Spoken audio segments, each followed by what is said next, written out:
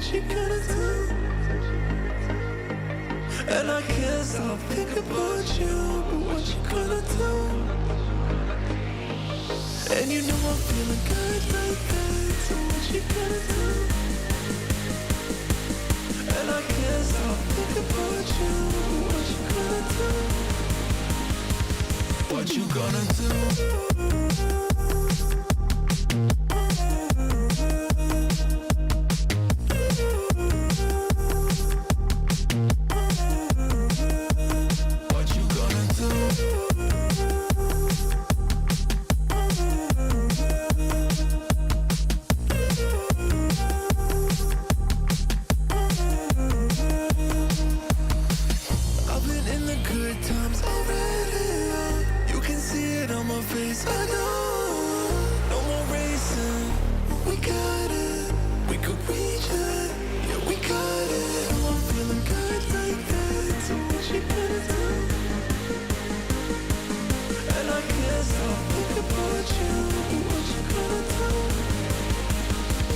What you gonna do?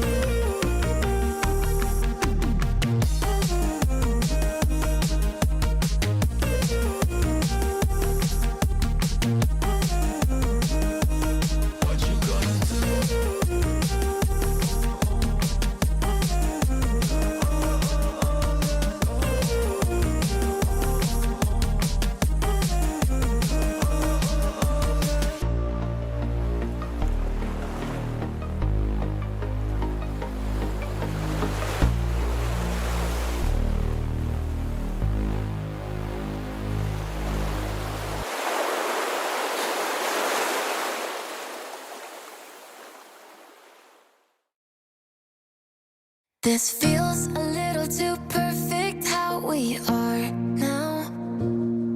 You think I throw a little caution, but I don't want this to change. Been waiting too long for a moment like this. Said that you won't leave, better off with me. The kind of feeling I can't explain. Like how it feels drenched in the moonlight. Like how it feels under the stars.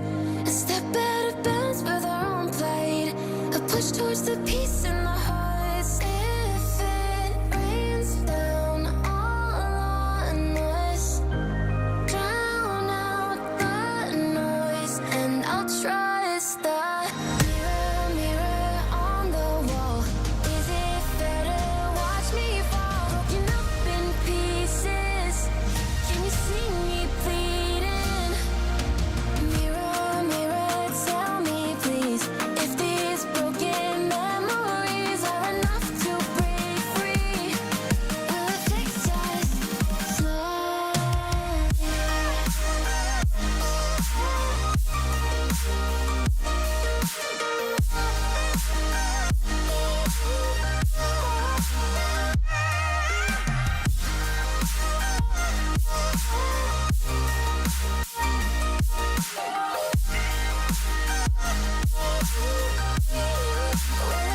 us slowly?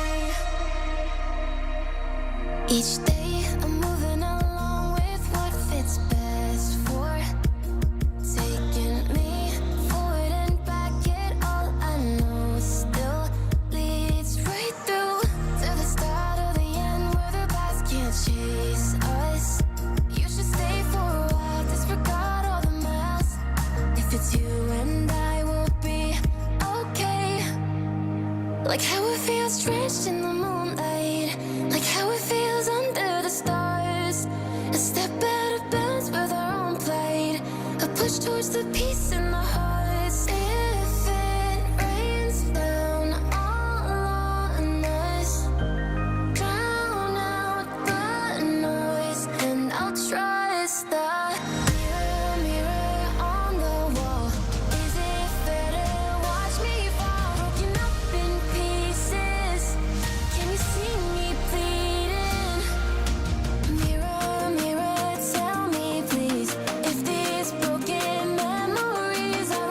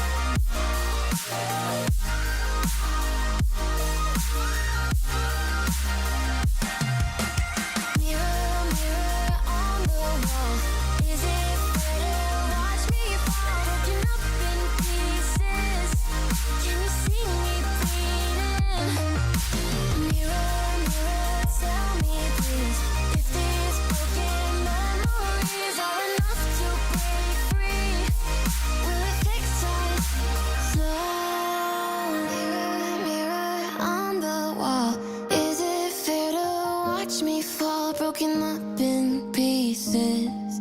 Can you see me bleeding? Mirror, mirror, tell me please if these broken memories are enough to break free. Will it fix us slowly?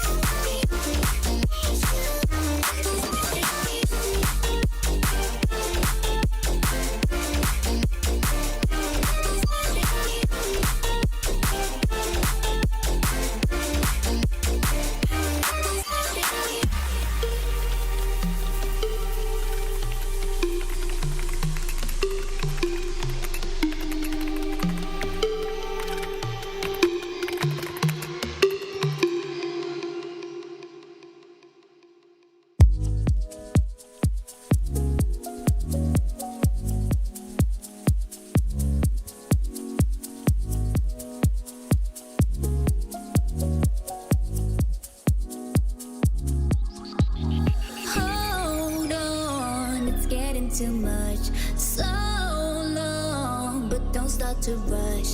Take your time, clear your mind. You're worrying enough. Don't make it too tough. We made it. We made it, yeah. We made it. We made it. We made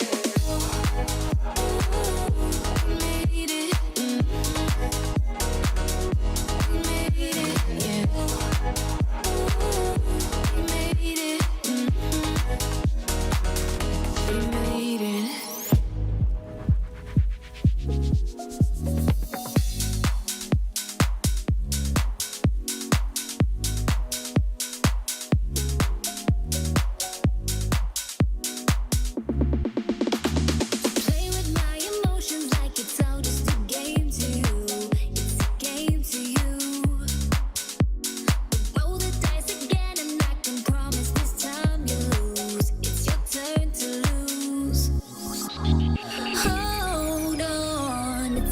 too much, so long, but don't start to rush.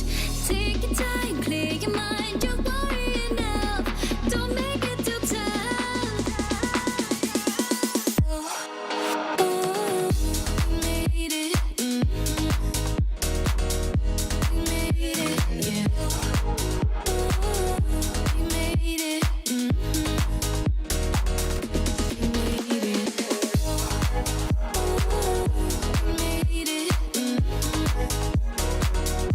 We made it, yeah.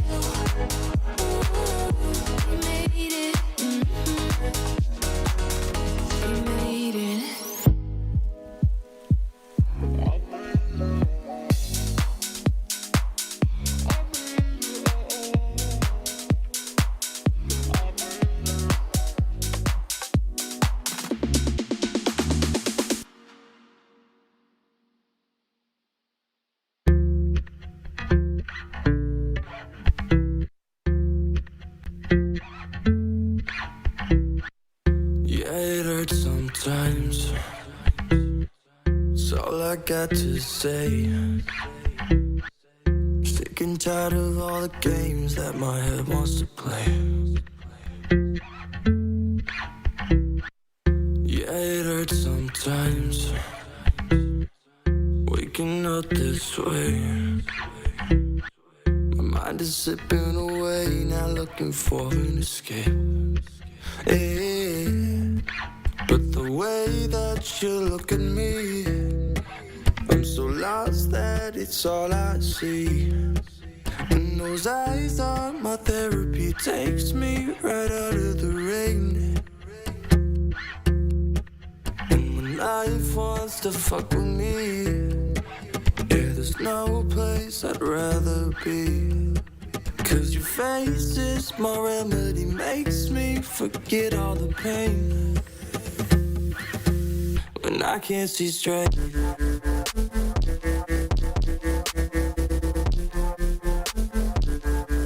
when I can't see straight,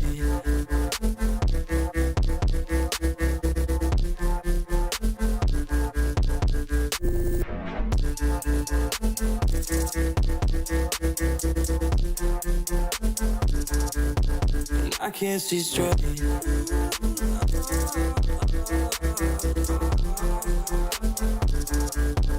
I can't see straight.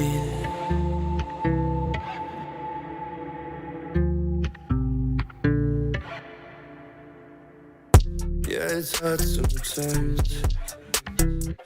It's all I got to say. Yeah, I feel like I'm suffocating. I never know what to say. Yeah, the memories have gotta go. I'm not over it and get jealous. Feel like I'm about to break, yeah. Never know what to say, yeah. But the way that you look at me, I'm so lost that it's all I see. And those eyes are my therapy, takes me right out of the rain. Takes me right out of the rain. And life wants to fuck with me. Yeah, there's no place I'd rather be. Cause your face is my remedy, makes me forget all the pain. When I can't see straight,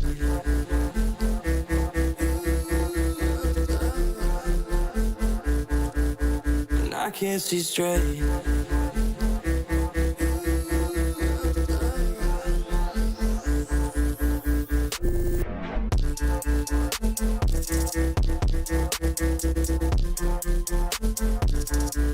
when I can't see straight. Giving me something that I blind. Ooh, I don't know, but it's something on the fire. Giving me something that I blind. And I can't see straight.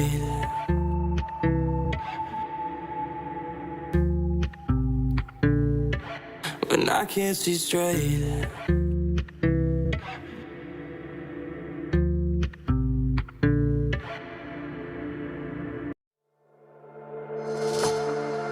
Monday morning, it starts to rain. And I'm thinking about what we've been through. It's getting cold and light starts to fade. And I'm feeling worried about where this leads to.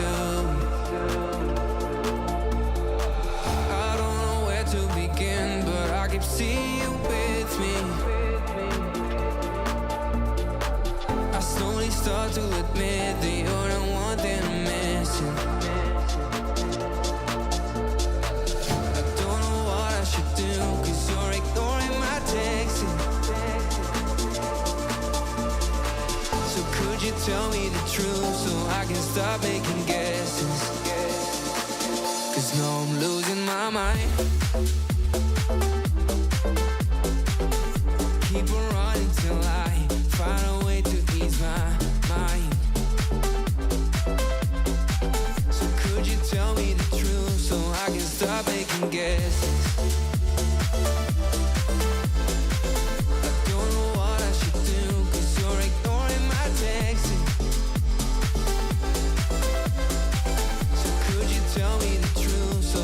stop making guesses. Is it hard to make up your mind? Doesn't the fun that we have make it easy? Is it true? Do you still need time? Or are you scared to commit and be with me? 'Cause what we have is real hard to find. And all I want you to be is happy. I don't know where to begin, but I keep seeing you with me. I slowly start to admit that you're the one thing I'm missing. I don't know what I should do, 'cause you're ignoring my texting. So could you tell me the truth so I can stop making guesses? 'Cause now I'm losing my mind. I keep on running till I find a way to ease my mind. So could you tell me the truth so I can stop making guesses? I don't know what I should do, 'cause you're ignoring my texting. So could you tell me the truth so I can stop making guesses?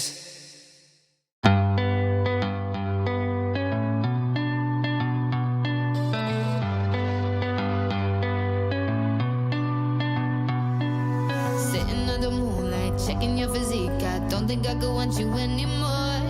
Chilling with your girl, I'm jealous that I can't just run over and take you on the floor. And I don't wanna cross nobody. I know it's never worth the pain, but I can feel your eyes run down me, and all my sense just floats away. You got me in that dilemma. Oh, oh, oh. 'Cause boy, you were fine looking fella, and you know, no, the grass here is green. I like what you see, thinking of how you could get with me. Yeah. Or maybe we don't have to tell her. Hey, I'm in a dilemma.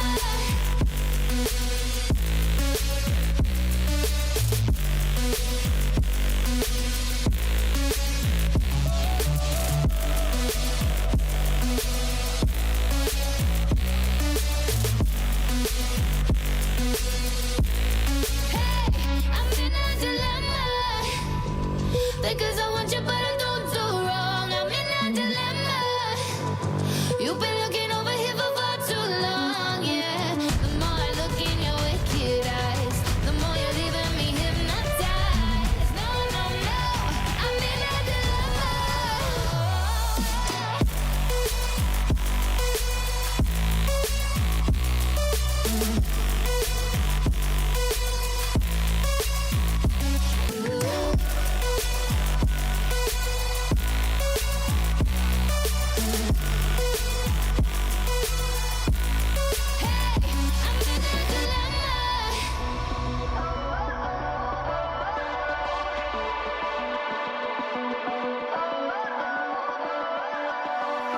Sitting under moonlight, checking your physique. I don't think I could want you anymore. Chilling with your girl, I'm jealous that I can't just run over and take you on the floor. And I don't wanna cross nobody. I know it's never worth the pain, but I can feel your eyes run down me, and all my sense just floats away. You got me in that dilemma. Oh, oh, oh. 'Cause boy, you were fine looking fella, and you know, no, the grass here is green. I like what you see, thinking of how you could get with me. Yeah. Or maybe we don't have to tell her.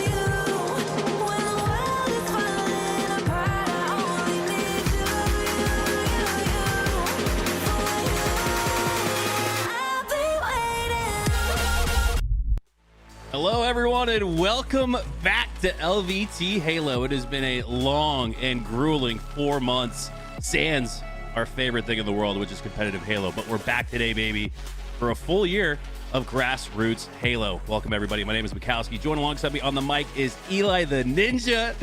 I'm just going to embrace the moment. I'm going to simmer in the moment. I'm going to hand the mic off to you, man. How you been? I've been better in the past, I'll be honest, but hey, Halo is back, and this is what I have been waiting for.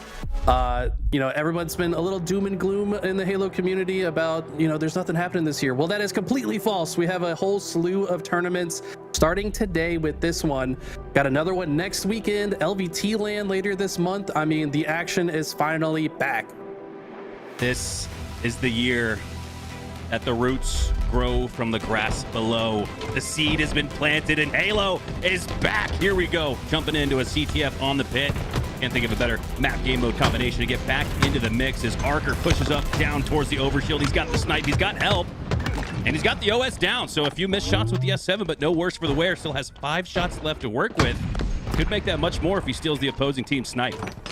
Now, I'm not familiar with the BOM esports, but I know that this in Excelsis roster is full of some heavy hitters. I mean, Ashlyn Bot, one of the best female players rising in the scene. She is an absolute demon. Of course, paired with Blood Reyna, who's been destroying the circuit for a while. We got Kyokic and Saves. I mean, this is a team that could make a deep run. Yeah, this is a lot of the fan favorites from the grassroots scene. A fitting start to an entire year of Grassroots Halo competition as Ice Grim has the flag out, running towards the Mauler. Throwing grenades towards his back, anticipating there's an opponent there, but they've hit the flank from the front side. Earns a trade, keeps the flag alive, but on the other side, it's Ashlyn Bot, 2v2, but it seems like Excelsis might have a better run here if they could just get past the long haul, and they do. Love this coverage right here from Saves. Knew that that player was likely to try to get that long range shot onto their flag runner, and with the repulse sending them back, this flag is all but guaranteed to go in as Hexadus, last player alive for Bomb Esport. Didn't take long, about 90 seconds, and our first score of the year is in as Excelsis takes a 1-0 lead. Strong start here, and man, have we missed this game mode. We didn't get to see it all of last year as it was replaced by Fortress, but I think Fortress is out. We're back to an old man map, as some of us call it. This map's been around since Halo 3 days, and you and I definitely have a fond memory of this map. Oh, I was really upset when this was removed from the rotation. Fortress, we gave it a good chance, right? Like we had a whole year of it. We tried different meta changes, moved around different power-ups and all sorts of things, and it just wasn't as good as Pit CTF. So we're happy to see this back in the mix as Hexadus is back towards the middle of the map. Red team trying to tie things up at 1 here. Did see a run for both teams, but in that standstill, blue team Excelsis, gotta get used to saying that name, had the more efficient run, and they're getting right back to it. You can see the numbers advantage and the map possession. They're starting to breach. Yeah, honestly, Bomb Esport have done a good job to kind of stop the bleeding, though. They were able to pick up the first rocket, burned it as well. They were able to get the overshield, which, if you can get even just one of the 2 items, that's a cause for celebration. But finally, in Excelsis, seem to have shut down both. No more rockets, no more OS on the map, just even bandits and playing field. 3 minutes off the clock and 3 players for Excelsis are down. That's the best sequence that we've seen from Bomb Esports so far. They're going to take that numbers advantage and push in freely into the base. All 4 players, it looks like, spawning up and located on that snipe tower side of the map. Ice just trying to stay alive. He's got help over his left shoulder, trying to force a bait and switch, but I really respect Excelsis' patience there. They waited to push, but patience does not pay off in this case. Instead, it pays off for Bomb. They've got their first really good look at a run here. Exodus can hit a couple snipes. Wow. They should be able to get that through and score, but sniper going down. It's not going to prevent their teammate from pushing through the long haul, but they're going to have a tough time scoring this one as 3 have gone down. This looks to be a reset. Wow. Yeah, honestly, that looked like a great opportunity for Bomb Esport to get one on the board, but those great shots long range from Kyokic off spawn shuts down the sniper player, shuts down the flag run, and this is turning into a counter cap. It's a reversal of fortunes, and now it's Bomb Esport in the same exact situation, spawning in the courtyard. They're going to try to overextend here to stop the flag, but it is too late. A perfect flag run out of InExcelsis. Oh, that is an early heartbreaker here in the match. A 1-1 tie is now a 2-0 lead and growing for Excelsis. Oh, as another one goes down, saves! Ought to just save the run and kept it alive. That could end the game. What a snipe. Fills up the feed with another killing spree. More players falling for the red team. Make it a double kill, delayed at that, but that is going to allow Ashland Bot to put in the final cap. 3-0. Impressive run there. I mean, that could have been easily a 1-1 tied situation, but with the counter cap followed into a double cap, I mean, the efficiency shown from Excelsis this game was insane. Wow, it really was. Man, what a just flip of the switch. Oh, on the a lot of nice snipes. That perfect. He didn't have a centimeter of error to work with there. Perfect shot, perfect snipe, and saves. Well, he did more than save the game. He helped Excelsis thrive in that situation. He wasn't done yet. You know about that, Eli. Absolutely. And I gotta say, I mean, this map in particular certainly favors veteran experience, the likes of Kyokic. I mean, I remember playing with Wily Coyote was his tag in the past, back in the Halo 3 days. So this guy has definitely been on the pit a time or two. And when you've got that type of veteran experience, you know how to spawn control, and that's what that map's all about. There's something to a name, right? Like, there's something to deciding to play as Wily Coyote and then mirror that exact same play style. He plays just like Wily Coyote, a little fast, aggressive, loose. And you can see the damage output there from Coyote, about 3,500 damage. I believe that was tops in the lobby. No Roadrunner on the other side. He was running free for once in the Looney Tunes world. As we go back to a new map, this is Vacancy. Eli, what are your thoughts on this map? Have you got a chance to play it, watch it in competitive Halo? I know I've casted a couple games of Vacancy so far, and it's an interesting addition to the scene. Yeah, I wasn't so sure about it when it first came out, just from playing it in matchmaking, but the more that I've played it, the more I've come to enjoy it. I do think that Slayer is interesting. There's some very exposed spawn points, and it is very easy to predict spawns on this map. So I do think the team that's more coordinated, that thinks ahead like you're playing a chessboard, that's the team that's going to come out on top. Yeah, if you'll remember Season 1, the aesthetic kind of reminds me of Bazaar. Now, the map layout does not at all. It's an interesting layout. It's a small map, but there's a lot of nooks and crannies, a lot of routes to take. As Blood Arena positions herself at the bottom middle portion of the map, picks up that grapple hook. Now, there's not much high ground to take, but you could play much faster with this in your back pocket.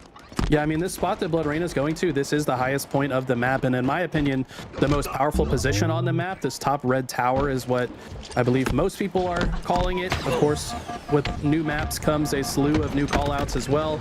But if you can control that top red area, you really can overlook a majority of the map and output damage for the rest of your team.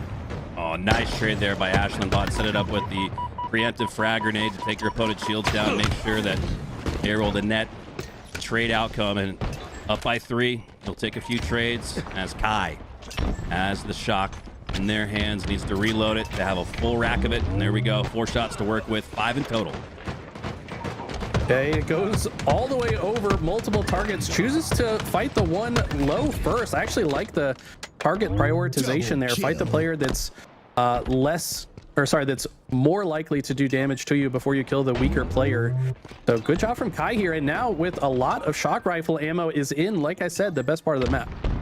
Shock in their hands and lined up perfectly across the map. That's the pre-fire you want to see. As Kai takes down 1, looking to take down 2, but saves, stays alive. Shots on another opponent, but teammate has support there. 12-17, the lead of 3 is now grown to 6. Wow, nice double kill there from Saves with the help of a teammate. That eclipses him into the double-digit kills department.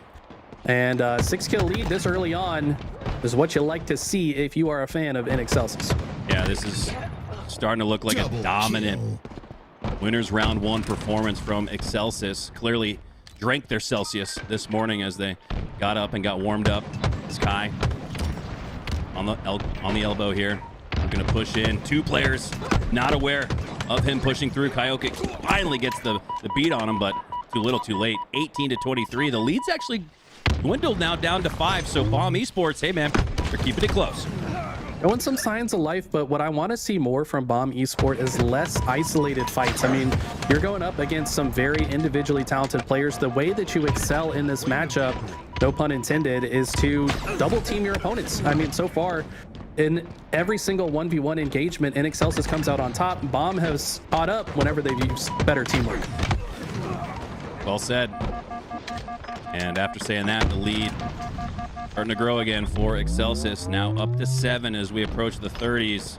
You can really start to play for some of those trades we saw them executing on earlier. Kyokic in a 1v1 with Nexus, but Nexus wins it instead. That could be huge.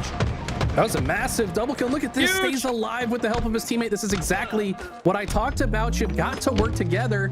And I heard an extra beatdown on a dead body there. I don't know if that was disrespect or maybe pushing too many buttons. Either way, the tides have started to shift in favor of Bomb Esport. Momentarily a 4-kill game, and now it's back to 4. So you're right there. Within one possession, one team wipe could bring you back to a tie scenario right as the game officially starts into the 30s. But just as I say that, a poor sequence from Bomb Esports gives Excelsis that max lead of 7 once again. That's tough. Wow, look at the spawn pinch as well. You can tell that Inexcelsis knew the spawns were going to come out on this bottom side of the map, but great shots from Hexadus. Plays out of the spawn well enough to at least trade out a kill before dying to keep it close. Bomb, even though they're still trailing, they're doing as much as they can to keep this one close. And it is 30 to 35, right there at that threshold of a 4-point game in a 1-team wipe swing as Nexus claims another foe. They're the last Spartan standing, so let's see what kind of work they can do by themselves. Okay, these bottom middle routes really crucial, I think, on this map. There's so many ways that you can kind of catch your opponents off guard, set up pinch scenarios in a safe manner.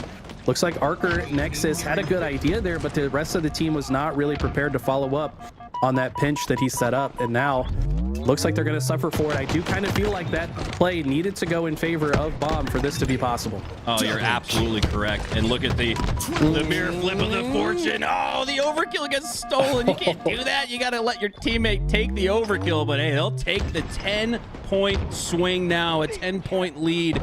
Just as it looked like Bomb was about to come back. And Eli, you're exactly right. That could have been a 2v2 scenario, but Bomb elected for a 1v2 instead. Just not enough teammate support there, and it showed in the scoreboard.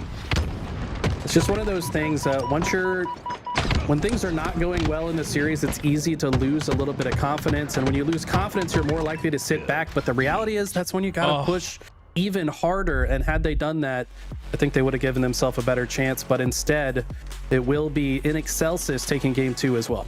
A 4-point game into the 30s.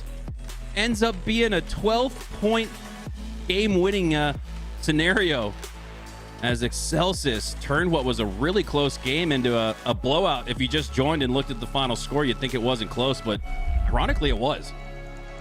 Saves with the 20 bomb, 20 and 11, 5 assists as well. Wow. I'm impressed by Ashlandbot, though. She had 10 less kills, but had more damage than Says. I mean, she is an absolute turret on the map. Look at that accuracy as well. 71% accuracy for both Saves and Ashlandbot. That's last shot territory right there, my man. That is last shot territory if you're shooting 70+%. So very impressive performance there from both Saves and Ashlandbot, as it's now a do or die game 3, down 2-0. Bomb Esports need to take this Lattice oddball if they want to extend the series.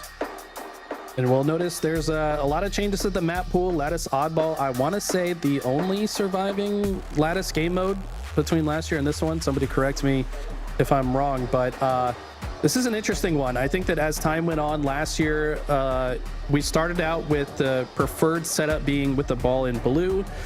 Towards the end of the year, the ball started moving to red because there's less spawns in that area. It's a little bit easier to hold the ball there. So we'll have to see how that meta continues to develop. As I have been corrected, thank you, Brandon. Our production has told me Lattice King of the Hill is still in the mix as well. So we will see more of this map.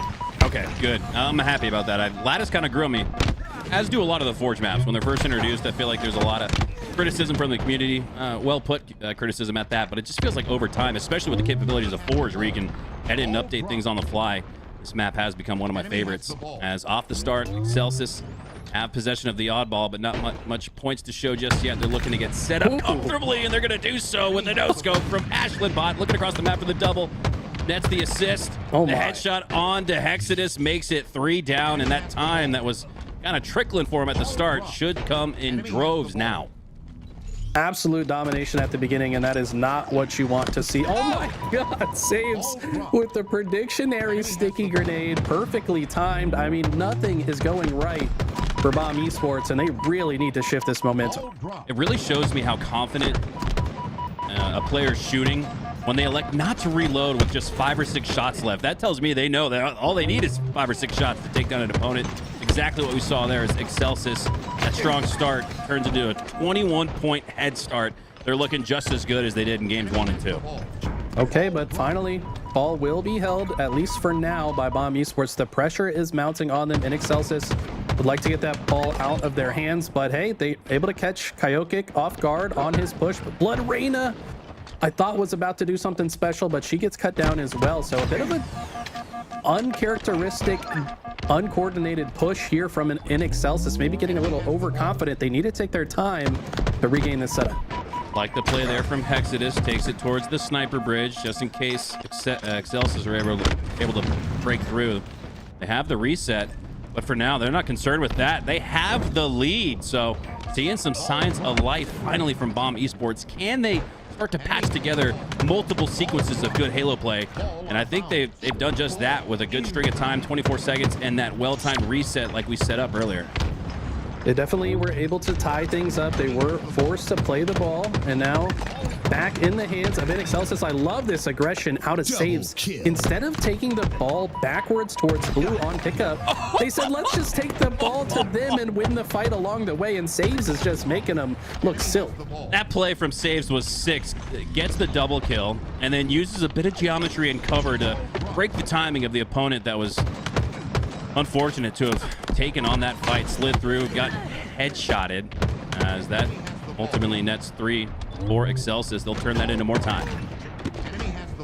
The spawns on this map, very interesting. You often end up in this weird like triangular pattern, especially in oddball, where the ball's in red, one team spawning on the low side of blue, like towards the cargo area, the other team spawning on this high side of blue, and you're both crossing the map, but you need to look left and right to kill the cross player. But Saves has had some insane grenades this game. Dude, off the backboard from the mid-bridge area, that was a nice frag toss there as Saves doing it with the DMR, doing it with the frags, and now has the sniper set up. How many more highlight reel plays are we about to witness? My God, this guy is so clean with it. I mean, Saves was on that roster with, I want to say, like Nitroxin. This guy has been on some very good teams. He even, I believe, was on one of the rosters that made it into pool play at one event last year. So this is like very close to a pro player in this lobby right now, and he is showing you that he is by far the best player in the lobby. Yeah, I mean, just go back to the eye test. I don't care what your name is or what your previous results are. You look like this, and yeah, this is pro-level gameplay that we're witnessing from Saves. 15 slays. Only one other player in their lobby has double figures, and that's Ice Cream with just 10. So Saves is soaring above the rest of the competition. Unreal. I didn't make this connection before, but just now when you said ice cream, is that like, it's almost like ice cream, but with an accent? Like, I'm trying to figure out that game, like ice cream. Ice cream. I want some ice cream right now. Yeah, That's something like that. What's the guy from, man, what's the movie with the Despicable Me? What's Gru? Gru, yeah, it's like Gru saying ice cream. Ice cream. Well, you're going to have some time for some ice cream as we have reached the intermission point after a 1-0 lead for Excelsis. And we asked the question again, Eli, we said, all right, here's a good swing of gameplay here. 24 seconds secure. They had the lead, did Bomb Esports, but that was it. I don't think they had the ball the entire rest of round number 1. So the dominant performance continues for Excelsis as we dive into round 2. Okay, this is a great start, though, from Bomb off the rip. They're able to get 3 dead and secured the QT. Ice Cream was able to secure the sniper as well. And they've got Excelsis spawning in not very favorable positions. I don't know if they read the spawn from Saves, though. Saves might have the perfect angle to kind of get them out of the situation. And just like that, does the opening damage. Ashlyn shuts him down. The sniper might go in the hands of Inexcelsis. Yeah, Saves has made it very clear what his intentions are as he sprints, I should say beelines it towards that snipe. He's got 5 shots left to work with, 1 left in the chamber. I think he thought he landed the body shot there and went for the cleanup, but it wasn't. It looked real close. Don't really blame him there. But this is a much more even start to this map. Not much ball time for either time just yet. A lot of pressure and some great grenades from Hexadus as they will fully break through in that blue side. Saves. Gonna see if he can land a headshot to break it. Saves has been money with the snipe, and I think that is a perfect example of why he's been so good with it. It's not like he's always hitting headshots. We've seen plenty of highlight reel moments in that regard. There we go, another one. But he's been so consistent, just at the very least getting viable DPS out with those body shots, and the cleanup has come easy for him as they look to clean up this series with a 3-0 sweep. Look at the way Saves is systematically shutting down this entire right side approach of the map. I mean, he saw and probably heard from comms that his teammates were moving the ball into blue, rightfully predicted the spawns were coming in red. Watch the exit points. So far, haven't gotten the kill, but it doesn't matter. If you're holding them at bay, you're just continuing to accumulate ball time. You don't even need the kill. And look how tricky he's being. Finally gets the trade out, but all the while that was going on, they were able to accumulate just about 40 seconds of oddball time. That's exactly what I thought. Just it wasn't like a bunch of slaves went out, but there was so much distractionary bait on Saves pushing forward that he opened up the opportunity for his team to take 40 seconds. But on the other side, Exodus earns the triple kill. Will this be the spark they need to get back in this fight? Yeah, shout out to Exodus. This guy has been, in my eyes, the guy single-handedly trying to will his team back into this, bring them into contention. 17 and 14, so impressive stat line out of him, but so far has not been enough. Just like that, the setup is broken. Saves finds himself his 23rd kill. Speaking of broken, Saves has done such a good job to break up the timing and pace by using just simple cover to just break up the natural flow of things. And then Saves has routinely been the more proactive fighter, right? Like everyone on the map, it feels like they're reacting to what he's doing and not the other way around. Yeah, he's certainly controlling the entire map as he finally gets taken down. Ashlandbot gonna pick up the sniper in his place, and now see if she can line up a headshot here. Exodus isn't going to give it for free. Finally does get taken down, and Ashlandbot is on fire. She cannot miss right now. We were talking about how insane the performance was from Saves. He had 16 kills before anybody had even gotten to 10. And now look at Ashlandbot, just 2 off the pace, the Rabbit's pace of 25. So if Saves is popping off, what's Ashlandbot doing? I mean, this is a very exciting new player. I actually talked to Command Station at, I want to say it was at Worlds, yeah, and she told me a little, no, it was at Charlotte. She told me that Ashlandbot might just be the best female player in the game now, and that came out of Command Station's mouth, so you know it's got to be serious. Yeah, and a serious performance from Excelsis, a little 360 ninja after the game, why not, just for fun, as they look to be in a position to make a run throughout the bracket. What an incredible performance. It never really, it got close, but it never really felt close. You know what I'm saying? Yeah, I mean, there was a few moments that Bomb Esport kind of brought it together, but I kind of go back to what I said in game number 2. Just felt like there was too many isolated fights, and when one team has better gunnies, you just cannot afford to allow those 1v1s to happen. You're going to lose them more often than not. We had a few great plays from Hexadus especially that I saw, but at the end of the day, felt like the better team won this one. And it looks like for today at least, the crown of Women of Halo might just go to Ashlandbot, as she is looking like you said, quite possibly the best female competitor that we have here in Halo. And when you got props from Command Station, the first female to ever win a LAN tournament, won that free-for-all back in, I want to say, Dallas just last year. That's high praise, and we're seeing it for her performance. So big ups to Ashlandbot. Her and Saves were really sticking out to me in this series. Yeah, this is going to be a team to watch. I think that they'll make a solid run here. Not sure who their next opponent is. About to take a look at the bracket as soon as we can for you, but look at those damage numbers. Saves with nearly 7K. Ashlandbot with 5K of her own. Exodus had a solid game himself as well. That's why it's always better to be proactive than reactive, right? You'd always rather be the one holding forward and making the other player have to play off their back foot. That's all I saw from saves throughout the entirety of the game. Even when they were down in a gunfight, right? Let's say they had 2 shots to their shield to the 4 or 5 from their opponent. They still made it look like they had full shields. They were the aggressor. They were the one pushing you out. So massive, massive performance there from saves. 7,000 damage. That is absolutely nuts. Yeah, 74% accuracy as well. But that's going to do it for our round 1 coverage. We are going to go on a quick break, but don't go anywhere. We'll be right back with some more Halo action.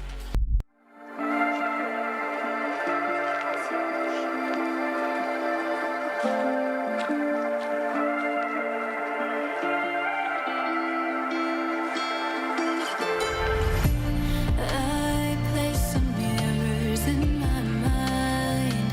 Thought that I could theorize, but I could only see in black and white. And I got so terrified. I looked for all the silver lines to determine what is what. They left me open, undefined. I feel myself deconstruct. Operating from my ego, but I'm trying to disconnect. I wonder where do we go? The unknown is side effect. I've tried to fix my overthinking. Why do I overanalyze? For the time being, I keep these mirrors in my mind.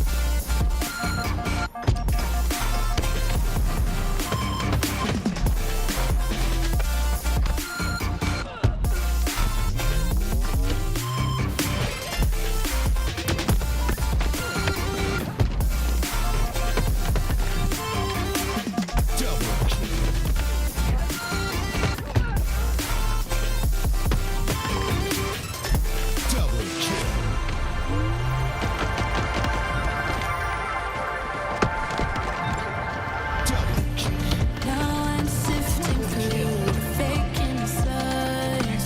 Tell myself that it's enough, but I know these feelings won't align.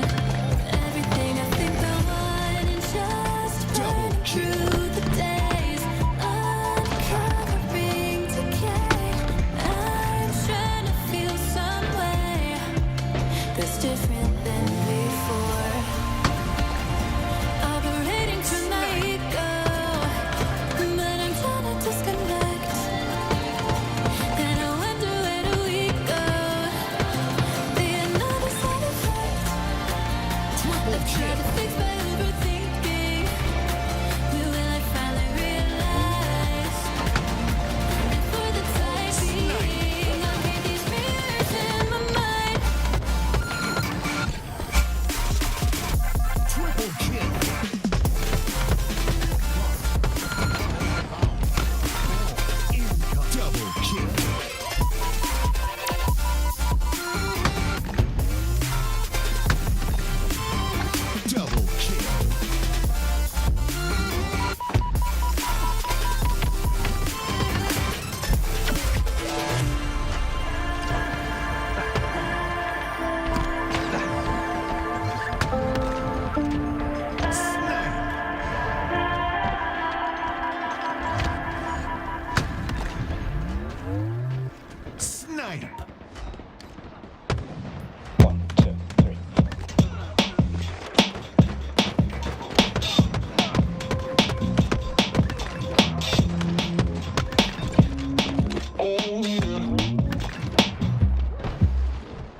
Goddamn, would you look at me? You're amazing, my double. That's what everyone sees. Ain't it funny how you wanna be the best, but you can't even get up and get close. Wasted, face it. You're never gonna make it. Rockstar, you won't get far. I know you're confused. But try you can be anything you wanna be. Go to outer space, superhero in the streets. Damn, what time to be alive? How I survive? That's the battlefield. Not deserving before. Double.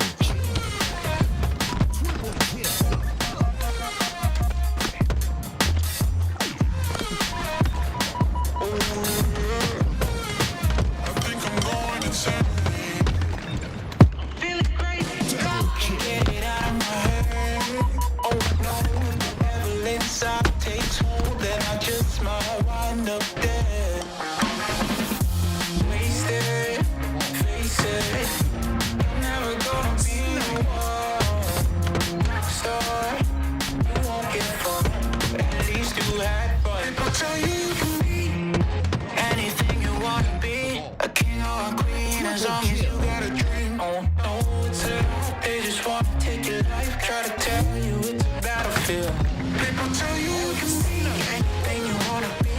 Go to outer space, superhero in the streets.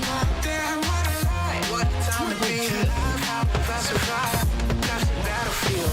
1974. Double kill.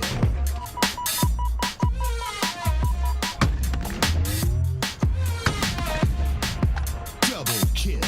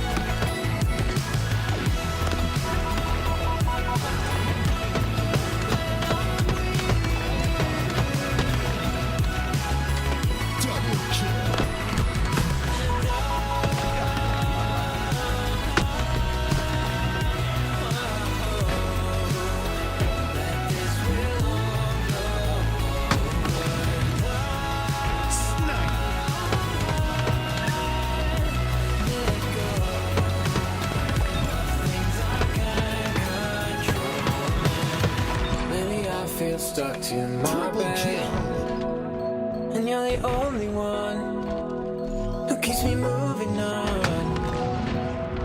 Snipe.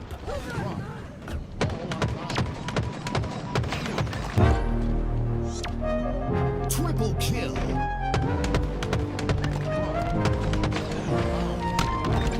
Income. Double kill. Dead like a summer sunset. Double kill. Doing things that I shouldn't, but it helps me reset. I'm fucked up, but it's fine, yeah.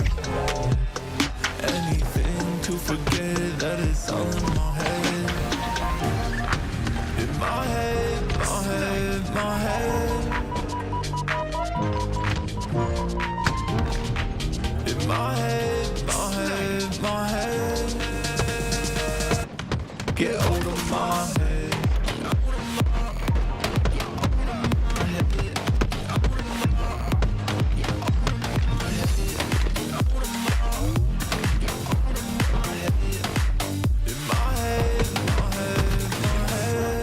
Double kill.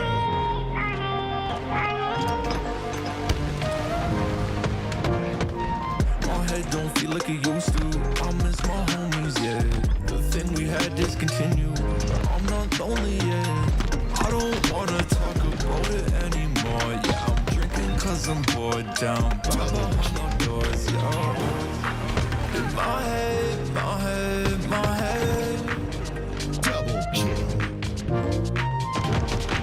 In my head, my head, my head. Double kill. Get out of my head. Out of my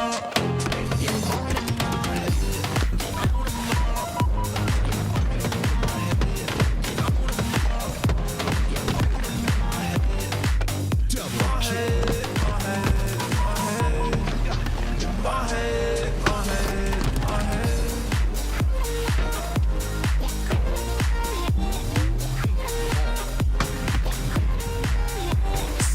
Snipe.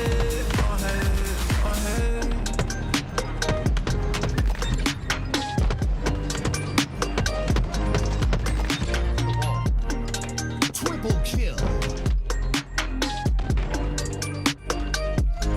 Get out of my head. Snipe.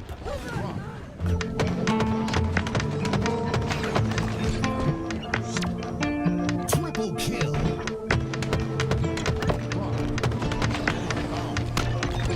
Income. Double kill. Took a little longer this time. It's Championship Sunday. I'm Alec and I'm hanging out over here with Hidden Xperia, and he's holding the GameSir controller because we're about to greet every single person joining the convention, but we also have a giveaway, and if they can stump Hidden Xperia at any lore, they'll get the GameSir controller. So huge shout out to GameSir for sponsoring the entire weekend, and Hidden Xperia for hanging out with us for the start of the show. My pleasure. I am excited to see if anybody can stump me. My excuse if I do get stumped is that I am very tired. Okay. Not an excuse, but kind of an excuse. I think you can do it. Let's see how many people. You want to go? Let's go. All right, let's I'm pretty see. confident. So, Hidden Xperia posted about this yesterday. I think there's a few people that might be ready to have questions for you. I think some people kind of ready some questions up last night and were like, right, how can I catch them out? So blank. Okay. I'm under pressure. Do you think you can find us and maybe think about the question and find us? I will think about it. All right. I mean, it's difficult because what do you not know? I can't say that because then someone's going to hear it and they're going to come to me like, right. Let's walk out here and see if we can find anybody. I bet the cosplayers, They'll know. Your cosplay is so cool. This is the most inoffensive weapon I've ever The seen. game here is if you can ask me a lore question that I can't answer, then you get a free controller. Anything Halo related. Anything Halo related. What is the number combination to get you out of your daddy's skull? Oh no. This is good. 4, 6, 3, 7, 8, 5, No, there's no 7.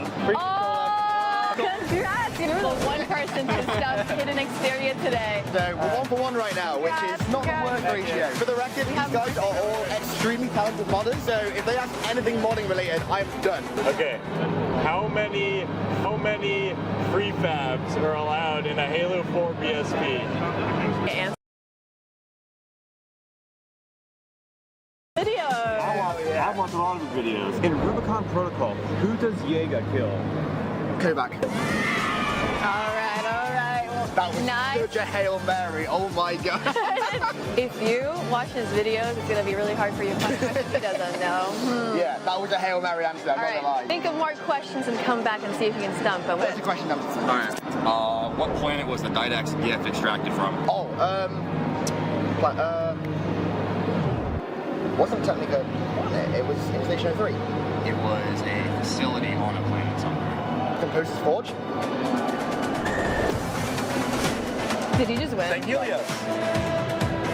Oh my. I'm very tired. You got him! Take your pick. This one here. All right, let's go. Oh yeah.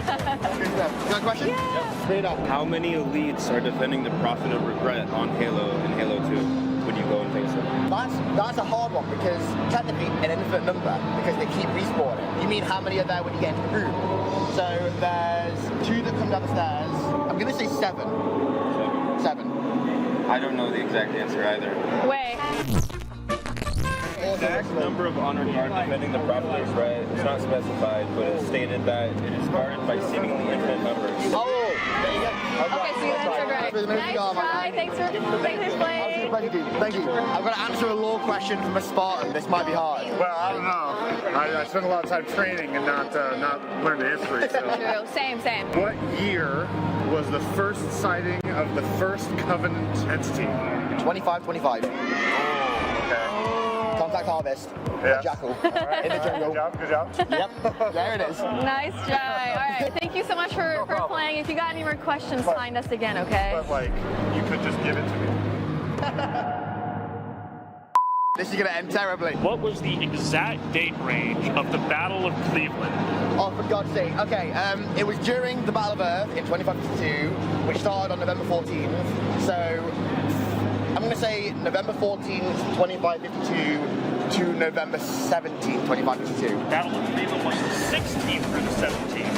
Oh, technicality there. Come on. That was close there, right? Run it back. All right. What flood form did we see in the reveal trailer on Friday? Infection form and a tank form. Saw both. Yep, saw both. Checkmate. Nice try, dude. Nice try. Round 2. All right. So what's the name of this Halo C map? Pyrophobia. Unironically, one of my favorite Halo maps of all time and one of the most obscure. Of course it is. So, all right. So, Private Jenkins, the Marine and Johnson squad that got turned into a flood in CE, when he was being trained, what was his marksmanship rating? oh my god.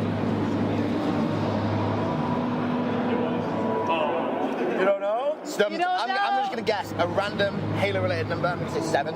It wasn't a number rating. He was rated as a sharpshooter. Congratulations, sir. Congratulations. You got him. Sounds good to me. Thank you. Good one. Good question. Man, it was almost a trick question, too. It was, I thought it was a number. yeah, I'm pretty sure he said what number. He started the question with what number? What was his marksmanship rating? It was a trick. Do we have another challenger? What age was John selected for the Spartan program? What age? 6. Easy. Hey, you there. Do you want to challenge Hidden Experia with some lore? Maybe I do. Maybe you Okay. do. Bring it on. Bring it on. How were the Covenant, how were they able to slip through, like, when they were doing that planet was heavily fortified? By disabling comm relays. Alright. Did he answer it? Yeah, I guess All right. Nice try. Reach was an inside job. I know you got another one. What sports team was supposed to play during the Battle of Cleveland? Oh my god. The Cleveland Browns? Oh, what? Angels versus Indians. I would have never have got that. Well, Tracy finally got me. Here you go. Okay, another contender. So, Will, do you think you can stump me on a Halo lore question? Oh, I can. You think? I can. I actually think you probably could do. I can tell you because I don't think there's an answer to it. Well, okay. But does that not count? Technical. Fire away, let's see. In the Halo anniversary terminals, what species did the crash ship belong to? We actually don't know yet. Current theory is the Zalamin, Endless, but we actually don't know. As of right now, technically, it's an unidentified species. So, Sorry. I'll do it. That's right. Come back again. I decided not to take that long lunch that you told me. For the record, this guy is a genius. And yesterday when I told him about this, I said, you might want to take a really long lunch and maybe have a few beers at the same time so just happen to miss this. But he's here, so I think I might be about to get stumped. Far away. Yeah. What is the Spartan who is in active service either before the war or after the war that has the largest Spartan identification number? As in like actual Like 117, yeah. This is kind of true. Nicole? 458?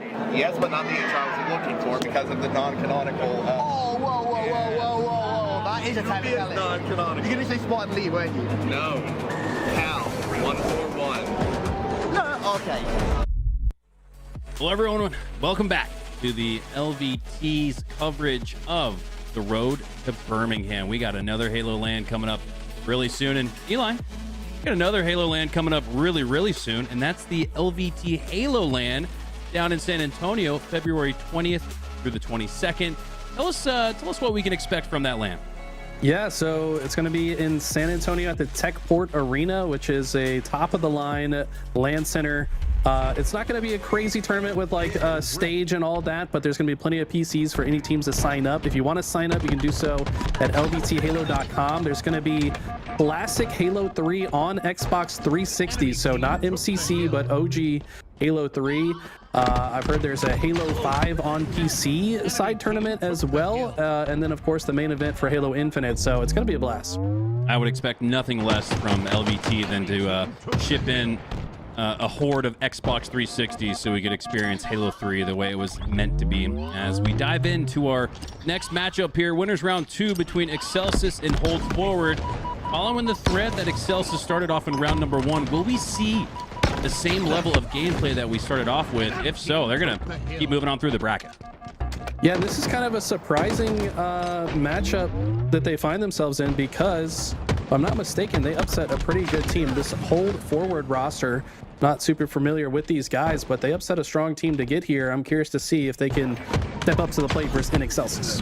Hey, that's part of the reason you tune into LVT is to see who's next up, and that's going to be a part of the conversation all year as we have a full-featured grassroots scene for the year 2026, but we all expect in 2027 HCS will be back up and rolling. Who's going to be the Lucids, the Penguins, the descendants of the world? That's why you're tuning in right now as Rudy lands 5 perfect shots onto Kyokik. And they have a lead here, so upsetting the previous team in winners round 1. And we thought Excelsis would come in and do a little bit more of the same, but it seems to be a much tougher competition here in winners round 2 as Hold Forward just about 15 seconds away from securing that first hill. Yeah, I had to double check the bracket. The team that Hold Forward beat to get here was Fate ZD, Bunnies Waddles, Gummy, and Dissector. These are guys that I want to say finished top 32 in that range at most of the lands in the open bracket. So pretty strong team that this team was able to overcome. See if they can continue that momentum. This is a new game type we have here this season, King of the Hill on Vacancy. And I think this is probably the best game mode on this map. Curious to see how the meta develops. That top red tower position I pointed out during the last series is very strong for a majority of the hills here. Hill number 1 coming down to the wire.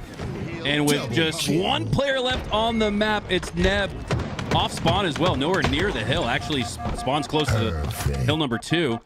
As Excelsis were able to bring it back. They actually recaptured some form of a lead on hill number 1, but Hold Forward, hold strong, and take that 1-0 lead.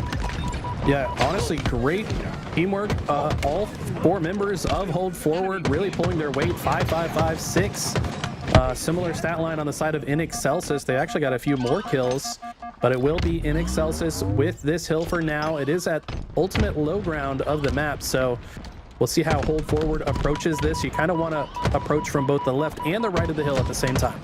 Yeah, the objective efficiency has been strong for Hold Forward, and to kick off hill number 2, it came down to a 1v1 that Saves was able to win outright, claim possession of the hill, about 25% on the board, but moments later, they get about wiped.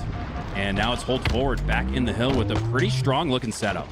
Look at this. Blood Raina uses the grapple to try to get better timing as she pushes with her team, but as she arrives, her teammates do fall, but she's able to clean things up with a double kill, making a triple kill, able to clean up on all the damage that her teammates had output. That's very efficient. Kaioke coming off spawn, trying to finish the job on this last player. Plenty of blood spilled there from Blood Reina as she secures the triple kill. The quick tap for the third kill was the most impressive of the bunch, but the grenade ultimately takes her down as the hill lit up in gray, neutral. Wait to see which team takes possession of it, as Light will give them a little bit better chance at it, but he'll go down shortly after. Saves, gets back in the hill, wants to push forward and push out more of the remaining players for Hold Forward that are pressing on this hill. And I love how someone was able to fill the hill space after Saves pushes out. Based on what we saw from Saves, that's the player you want pushing out. You want pushing out that line of scrimmage while somebody else takes possession of the hill. So the composition seems to be really well formed here for Excelsis. Everybody seems to know their role, as we're about virtually tied on hill number 2. Yeah, I like the way they approached that. They actually were pretty aggressive on the round as spawners, but Hold Forward did exactly what their team name says. They just held forward, took down the guy at high ground, and continued forward. They were able to get control, but the same exact thing has happened in the other direction. So this is really going back and forth, but I think it's going to be Hold Forward that should be able to close out this hill. Oh, unless it's going to come down to 1v1. Oh, no. But Blood Reina gets the kill, the double at that.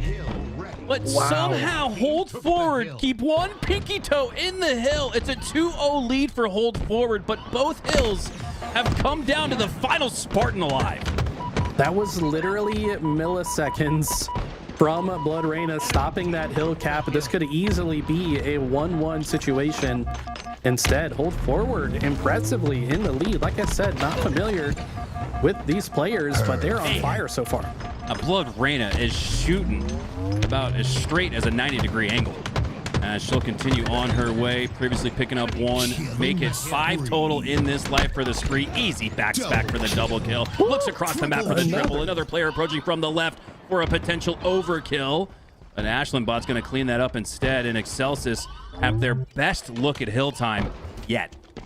Blood Reina now with 2 triple kills already this game, 18 and 8, positive 10 differential. She has been in the right place at the right time and time again. Saves now with the shock rifle, going for a flank play to see if he can support his squad on the other side. And a insane quickscope headshot there. My brain didn't even process what he just hit. Let's see if he can stay alive with this weapon. Lateral damage, picks both, but Saves ultimately was the last Spartan standing there in that situation, and just too much attention on his head, and he'll get taken down. Light trades out with Kaioke, and Excelsis get right back in it. That was all a cause and effect of that triple, the second triple from Blood Reina. She's brought her team right back in the fight, and look at this, they've already rotated to hill 4, looking to tie things up. Okay, she dies, but does a lot of damage before falling. I believe Kaioke should be able to follow up on this play. I love the fact that Saves got out of the hill to not only avoid the player behind him, but also so he could help Kaioke put that fight. The teamwork is starting to flow for Excelsis. Yep. 40% on the board for hill number 4 to the 0 for Hold Forward. 2 minutes left. There's still plenty of time as Saves looking to protect his teammate in the hill, but he's the one who needs protection. And look at this, like dominoes falling. Excelsis go 3 down, but so too to Hold Forward. And what do you know, Eli? Another 1v1 for possession of the hill. That's the 3rd or 4th time that's happened in this one game. These teams are not afraid to Hold Forward. I mean, one, that's literally their team name. The other team is very aggressive by default. But so far, in recent minutes here, it's been Excelsis just narrowly edging out Hold Forward, and it's another triple kill for this roster. This time it's going to be for Saves. And that just goes to show you how well their timing is coordinated. I mean, for one team to get 3 triple kills already shows they're really on the same page. This is where that numbers advantage starts to show itself here. Excelsis can't do the quick math on the fly right now, but it feels like they have twice as many slays as Hold Forward. The score remains notched up at 2-2. And it looks like Hold Forward are going to get the first bit of hill time on hill 5. And with 90 seconds left, starting to get down to where there's only 1 or 2 hills left. So this hill is absolutely crucial. Yeah, this bottom mid hill is quite chaotic in my experience. There's a lot of entry points down to the bottom of the map. I want to say there's 3 or 4 entrances to it. Oh my God. 3rd triple kill that we've captured. She might have even had more off screen. We're not sure, but Blood Reyna absolutely crushing right now. 26 and 12, 9 assists to add to it. But yeah, this hill bottom mid, very chaotic at times, but it is pretty easy to control the spawns. If you just kind of occupy one half of the map, you can then quickly cross over the top to get the spawn kills, but they won't even need to. It's 4 dead clean for Inexcelsis. It's 3 hills in a row. A third of Blood Reyna's total kill count has come in the form of triple kills. She has been absolutely eviscerating Hold Forward and opening up plenty of time and space for Excelsis to score 3 unanswered and get right back, not only right back in the fight, but in the lead. It's not going to be another triple. I don't think she can get another one in her reticle, but she is showing mastery of this map. I mean, to be this proficient, you have to really understand the spawn system. And this has just been very impressive from start to finish. And they rally this back. They were down 2-0 hills at the beginning of this game, and now looking like it might be a 4-2 finish in their favor. Doors open though, as Coyote is the last to fall for Excelsis. That's all 4 down. Got to get right back in the hill and be a little bit more poignant with your timing. Look at that. They got all 4 down, but by the time they got in the hill, Excelsis had spawned up right next to it. They got nothing to show for it. Ooh, look at this. Ashlyn being quite sneaky. Knew a player was hiding here. Chose to not step foot in the hill, to not reveal her location, and catches that player off guard. High level play there from Ashlyn Bot. She also finds a trade on her way to the grave. And just like that, Saves and Blood Reyna are cleaning up the end of that fight. Now Rudy spawning at low ground is going to see if he can contest this hill. 50 seconds left, but 75% on the board for Excelsis, so they've afforded themselves the opportunity to play it however they see fit. They can play for time, they can play for slays, they can play to finish this one up with a 4-2 victory. As Coyote, this could be it. The final slay is going through. It'd be fitting if Blood Reyna were to secure it. And in triple kill fashion, once again, she's going to get the chance to. 2 down. Here comes the push from Pulse, but they clean it up, but not before Excelsis clean up with 4 in a row to take a 4-2 win. Man, I tell you what, whenever there's a new There's an Ashlyn Bot show in winners round 1, and now you're just getting more and more of the team to play at their highest level. When you have everyone connecting on all 4 cylinders, quite literally, that's when the team gets deadly. That's when upsets are made, and Excelsis is looking to tear up this bracket and get a little bit further than maybe most would have thought, as they look primed to make a run, not only to winners round 3, but have to see who they play in winners round 3. That's usually about the time when you start to get pro competition involved, but maybe this is the day that we take a step up and we see them take that next step, as we'll head to Recharge Slayer for game 2. Also, just got to shout out Saves. Props to Laz for catching the damage department. Saves had over 8,000 damage. Next closest was under 6,000. What? Yeah, so he was absolutely shooting. And I tell you what, that's a great person to have on your team, paired with a player like Blood Reyna, who is fearless and will literally just run people down. She hears a call out, she is sprinting at them to follow up on that damage. So the dynamic duo of Saves and Blood Reyna has been extremely impressive. Impressive indeed. But off the start, we're tied 2-2 with Neb claiming that first camo. Crucial slay on the Coyote. Stay alive with it, but a nice play there to make sure that that camo trades out. Still tied 5-5 here as Ashlyn Bot has the shock rifle in her hands, looking out towards the blue X of Blood Reyna, assuming maybe someone for Hold Forward might have spawned there, but instead they're all at sea. Yeah, they're kind of trapped, to be honest. And Excelsis has that classic AB setup. But look at this, the remote detonation shoots the grenade and is able to easily follow up with the kill onto Ashlyn Bot. That's going to be the shock rifle out of the hands of Excelsis, and the map able to be pushed here. They're going to push that into a 2-kill lead down for Hold Forward. Saves is the one now with the shock, lining it up. That's going to go through. Perfect shot. Keeps it close here, 8-7, as Saves occupying the tower. The teammate supporting dead ahead and above. They now push through into the whirlpool. Body shot on the Pulse, gets cleaned up with the DMR. Misses on the Neb, but Neb gets cleaned up shortly after. That's going to keep possession of the shock rifle in the hands of Excelsis. Eli, that's 2 or 3 times that if Excelsis have dropped with the shock, but they've picked it right back up. I mean, that was what they did all of the last series as well. Anytime the opposition got a 3 or 4 dead, they immediately punched back. They look to do exactly the same here. Ashlandbot just going to go ahead and push this player. Says, no, you will not take another route to get your shields back, and chases him down. And just like that, we've got ourselves a tie game. You thought maybe with the Lattice barrier in game number 1 that would lend itself to a runaway game number 2 win, but instead it's hold forward, punching back with a 1-kill lead here. This one's been close all the way throughout. It is still way too close to call and get a feel for which direction this one's heading as BloodRayna stacks up another multi-kill into the feed. And if not for a player on the red team pushing through, I feel like she would have gotten another triple. That was a curious interaction there. It looked like someone was dropping the shock for BloodRayna, but then, or maybe they were dropping it for saves. I couldn't really tell who was all there in the pipes, but either way, saves or BloodRayna going to do a lot of damage with it. And this is a game mode we've played since the very beginning of Halo Infinite. And one thing I've noticed, they're typically very close off the start, but as time goes on, the better team will slowly start to inch their way into the lead, as nearing the halfway point, and Excelsis has done exactly that.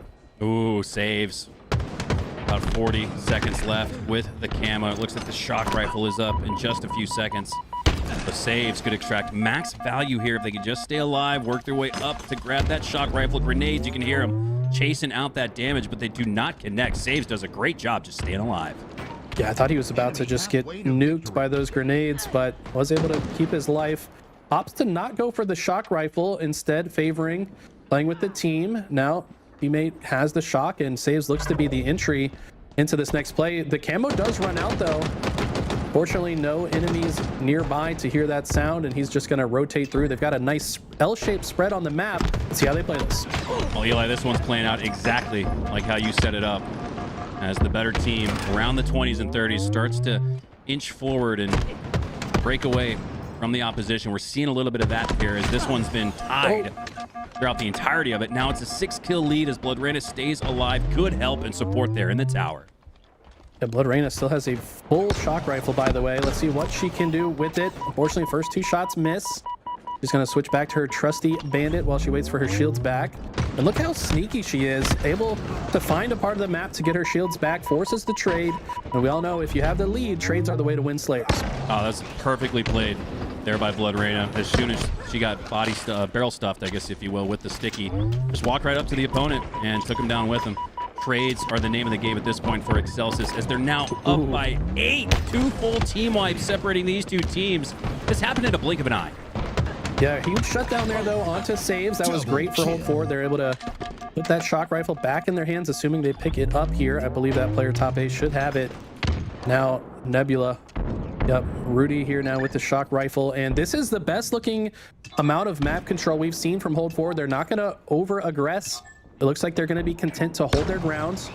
Curious if Excelsis even decides to move here. Technically, with the lead, they don't have to. They could wait for the play to come to them. But knowing their confidence and aggression level, they look to push here. 2 players at gold, 2 players a day for hold forward. And with camo up right now, I thought maybe they had enough support and positioning to have at least eyes on it. They didn't even contest it. Kyokic sneaks through, steals the camo. Now they've got about 40 seconds left, but all the while, hold forward are coming right back. It's just a 3-kill game. This is a great bounce back from hold forward. This used to be, I believe, a 7-kill lead, but just like that, Ashlandbot with a clutch double kill, gonna pull that lead closer in their favor. Kyokic gonna follow up on some damage. Camo still active, might have a few seconds left of it. Able to push into A, and I like the way he's playing this. He's given himself the option to back out, which he does, but one of the spawning players of hold forward kills him from across the map. Timing just a bit off. BloodRayna is able to push through into the elevator, at least take down 1, and trades are still going to benefit Excelsis as they're up by 4 heading into the end game, but this one is still as close as we could have asked for. Great forced trade there from saves. It's a good stick, but not really the best situation to get one. They have brought it to within 3. Nebula has the grapple and finds a kill. Pulse finds a perfect in the feed, but these kills just continue to trade. Wow, I did not expect saves to have the back and now the front of Rudy. 5 perfect shots with the ice when it matters most.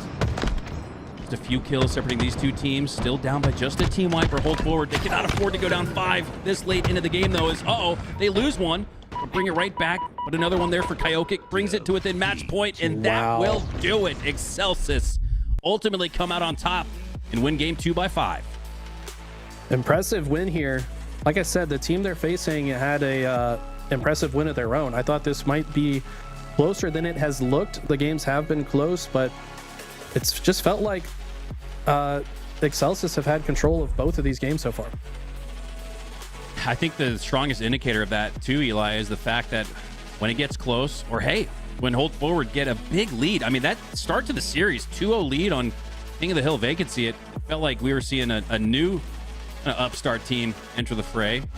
They have just done such a good job bouncing back. When Excelsis go down 3-4, they end up taking down 3-4 the next opportunity. When Excelsis lose a power-up or power weapon, somebody picks it up off the floor. So that is absolutely huge. To get the shock rifle bearer down and not get the shock rifle in your own hands, that's a little frustrating for the other team, and I imagine it might have bled into their performance there. As they should have had 3 or 4 looks at the shock, and I don't think they had one.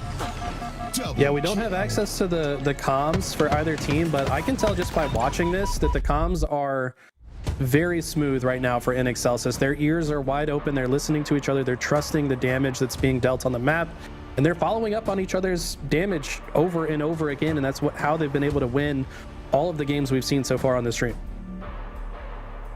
Down 2-0. Hold Forward will need to do just that here on Aquarius CTF. This is the fast track of Capture the Flag game modes.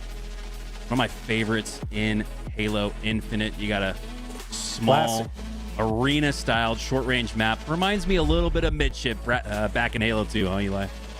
Yeah, not quite the same, but definitely the closest we've got to it in Halo Infinite. I think it is perfectly scaled to kind of play at the same speed as Midship Flag did back in the day. This is one that will never be taken out of the rotation. I think this is probably what most consider to be like the most well-balanced game type in the game, probably. Yeah, this one's not going anywhere. Yeah, and it's after 4 or 5 years of watching Halo Infinite, Aquarius CTF, there's still really no telling where it'll go. Sometimes it could be a long, drawn-out CTF where it feels like an assault match where it takes 6 to 8 minutes just to get the first score. In other matches of Aquarius CTF, you could have 6 minutes off the clock and 6 total scores on the board. So even after all of this time watching this particular map and game mode combination, there's still no telling what kind of pace and what kind of action we're going to get as we load into game number 3. Light pushing up towards top mid, earns the slay and turns that into a camo grab for Hold Forward. They had the exact same scenario in game number 2. Wow. They earned the camo early, but they were not able to do anything with it, and the exact same occurs here in game number 3. Again, heartbreaking. That was such an efficient way to just get camo out of the picture, and Blood Reyna is just sliding into their face while 5-shotting them. That was disgusting. And this flag is already on the move. I mean, this is a potential double cap situation. Blood Reyna confidently chowing with no shields, maybe a little bit too confident. Probably could have played that slightly safer, but hey, she was able to provide enough cover fire that her significant other, Coyote, able to take that flag home. 1-0 lead for Excelsis, and Eli, Blood Reyna has been walking down the opposition like she's walking the dog at 8:30 at night on a calm Tuesday evening. I mean, she is just taking a stroll through each and every single map she's played on, and she just looks so confident, so sure of herself with those shots. Yeah, I know she's going to be especially confident on this map. I feel like her play style really fits well on this map. She's very elusive. There's so many ways to outplay and sneak around and get her shields back. I expect her to be very dangerous on this map, and look at that. It's going to be 2 in less than 90 seconds for Excelsis. It's a track meet, but the only ones running are Excelsis. I should say Hold Forward are too, but they're running for their lives. And their tournament lives, at least as it relates to the upper side of the bracket, are on the line now. They need this counter cap. Rudy can't afford to fumble. A little bit of a fumble here, but maybe an intentional one. Realized that they didn't quite have the map control to comfortably move across here. I kind of like the way Rudy's playing this, you know, advance the flag, but do so in a safe manner, wrapping back to help the team. And once they get more dead on the map, they will start to run it. This is looking very likely to be the first flag cap for Hold Forward. Ooh, but Ashlandbot might just get a pull and force them to reset, but no. And what a dueling dichotomy of strategy and execution as Excelsis, their 2 scores, they really just ran it straight through. Hold Forward on their first score played it so patient, like you said, Eli, throwing that flag forward, doubling back to take down opponents who are looking to stop the run. So it seems like we got 2 completely different play styles at play, and that usually leads to these types of games where they're tight. Yeah, one thing that's interesting about this game mode is I find it to be very offense favored. So what that usually ends up being is the team that actually plays better defense, who's better at playing from disadvantage, is the team that ultimately comes out on top, who can weather the storm and stop a flag cap that they shouldn't stop, or who can prevent the double cap. How did Ashlandbot avoid the frag damage there? She was practically walking into a trap, but it was bait that she actually came out on top of. But despite that, Pulse has the flag at the stump, and we're tied 2-2. 2 quick scores for Excelsis, and the 2 sort of long and drawn out for Hold Forward, but that's going to lend itself to a counter cap for Excelsis. But the flag bearer saves, falls, and this one will get reset. We're tied 2-2. Huge clutch play from Nebula there. He was the last player alive on the team and was able to stop the flag cap in a 1v2 situation. Continues to move forward. I think a little too over-focused on that Car 2 player. It looks like teammate was able to clean it up, so they will have an opportunity for another pull. Oh, wow. Another beautiful nade there from Ashlandbot. Completely neutralizes a potential run. Both teams are going to keep fighting for the center of the map as they trade perfect kills on each other. Man, that was a nice placed frag grenade there from Ashlandbot. Turn 2 with the 5 perfect shots afterward. Ultimately traded it out, but right after that, all 4 fell for Hold Forward. So that's going to open up the bridge spawns here for the red team. Blue team pushing in through the generator side. As they have the advantage state, they've got to roll off of it. Lorena waits patiently for her shields, confidently approaches, but the backup is there from Hold Forward. And after 3 go down, they're going to hold forward and get into the base. It looks like Nebula's already behind enemy lines. Should be able to get this flag out. Probably should have already got this flag out, if I'm being honest. I think this might be a missed opportunity here. Maybe didn't realize just how much map control his team has. I feel like this flag should already be halfway across the map. Hold Forward are starting to bait and switch at a much higher level. There's another like cross map bait and switch, if you will. Ashlandbot was engaged with another opponent there top mid, but it's Nebula cross map that takes her down. Now though, he's the last Spartan standing, as he'll do his best to get that to the 50-yard line and just stay alive. Yeah, Nebula really prioritizing staying alive. I don't know. I still feel like there's some mistakes being made here from Hold Forward. I think they could have easily taken the lead in that last engagement. Instead, this flag is going to be returned, and Excelsis will take the center of the map and potentially prime themselves for their own flagpole. Yeah, that took about 30 seconds from the point you said they should already have it at the 50-yard line, and then 30 seconds later, they get it to the 50-yard line. And if you kind of do the proverbial math and anticipation looking forward, that very well could have been a score. As we're still tied up 2-2 at about the halfway mark. Blood Reyna and a little bit of President Protect here as her flag runner has it through the courtyard. It's looking like a 3-2 lead here for Excelsis. One mistake, Eli, could cost you the series. Really love the way Blood Reyna played that. It's always smart to just kind of follow your flag runner back and take any angle that had a potential to get eyes on the flag runner. She basically guaranteed that nobody could potentially harm her flag runner, and just like that, this might just be a second flag as Blood Reyna herself is running this one. Primed double cap opportunity here to double up on the lead as Excelsis have the flag once again through the courtyard. Quickly up to the scoring point, and in a matter of 30 seconds, they've turned a 2-2 game into a 4-2 lead. And now Excelsis have the extra option to kind of just play keep away for the rest of this game, or alternatively could get the flag and just hold it. As long as the other team doesn't return the flag, they would win by time. With 5 minutes left on the clock, I don't think they're going to be thinking about that just yet. They probably would love to just close this out with a 5th cap, but it is nice to just have extra options. Yeah, this is like CTF kind of turns into a hockey match for me, in the sense that taking a 2-4 lead, especially this late, this would be like in the 3rd period, Now you're forcing the other team to chase. Now you're forcing the other team to make mistakes or push up on the map where they may not have wanted to, but feel forced to because of the scenario. So, like you said, Eli, Excelsis are in a situation where the world is in their hands. Yeah, they've got so many options here. The desperation might start to set in. Especially, I mean, did Ashlyn... I wish we were on her POV for that, because she looked like Mike Tyson in third person. Just ran in and double beat down 2 guys back to back. I don't know how she was able to get away with that and survive. That was insane. Blood ran in now. Earns a trade in the middle of the map. Biokic looking to put in the 5th and final score, and they will do just that. Another close game that doesn't necessarily reflect itself on the scoreboard. It's a 3-0 sweep in favor of Excelsis, but there were multiple points throughout that series where Old Forward had a lead or kept it very close. It was the end game execution, though, for me. It was the ice at the end that really comes out on top, and that's what you expect from the highest level of competitive Halo. These games are going to be tight. These games are going to be close. It comes down to the final 3 minutes, and when it mattered most, Excelsis played their best. Yeah, that felt like a communication and confidence difference to me. I just really enjoyed watching the teamwork from in Excelsis. We'll have to see if they can keep that up into the deeper, more difficult matches they're about to face.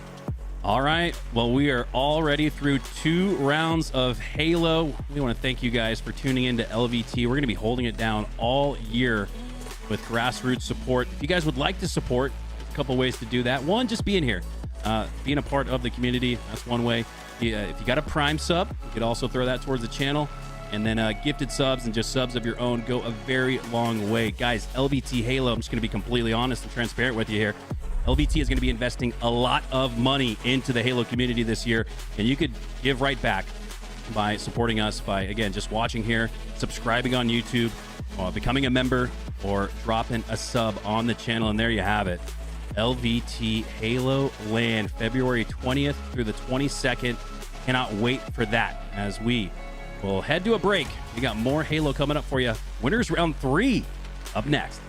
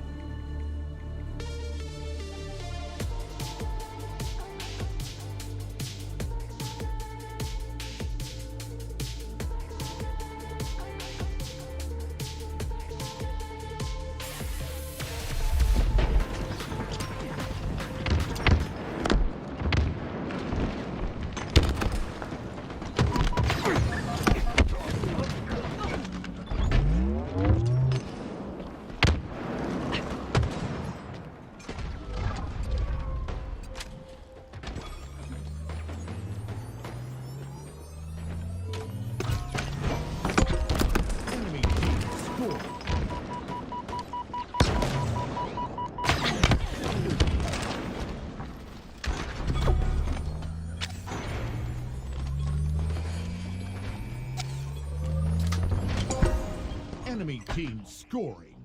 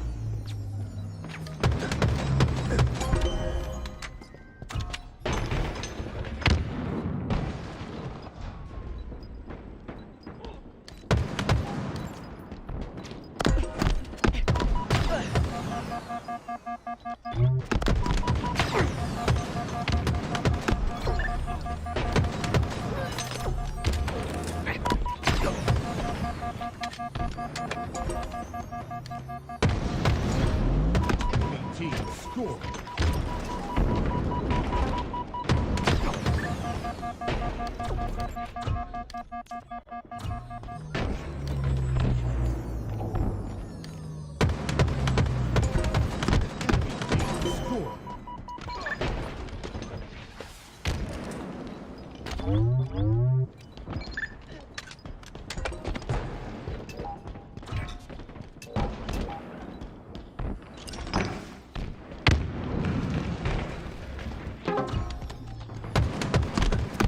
Hello, everyone, and welcome back to LVT Halo's coverage of the road to Birmingham. We are into winners round 3, and just like we said earlier, this is about the time where you start to see some professional level gameplay. As we got just that, some of the top players in the world go toe-to-toe here on Recharge Strongholds to start things out. 97 to about 20 to 30 as we join this one in progress. But just as we hop back on the mic, Legion hop back on the points. A trip cap momentarily as this lead cut in half. Yeah, I'm excited to see this Legion roster. Let's just be honest, a bit of an unfortunate into the year for the Uzi and Zuzi twins. That's all we'll say about it. But Amin, I think a perfect pickup for this squad. I mean, this is a player that historically has always performed well in a structured environment, and that's exactly what I think of when I think of a Uzi Zuzi type team. Little Gators staying on the roster as well. This team is hungry to prove that the end of last year was not a fluke.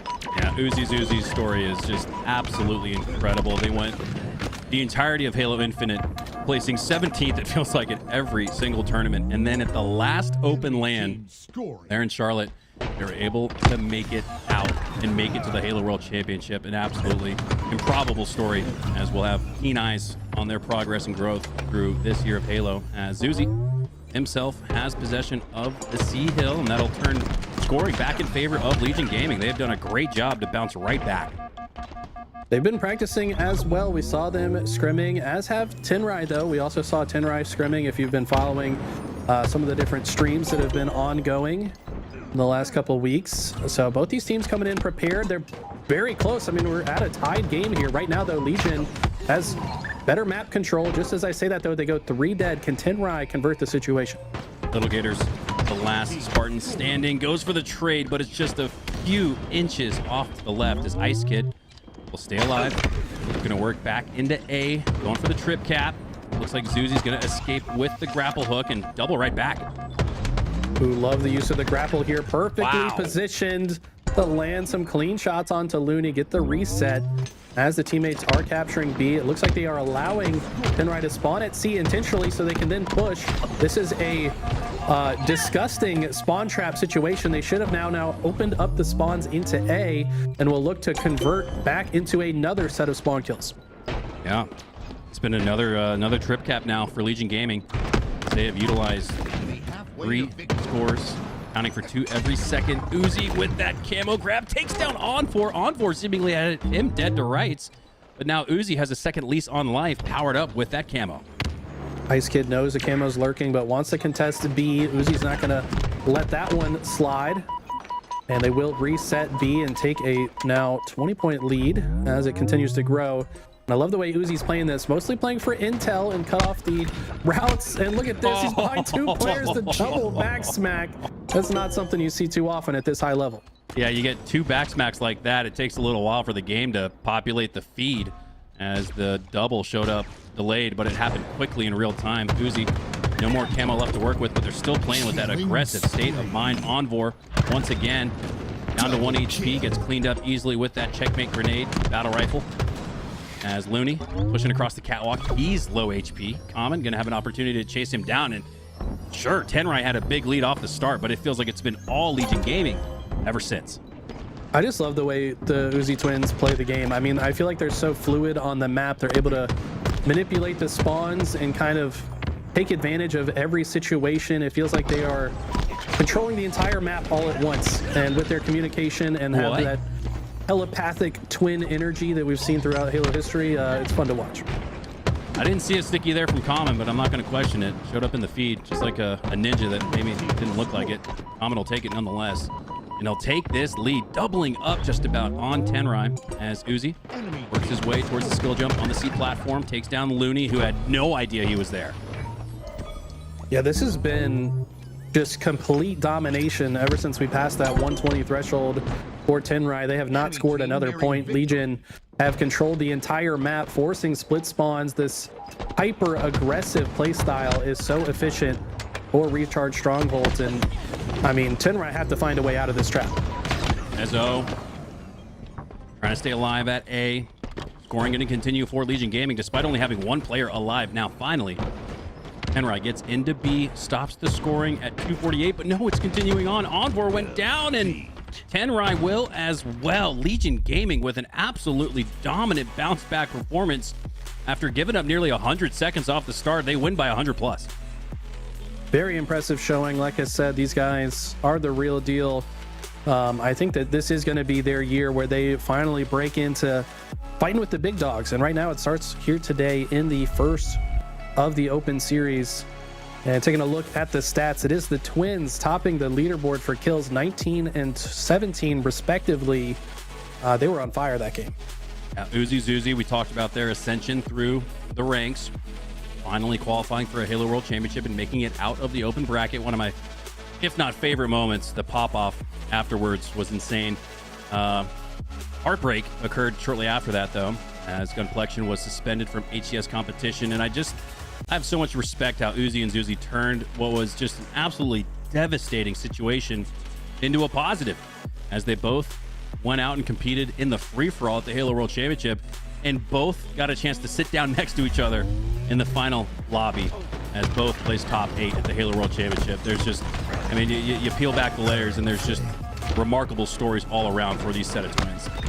Yeah, I was not so happy about that because I had to play against Uzi in every one of my FFA lobbies that I played at the World Championship, and he got first in just about every lobby. So I mean, those guys are just disgusting at the game. They continue to get better.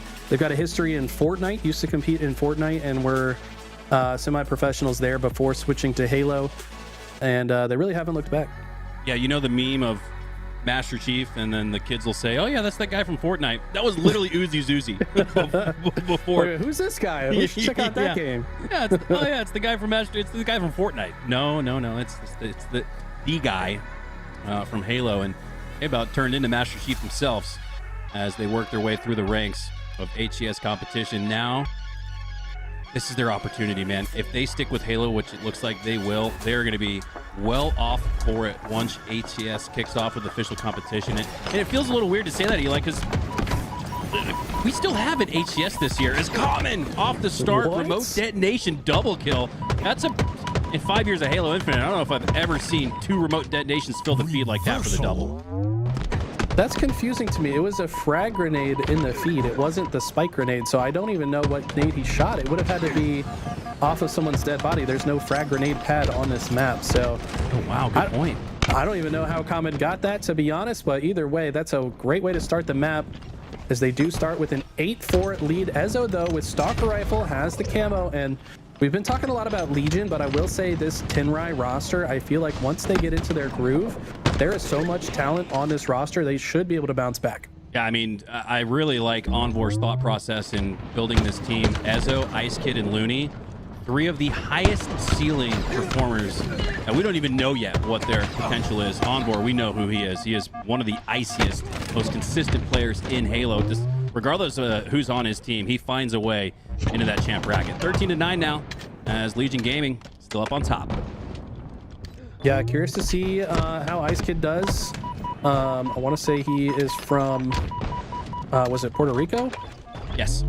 Yeah, so he's been playing on Xbox. He, I think, at his first ever LAN made pool play. So I mean, the guy is very talented. He's been a dominator online for a while, finally old enough to travel. And I think he's going to be a force this year. A lot of action occurring right now as kills populating both sides of the battlefield. 16-16 now as we're tied, as Ezo pushes down the driveway, anticipating the spawns at the back of Tram. But they've done a good job, has Legion Gaming, of pushing out. But despite that, they had to push out with low shields. That's how they got out of C, and they got cleaned up quickly after. 19-18 now, still close. Tenrai definitely keeping this competitive after a slow start. Envor with a beautiful prediction nade, knows how aggressive Uzi likes to be, puts a grenade exactly where he's going. And with this camo coming up in 17 seconds, both teams got to be thinking about staying alive into this next engagement. Uzi maybe overextended there, got the information, but at what cost? As he falls, Henry might be in a better position to grab this camo. 2-2 on the play of field here as Looney. Gators doing a little dance there, but did not ultimately come out on top, as that camo is now up and available. Still 2v2 in the feed now. 3 down for Tenrai, and it's still close. 27-26. Camo gets picked up at the palm trees. Oh my god. And it goes back into the hands of Little Gators, and I think that was the expectation after so much attention was on it. It gets burnt out. That camo was cursed. I think it was about 4 people in a row that died immediately after picking it up. Little Gators able to actually burn it though. So it's out of play, and as a result, Legion have just taken the lead kind of out of nowhere. Wow, and up 5, 6, 7. 6, oh no, they're all gonna spam 6-7 in the chat now. You already know what's happening. But it wasn't even a forced meme. It was just what we were seeing. It's like, this is unbelievable, Eli. It was just tied. Tenrai had a little bit of a lead working, and now they're staring at an 8-kill deficit. How did Legion sprint to a 2-team-wide lead? It really came out of Little Gators getting that stalker rifle and just outputting maximum damage. I mean, he shot up in kills and assists throughout that sequence. They got so much value out of that stalker rifle. Now they're up by 10. I mean, this went from extremely close to feeling completely out of reach. This was back and forth until it was not. A 10-kill lead, now 9 for Legion Gaming, and in the end game, they've already crossed the 40-kill threshold, up towards the midway point of that with 44. They can play for trades here. Ezzo needs a couple more doubles to get back in this fight. Got 5 kills to go here for Legion. Ezzo in a very precarious position.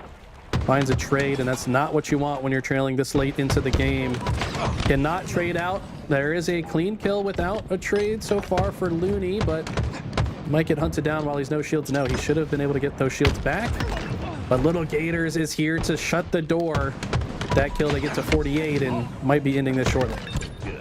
Uzi does just that. And look at that, 7 out of 8 down at the moment that Uzi cleared the lobby and cleared the path for a win. Legion Gaming now up 2-0. And Eli, that's 2 games in a row where Tenrai was either in the lead or fighting close, and it ended up being a little bit of a blowout. I can't really make much sense of what we're seeing here, because these are 2 of the most high skill. I mean, these are 2 evenly matched squads. It's about as evenly matched as you could get. And in the end game, when the ice matters most, it's been Legion Gaming looking much better than their competition.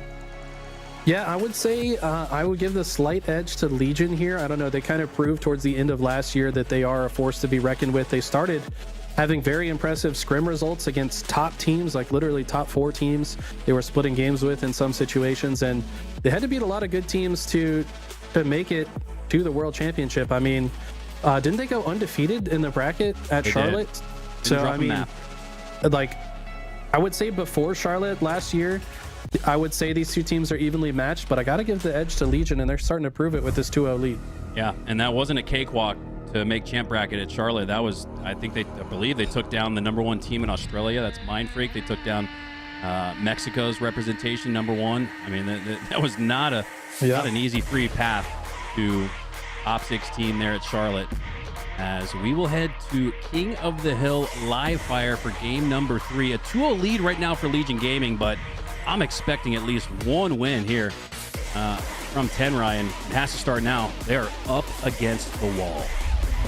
I will say, like, thematically, this is a very structure-oriented game mode. The team that has a better game plan for both holding a hill or breaking a hill typically comes out ahead. And when I think of structure and organization, I think of Legion Gaming. I mean, this is a team that has infinite number of game plans for every scenario they could find themselves in.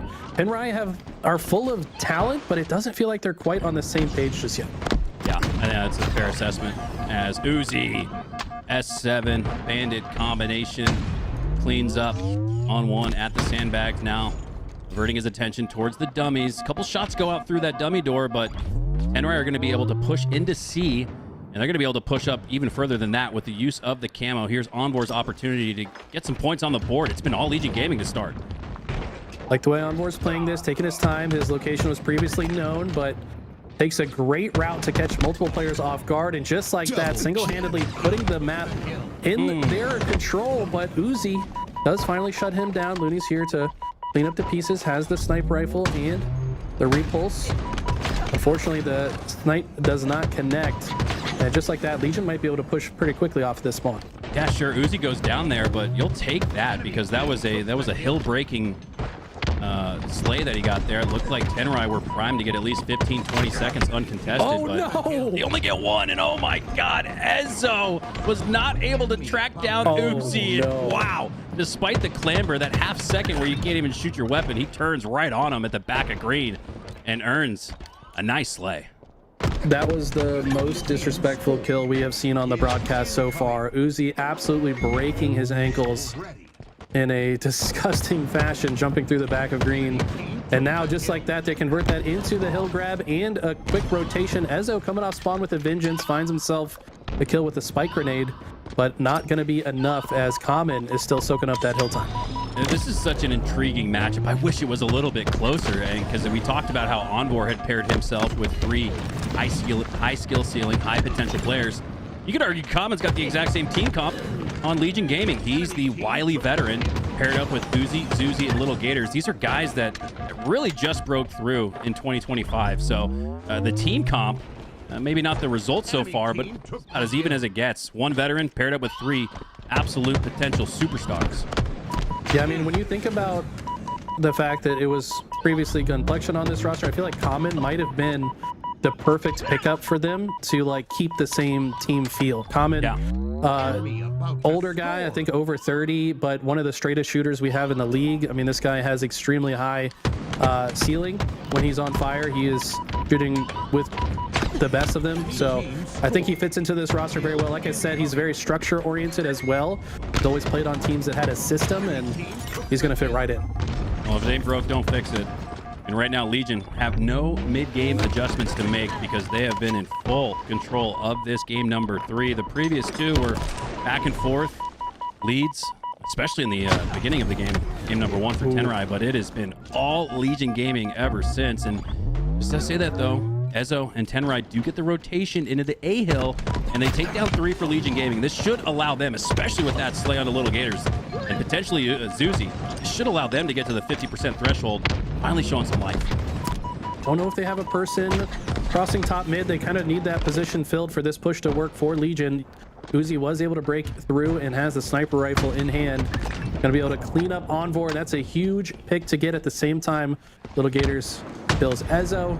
And now Uzi going to see if he can hold down the 4 while his teammates come off spawn. Uzi in the hill with snipe. Will get out towards the right, looking through the small door. Players encroaching on the camo. But Ice Kid's actually going to back up, go to the cuts, and looks like they're going to form a push, a 3 push through the middle of the map, but Uzi's picked it up. Great grenade placement as well. Gets a lot of damage. Finds a kill that I don't even know if he meant to shoot that player, to be honest. Will take it nonetheless, and just like that, cleans up the double for them to regain control, make it a triple. Uzi taking the map into his hands. Oh, wow, with the hold this metal as well. I didn't even see him drop his weapon, but he's dropping bodies nonetheless. 3 go down in quick succession as Tenrai were able to go up about 50-55% to 0, but it's 50-55% uncontested and unanswered for Legion Gaming. We're tied on hill 3. Yeah, this is going to start to feel a bit I don't know, exhausting if you're the side of Tenrai. It feels like you're doing so much to try to get this first score on the board. They will regain map control with camo coming up as well. This looks like after Uzi falls, this should be a guaranteed hill. But how does Legion play this? Do they just decide to rotate and play for next? Or will they decide to go for this camo? Yeah, they're going to take the points as quick as they can. Ezo! Oh, mind the gap! He gets the lift! Enough so to send Common off the map. And this is where Tenrai might have a chance to tie this one up. This is the best stretch of gameplay we've seen yet in game 3. Oh no. Unfortunately, with the camo, Uzi, I think, just expected Ice Kid to be hanging out in the back of the hill, but it's kind of juked out there. Gonna fall, and now Tenrai looking, like you said, the best they've looked so far in this series. Ezo has been popping off ever since he got killed back green, has been on a tear, now 16 and 11. Ezo getting his team back in this mix. Back indeed, but it's back to the respawn screen for Ezo. Looney occupies time and space in the hill shortly after he goes down. Now it's Zuzi in the middle of the map, facing a 1v2, but he uses the box to find enough cover to isolate into a 1v1, turns left, gets the double kill, now pushing through the middle of the map aggressively, has Ezo dead ahead, and dead indeed. Zuzi with a hell of a spree there, not able to hit the full 5, but those 3 were very, very nice, and it opens up possession once again for Legion Gaming. Yeah, he did not pick the right route to stay alive thereafter, and Envor with the clutch kill onto the snipe player will now get that snipe into his possession. Takes a quick route as he expects players to push in behind him. Has help. Thought he had help, but look at the teamwork out of Legion. They just swarm and kill 3 without losing a single member. Are you kidding me? Oh my God, and look at the swarm at just the right time. 99% on the board for Tenrai. They just need to get into the hill for 1 second, but it's easier said than done, especially when you're spawning across the map. And Legion have 75% to their name. This could be a backbreaker of the potential between a 3-1 game and a 2-2 tie. What's going to happen? Tenrai go 3 down, and it looks more and more likely that a 2-2 tie is going to turn into a 3-1 lead for Legion. Oh, that is absolutely tough. That is going to be hard to bounce back from with just 2 minutes left. You got to play perfect Halo if you're Tenrai. This is a very demoralizing position to find yourself in if you're Tenrai. You're already down 2-0 in the series. You were at 99 percentile to tie this game up and start to mount what feels like a potential reverse sweep, but instead falling it short and giving it up to Legion, who now has camo, who now has snipe, who now has top tower control as we sit in the top center hill. This is looking very tough. Sounded like a chef there, Eli, listing off all the premium ingredients that are about to go into this dish. Yeah, look at what it cooks up. 4 down for Tenrai. If we were playing Halo, they might be, or if we were playing Slayer, they might be enjoying some steak, as they are eyeing a potential 4-1 victory here against Tenrai in what was just 60 seconds ago, looking like a potential 2-2 tie. Enemy team nearing this team is very fun to watch. You guys cannot sleep on this Legion Gaming roster. Of course, they haven't played the top dogs just yet, but you can tell just watching their teamwork that they know how to control the map. Ezo's trying to change the storyline, says Eli, shut the hell up. We're still alive. Gets himself a triple kill. He's on his 20th, but they got to play perfect Halo from here on out. Only about 3 seconds to go for Legion to claim the victory. Ezo looking across to the pillars, helps take down 2 collectively via the kill and the assist. Now he's got another 2 dead ahead, top mid in the hill. He's got help there from the cuts and Envor, and here we go. It feels like Tenrai starting to come online, that collectiveness. This is the first time we're seeing it here in this particular game. Might be a wave of momentum for Tenrai. They've got great positioning for the next hill as well. And Ezo is really trying to bring his team back into this. Unfortunately, despite that being a beautiful no-scope, gonna fall immediately after and hand the snipe over to Common. And I've seen this guy hit a headshot or 2. You're gonna have to shut him down. 3-2. Oh, Common.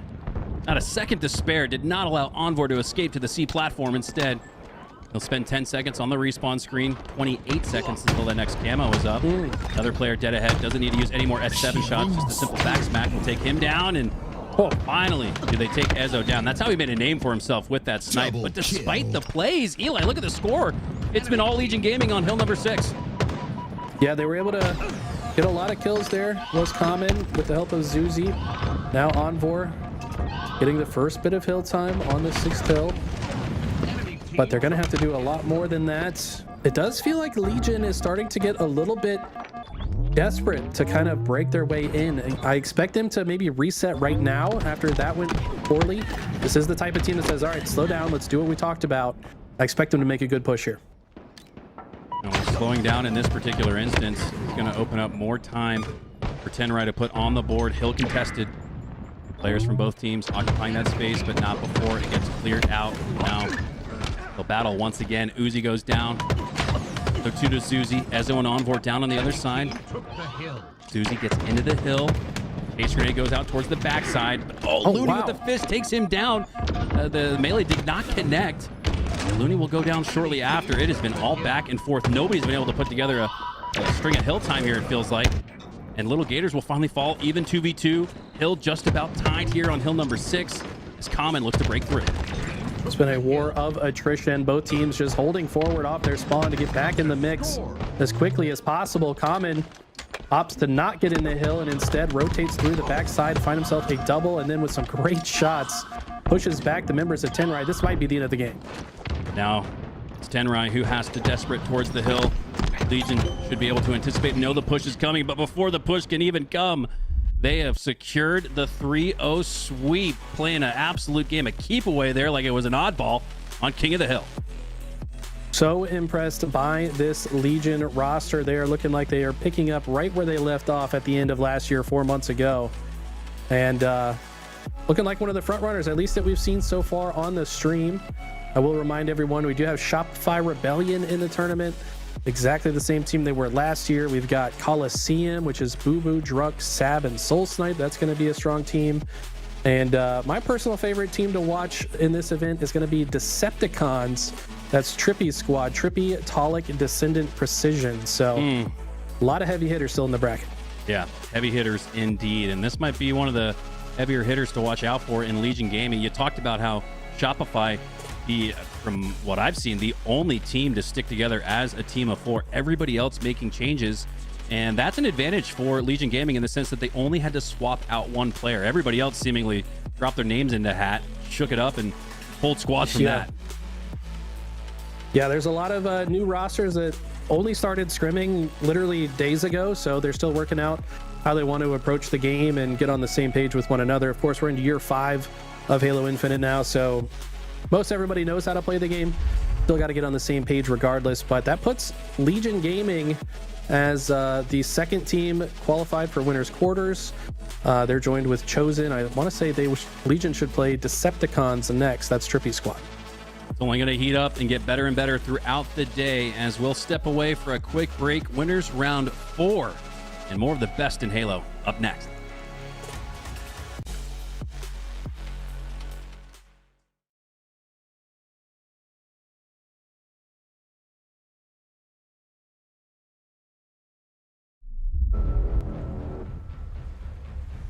Worlds is different, honestly. The atmosphere, the environment, the stakes. Worlds is obviously one of the bigger events that Halo has. This Worlds for sure has a caveat to it, with it being the last event. Worlds is the pinnacle of the sport for us. When we form a team, it's not, hey, we want to win this event or we want to do our best at this event. It's, we are forming this team for Worlds. Complexity have always just been teetering on that edge of greatness. Could they get over the hump? Can they do it on land? I think it's about time Complexity showed us what they're made of. Let's fucking go! You fucking suck! You fucking suck! You are horrible! This is fucking Worlds! This is Worlds! This is fucking Worlds! Y'all are shit! The fuck off me!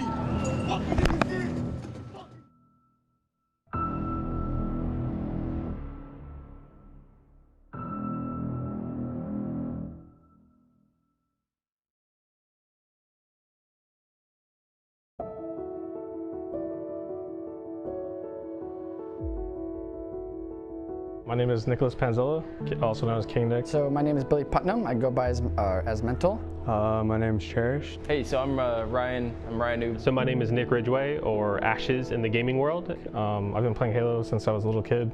I grew up with the series throughout all the years. I started competing 10 years ago during Halo 5. And I've been competing in Halo professionally for 4 years now. I came from Gears of War and Call of Duty.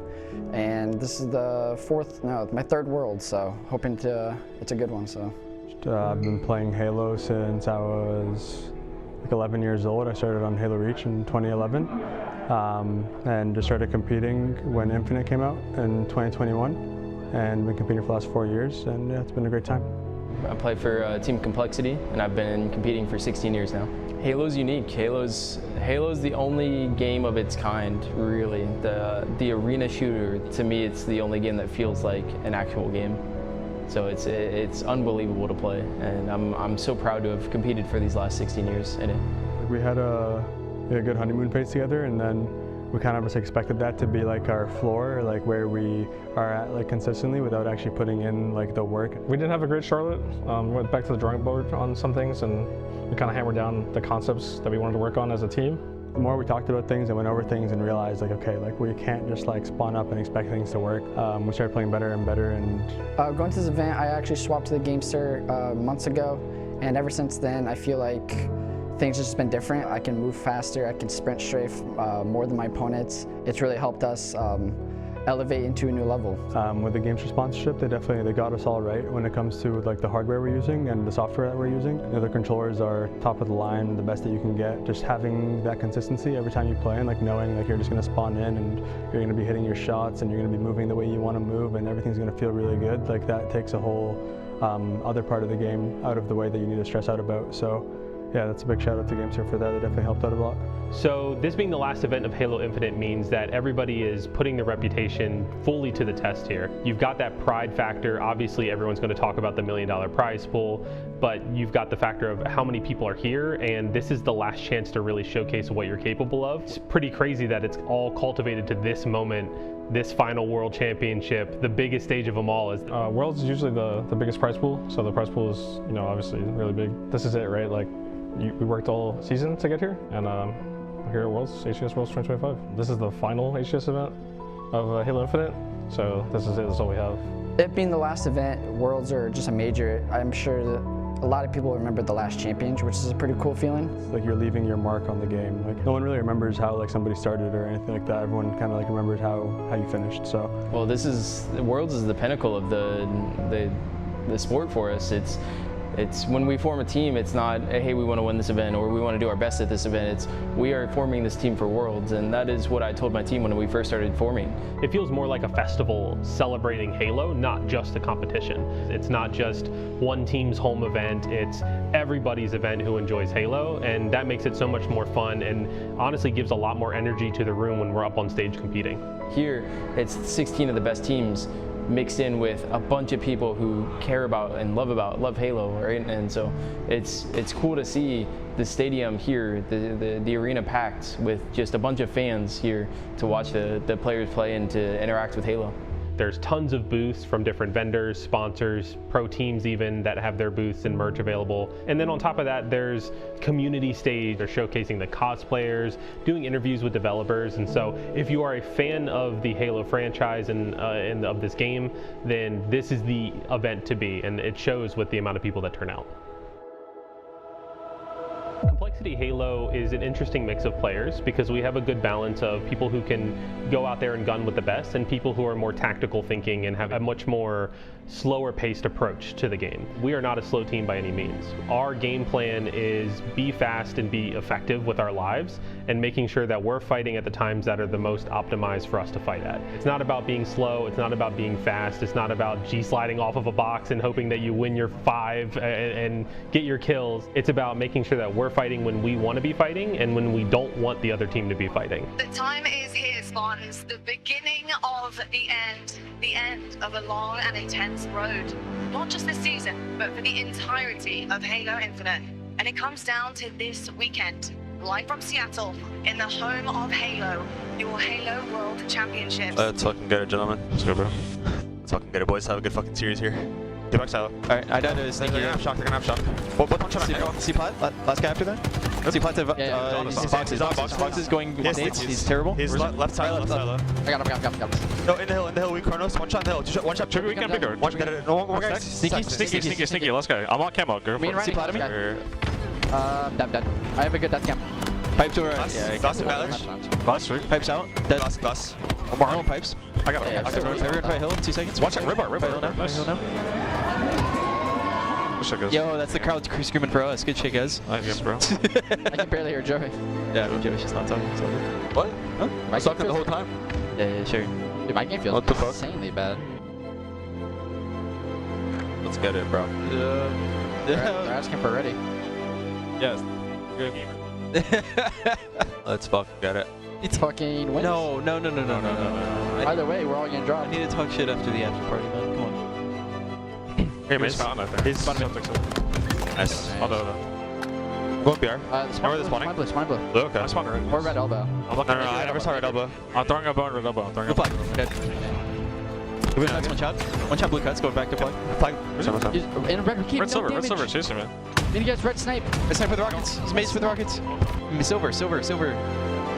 Watch out, window. Silver to silver, watch out. Flag mountain, cave never died. Cave. Giving me.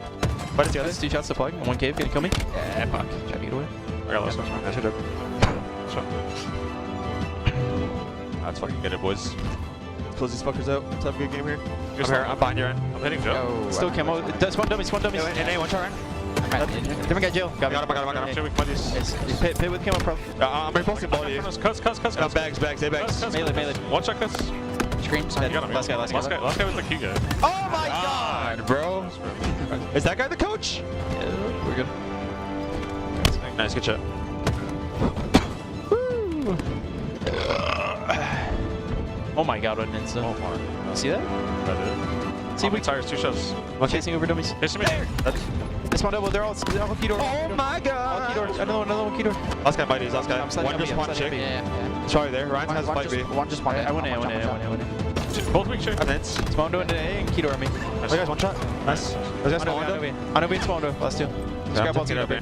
Yeah. The last guy screens A plat after this. Nice. One guy's spawning mud right now. Screens A plat. Last one's R1. He came on me. They're mud to ball. He didn't go for a pop for some reason. Let's get this close. Nice! Cheers. Let's take a look right now at Complexity versus TSM. Hopping over to Complexity versus TSM, and this is going to be a big one here. Complexity looking pretty good today thus far.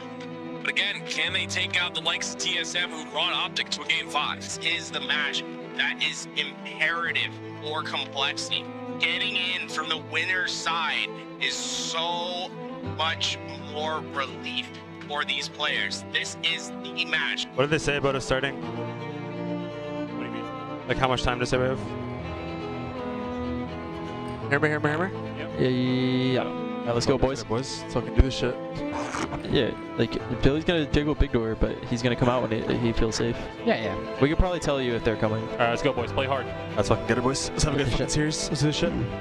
Dice and sniper's missing. I'm going back in. Come in, sniper. One shot. Where'd you go? He's front green. 2 shots back green. The whole one shot. Two one shots on the hole. 2 1 shots on the hole. One shot out. One shot out. On the wing. Coming back. There's spawning C. I'm running at the Mud. One shot. I'm dummies. I got another one. Nice. 3. Let's go. Could have had timing. I don't. I can't see. Mud. And One shot mud. Die from the back. out green. Where? I got one. Nice out green. On the wing, On the wing, one shot. Mud. Dice. On the wing. Yo, two on me, dice. That's good. Nice one. Nicely, guys. One big door. I want damage. Cuts, Billy, one shot. Yeah. Come back. I'm fighting him. Dead. Nice. Good job. I'll take a butt. Peter, wait. One guy B. Mud many. Yeah, just hold C, guys. Let him have B. Big door. Help, I guess. Mud never died, many. Yeah. Let's go! Nice. Good fucking shit, dude. Good shit, boys. That's what I'm talking about. Oh my god, find the fuck out of camo, baby. Garbage, bro. Good fucking shit, Billy. Fucking frying, dude. They like to set windows, so just don't get caught off by window fucking shooters like that. Let's play some good fucking Halo, bro. Be strong as fuck. Let's do this shit. I'm gonna go shrooms, guys. Play around Joey. On me, right, Peter, weak. Tall. So center. They're coil. 2 guys, Gen. Many one shot. Peter. Last 2 Gen after that. Ben, one shot. Card 3 guys. Peter, mini. Out. First on me, one shot. Dead. Nice. Out, Peter again. Fire. Are gonna make a move on, and it's gonna be Cherished with the curve slide, and he steals it away from TSM. You want drop one shot? Yo, red streams. Last guy. I'm not training. He'll die. Squad camouflage is bottom middle. They have all the tools they need to see some success here, all tied up on the scoreboard. Only 1 second. Play for me, Cargus. On me, Carl, 2 guys. Watch out. One shot. So slave. Running through. I'm being you, Joey. That's a double almost! Gets himself a triple, but Cherished will survive, and Complexity will thrive. I'm coming. All you, Jerry. One shot, pitch. I hear Peter, Jerry. We're helping Peter. 2 guys in the Peter. Back in. A killing frenzy now out of Cherished. Complexity's finest right now. You know Cherished is getting energized. Card 3 again. Ben. One shot. P2. Guaranteed trade. Yellow big peak. Complexity are in the ascendancy, and TSM are in massive trouble here as Rhino gets one more. Another huge fight coming out of Complexity. First it was Cherished, now this time it's Rhino. And Need it. Solid one shot. Nice! Shit, boys. Go, boys. Fucking go. Good fucking come. Got a killing frenzy on these fucking shitters. Let's go, Joey. Go from their sniper ramp to top cat to their like window dropping down to their elbow. Yep. do that shit. I say what? That fucks them up. Let's fucking get it, boys. Let's close these fuckers out. They're silver. They're rocket shoot. Rocket shoot. Last guy. Top rockets. He's two shot. Two shot.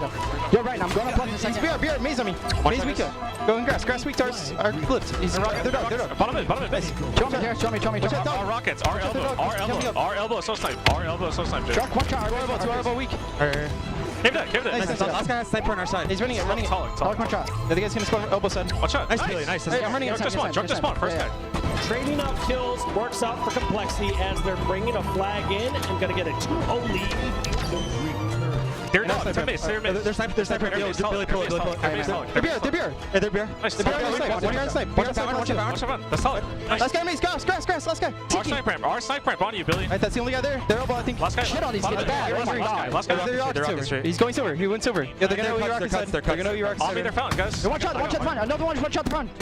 Last guy, the flag. They're caved. I got him. Cuts. One shot. Four. Don't pull it. Yo, I'm cutting. Listen, let's cut elbow. I'm cutting elbow, Ryan. Gary. Okay. Oh shit. Yo, one, Nick. Just get on it. Our window. Another weak, our cave. One more. Two shots. Two on our cave. Both in our cave. Both stuck in our cave. I got one. Four dead. Let's go, boys. I'm found. No, 4 dead still. Just contain. White line. Yep, So TSM not able to get anything going as we get to the tail end. Elbow still. I got you. Nice. Everyone stay playing until the fucking timer hits 0. Don't do anything stupid. I'm rockets. They're cave. Last guy. Let's fucking go. You fucking suck. You are horrible. This is fucking worlds. This is fucking worlds. Y'all are shit. The fuck off me. Congratulations to Complexity. They go up 3. They won 3-0.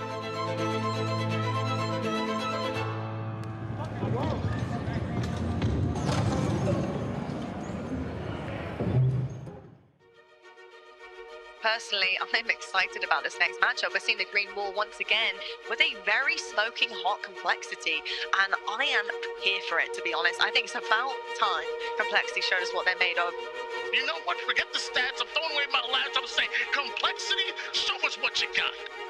Ladies and gentlemen, we have Optic Gaming taking on Complexity here at the Halo World Championship. Both teams 2-0 in their pool. Complexity making the statement after a 3-0 win against TSM, the same TSM that pushed Optic to a Game 5. Yeah, big question is, can you ride that momentum into a series against Optic Gaming, a team that has been known to choke in pools? Let's fucking do this shit, bro. Let's set the tone on these kids early. Let's fucking do this shit, boys. I'm just diving in there if I get OV. Yeah. There's two in right. Through the window. I'm going forward left. Yo, right dog. Bottom spiral. Left bottom spiral. Shot him one time. He's bottom spiral. They're bottom spiral. Renegade. Pull it. Renegade really weak. They're bottom spiral. They're right Bailey's. gonna die. Formal. I threw it out. Maybe basement. Renegade. Yeah, miss Renegade. Where's lane? No, Optic on the offense, Legend in your face, Formal on his way there as well, and this is where it could get ugly quickly for Complexity. A kill comes through, Mental goes down. 2 members of Optic are down. Gonna be a difficult flag to run. We have to get around the slaves. There's no chance though. Good. This is an overshare flag runner and Optic Gaming. Sean, all good. Common theme. There's never going to be 4 dead because Renegade is always alive, being a thorn in the side of your base. 2 more kills to go.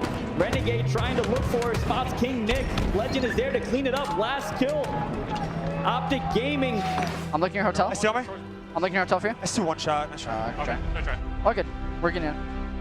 Slow start.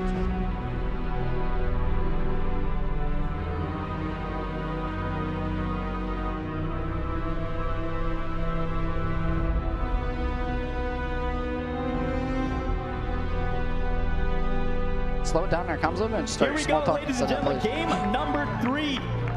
Recharge, strongholds. Optic Gaming looking to sweep in their pools.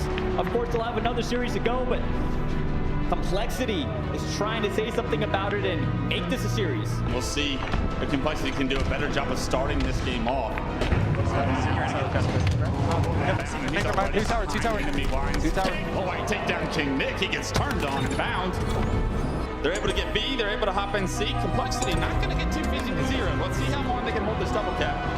One switch, one setup break with this game, but the triple cap comes out of Complexity, and all of Optic Optic is spawning towards C, so maybe Complexity will put on some pressure here and try to hold the trip cap, but no, it looks like they're going to choose to just hold A and B for now. Do you believe in miracles? Complexity now up to 100 points. What is a trip cap right now? Formal goes down as well. 4 down again for Optic. Here we go. Gets information across that mid-bridge player. Legend, the last player alive. 4 down again for Optic. Complexity, here we go. Out of Rhino taking him down, and we're seeing Optic try to rotate towards C, but King Nick is there. Oh my God, here comes Ryan New. He hits the first. Legend gets a double on the kill feed. 2 go down on each side. This is the moment of the game. Right back in it. Able to get that kill. 243, 245. This game's touched, Faisal. What are we watching right now? Clutch 246 to 245. Complexity making a miraculous comeback right now as Optic Gaming converts C. As close as it got. Optic find a way. Oh my God. One shot, top on me, One shot, one shot, top me. Oh my God, I had 1 bullet left. Nice try. Fuck, I got stuck. God damn. Oh, actually, I almost did that shit.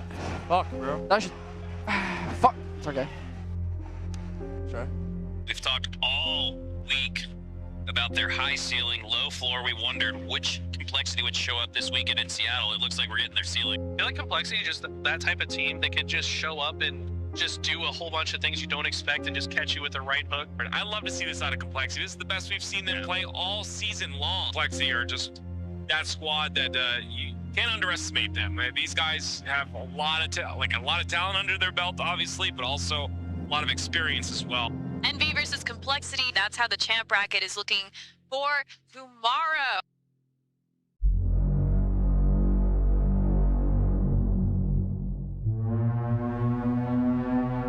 Complexity versus Envy, the first game of the day here on the Halo World Championship 2025. All right, here we go. Complexity versus Envy. All of the fans are excited to get things going as we have a crazy day of matches ahead of us. Complexity are here to play. Complexity having an incredible run, a run of a lifetime, and peaking at the right time. Yeah.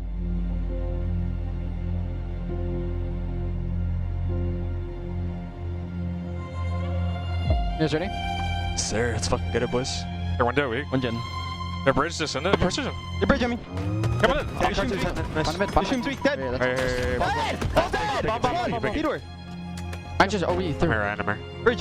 One shot, their pistol going out car 2. Yeah, Everyone chop P2, guys. Top mid. One shot. One shot, top. And arming it. Arming. I don't see arm. Arming, same guy. I got one. Try. So arming. I got their flag. Send it close. Somewhere. Our shrooms. I got Snake. Huge. Holy fuck. Get your shield. On me. Once a window. I'm coming. Chasing our By time. I need it. Fucking oh my God, fucking shit, Nick. I don't see the top mid. Our shrooms again. Red bar, shrooms. Red. Peter, really weak. Peter, both one shot Peter. I left the bomber in. Nice, perfect. There we go, perfect. Let's go. First guy jet, probably. I'm looking for him. Peter, weak. I'm here. Peter's going. One shot, 2 absolute. Jason. He's in. We him twice. One guy gonna switch in though. Nice, good. Nice, Peter weak. Pick it. Kill him. Dude, no, some of this. Yeah. I'll be there, jet maybe? On me, just say it. One shot. Yo, Jembridge weak. Nice play, Nick. And the bridge again. Last guy, the back rooms. Yo, Peter, peace spawn, one shot. Piggy, first guy. Out the cross. Jet, Joey. I blocked it. I got you. Breaking down early. We're fucking breaking. Oh my God. You're fucking breaking. Holy shit. That's fucking game, Nick. That's what I'm talking about, bro. Holy shit, 41-9. Holy fucking shit. Play for damage on the cuts. Okay. Yes. Is repulse I'm grabbing repulse. Yeah, it's good. I got repulse. Hey, behind us in A, go forward. Shut on. But there's one behind us in A. I looked at Big door. Two big door. I spiked I did it. Two one shots. That was sniper camo. I spawned them. Nice, camo's dead. We're 2 dice. One shot the Sunday. Nice. He spawned.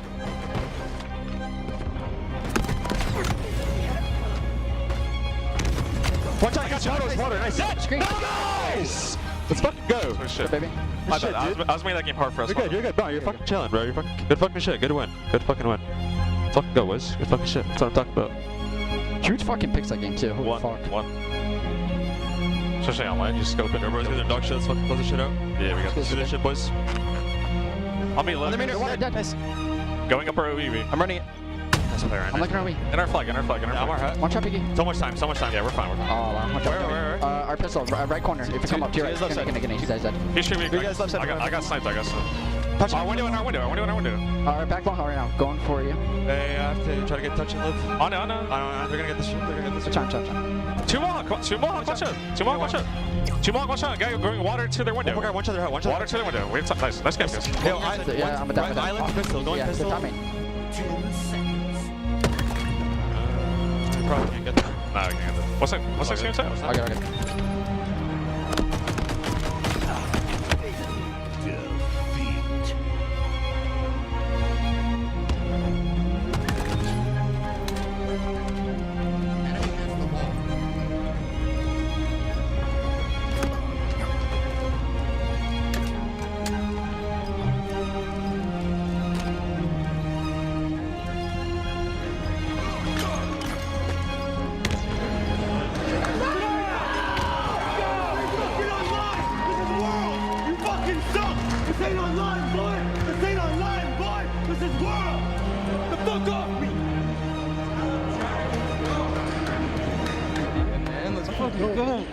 Let's go!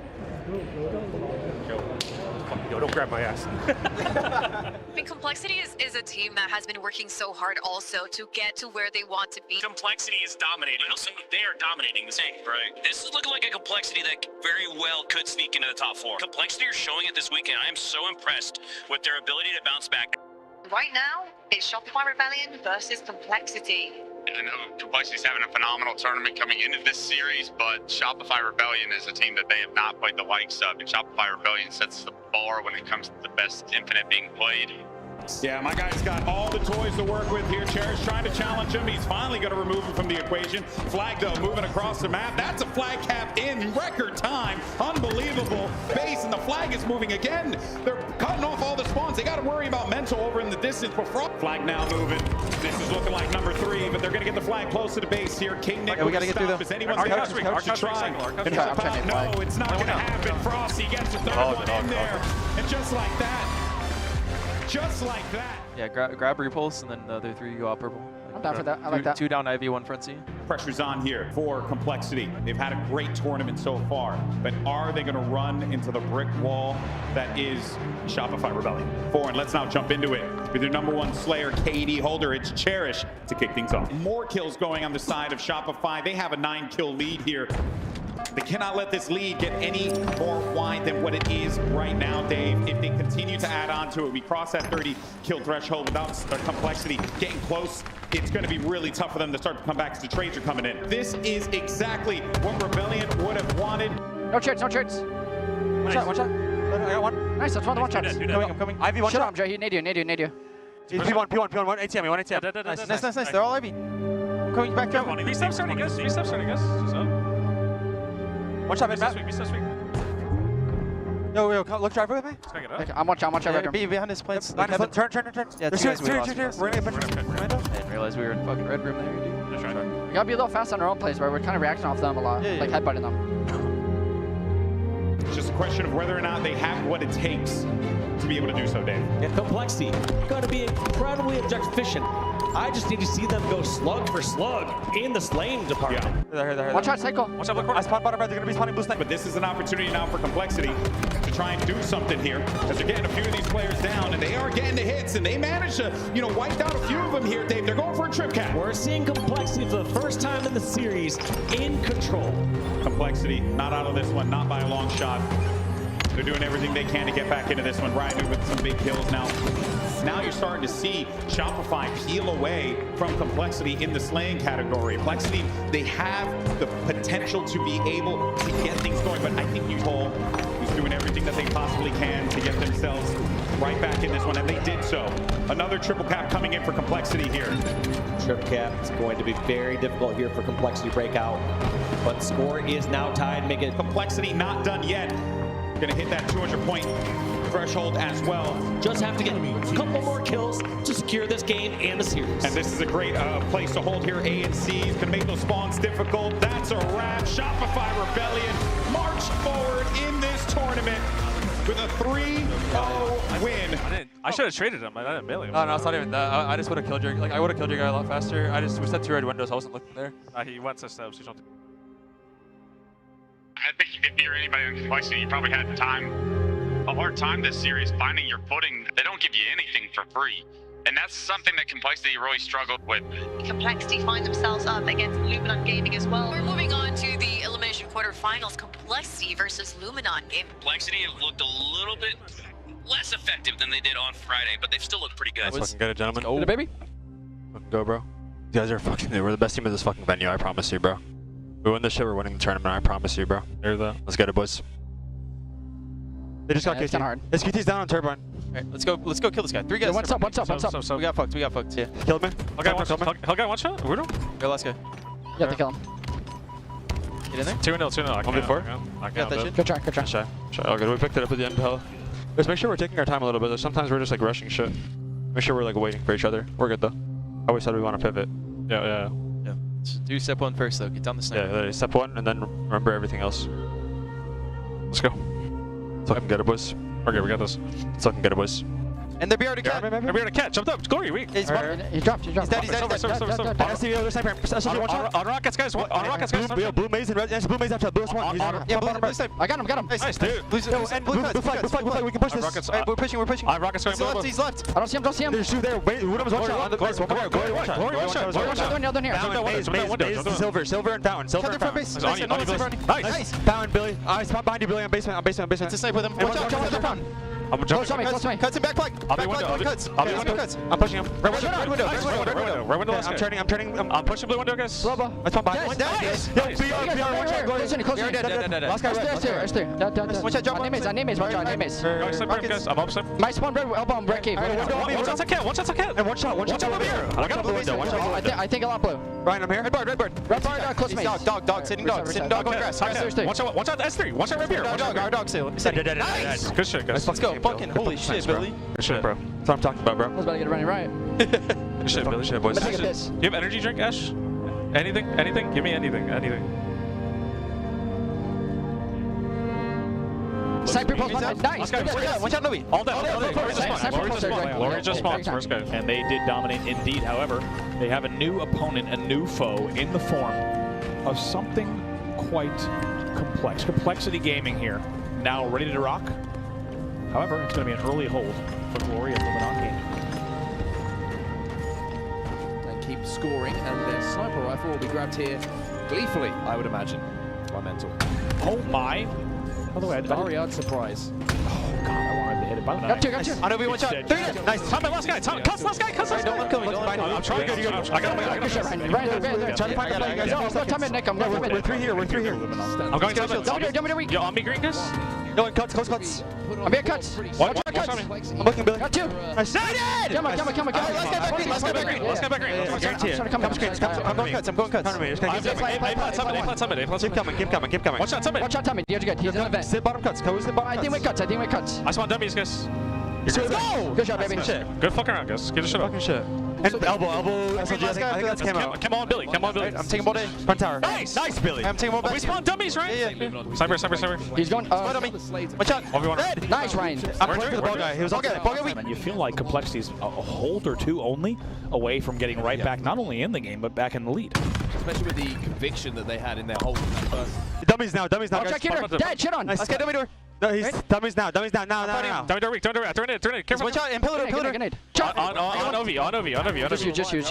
Going up cuts right now. 2 guys. Come on, dummies. Kill, it's 4 dead. Alright, next round. 98, 99. Good check. Make sure we're resetting, boys. On the board for Luminon, and they will force us now into a round number 3. Both teams were being able to grab it. I didn't know what to say.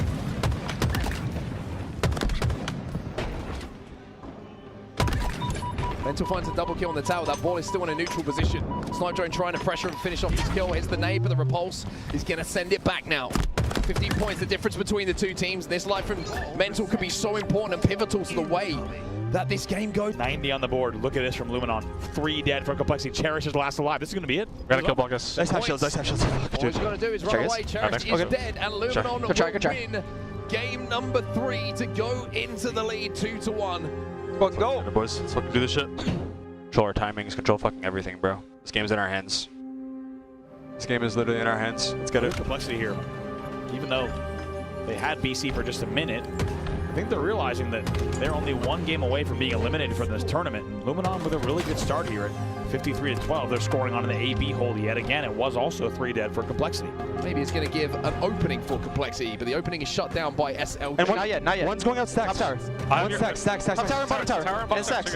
Stacks weak. And this could be the end of the road for Complexity unless they turn it on, and they turn it on now. I mean, they need to pick up the slays. Look at King Nick. Coming up, PJ. 3 and 12. Oh, chest boxes. Going backside low, last guy. Let's go. I'm trying. This one exceeds. Rip here. Top base still 2 shot. One shot. Forward. Bottom C. And collapse if we can. Yeah. Added up for Complexity, it's 4 dead for Luminon, and it's going to be Complexity's first opportunity in this game to control all 3 strongholds. The triple cap is ineffective for Cole. I'm going Can't see what he's doing. He's clutch. He jumps. He's weak. There's a guy half on you. There's P, one shot. Dead. Half fall. See weak. Watch out. Has been a fantastic comeback here for Complexity. Be strong. Take your time. I'm gonna have Kimmel. Remember, if they lose this game, they are out of the Halo World Championships. And Glorious hitting the big shots when they matter. It's a big double kill as last alive. There is very little room for error on the side of Complexity. Now it's getting very dangerous for Complexity. Their entire year on the line and what could be their last Halo Infinite competitive match in 2025. Watch out, rest up. Nice. Bandy. He's Mango, Ryan. Mango and half fall. Don't take damage. Trying to take damage. Nice hit. One shot, jump. Okay, I don't think we can get there. Good try. Good try, guys.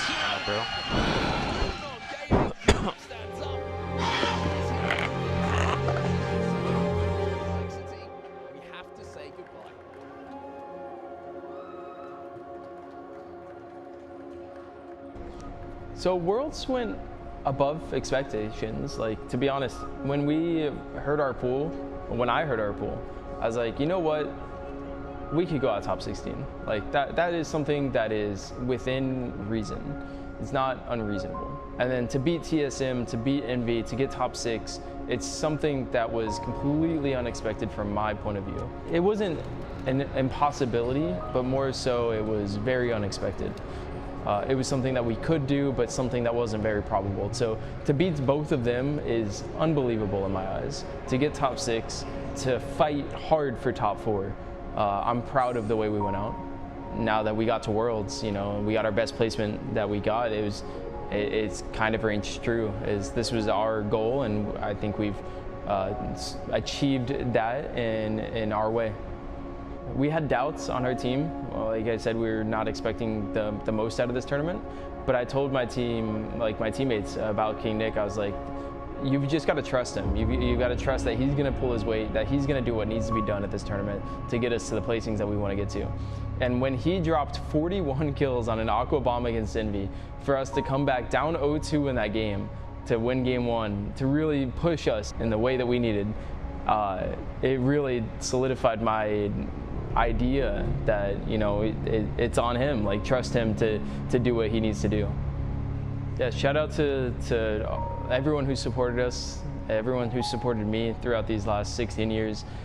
Gamester coming in and clutching it up for us. All the people who I grew up playing Halo with and still support me 16 years later, still watch every game that I play. It means so much to me. And now I've got friends, now I've got family as well, my wife and my little baby Rose.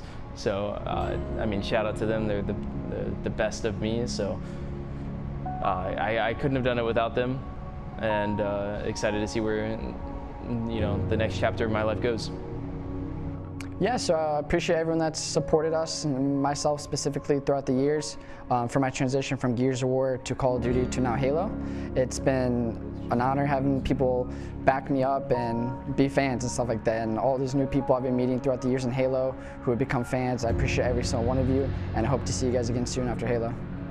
A big thank you to my teammates, obviously, for bringing me on to Cole, like to Mental and Ashes for believing in me after I got let go from TSM. So, and having that belief in me throughout the season as well, keeping me on the roster. And also a big shout out to Ryan and Nick for like coming on board and bringing their best foot forward always, like throughout all the adversity that we faced, and any situation that we've been in, they've always been giving it their all to make the best out of everything. So big shout out to those guys as well. Everyone's been really great. I got a complexity jersey, so I can't do all that. But Dude, find me at the end of the event. I'll give you mine. Yes? Yeah, find me on Sunday sometime, and I'll give you one. Yes. Yeah, I'll bring an extra one in my bag. I'll give it to you. All right, bro. I appreciate that so much, bro. Go fucking kill it. I think it's gonna be FaZe. Y'all got Yeah. Much I'm love, gonna bro. see fucking slay. You know the vibes, bro. Appreciate you. Let's fucking get it, bro. So as this is my last event coaching potentially in esports as a whole, I just want to give a tremendous thank you to the players who have allowed me to showcase my skills and have an attempt at Halo as a coach. It's been 2 seasons, which is not long enough, and also just the right amount of time to really say I got a chance to try and had a lot of fun. So a tremendous shout out to my teammates, both past and current. And I also want to give a tremendous shout out to Complexity for trusting in me with this whole program. And of course, a major shout out to GameSir for helping support our team with the best controllers possible, giving us all of the competitive edges that we can legally have. And yeah, all the fans, without you guys, Halo Esports wouldn't be a thing. So thank you so much for watching and for supporting whichever team you support, but hopefully us. Yo, Bill. Looking upon this roster here, we have Cherished, who's been absolutely amazing. We have so many powerhouses, including the brain of Rhino as well. And finally, he is putting something together. Maybe this is the team he can do it with.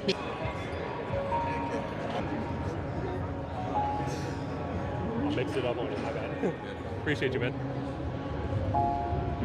Anything about schedule?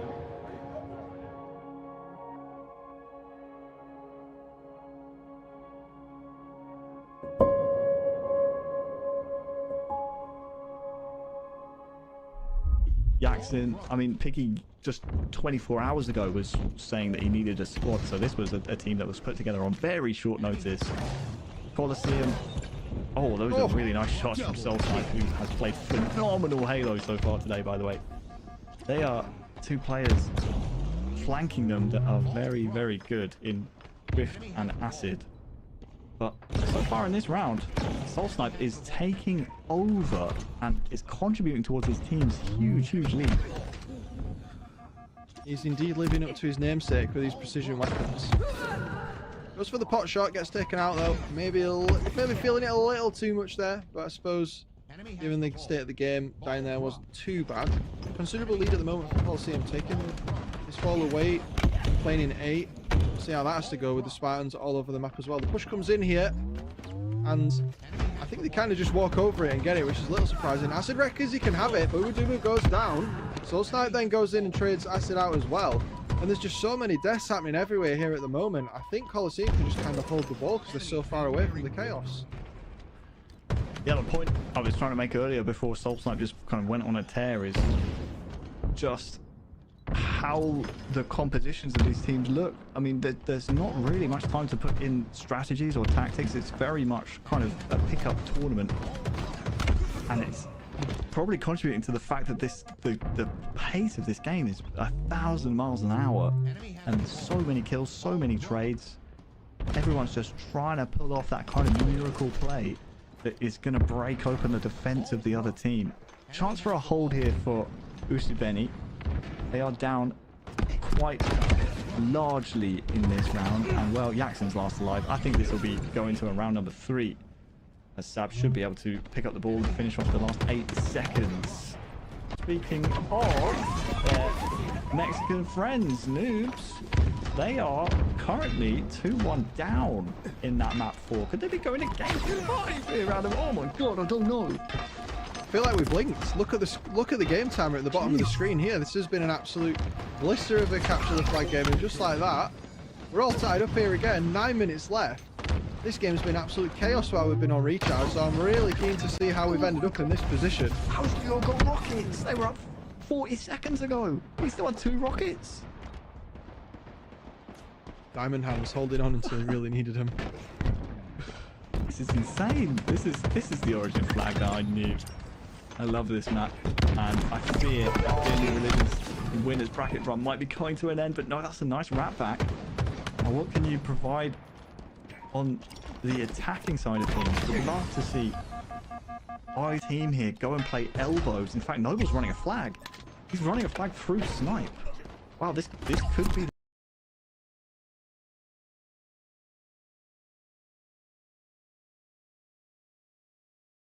his hands. The kills need to come through here for new.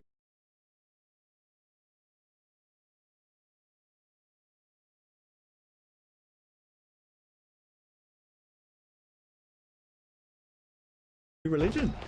And 2 players were down and they got cycled and respawned. They're nowhere near him, although they get cross on him. Tadpole just flies across the map here, but Roach is behind him. They have to stay alive. That's massive. Oh, but it doesn't matter because he's behind him.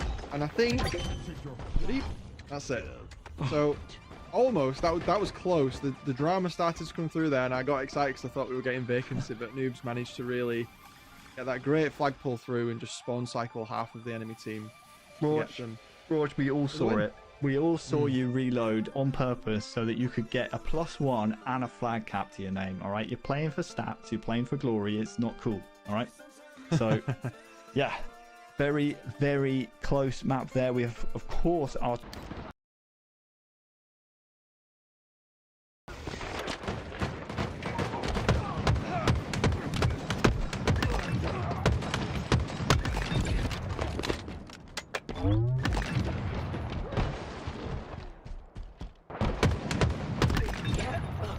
double kill.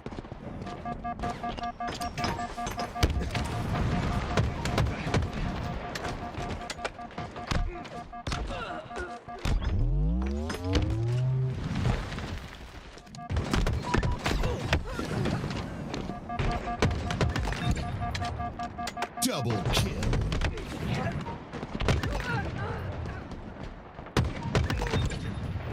Double kill.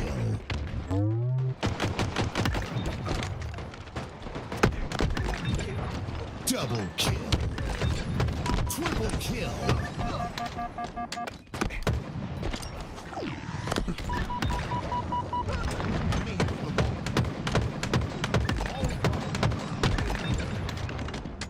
Double kill.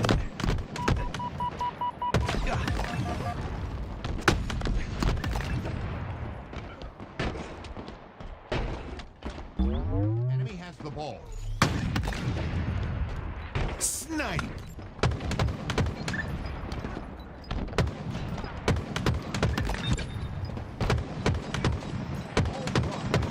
Enemy has the ball. Triple kill.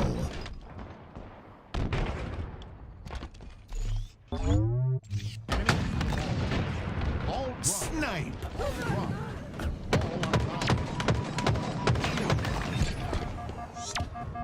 Triple kill. Ball income. Double kill.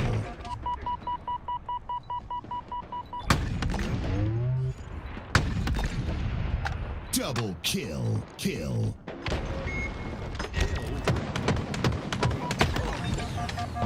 Perfect.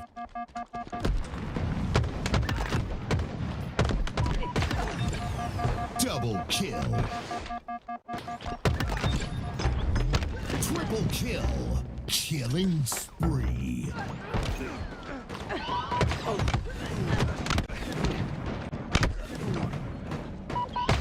Team score. Perfect. Reversal. Double kill. Perfect. Enemy killing spree. Double kill. Triple kill. Enemy took the hill.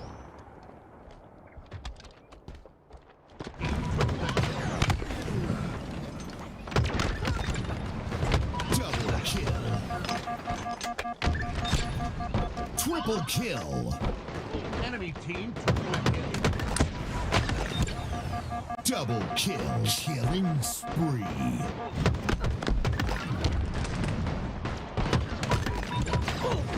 Double kill. Triple kill.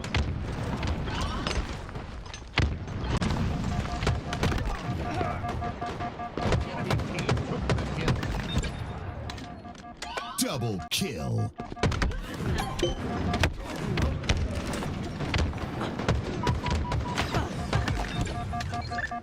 Double kill.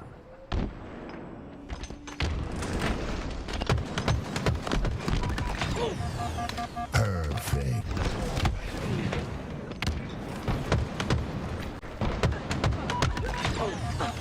Double kill. Perfect.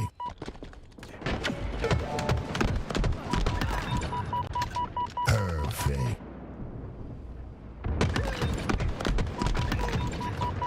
Double kill.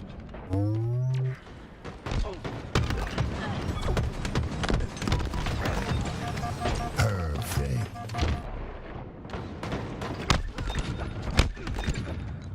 Double kill. Killing spree. Double kill.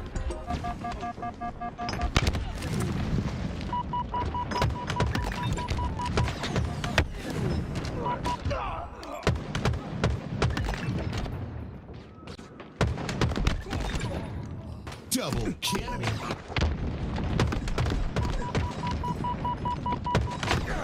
Team took the hill.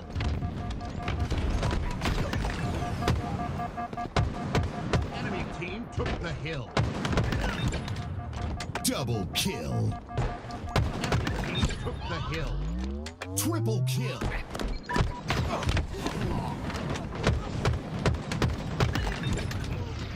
Enemy double kill. Team score. Hill incoming. Ready.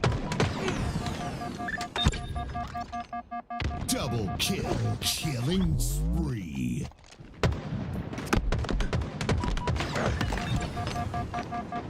Perfect. Double kill.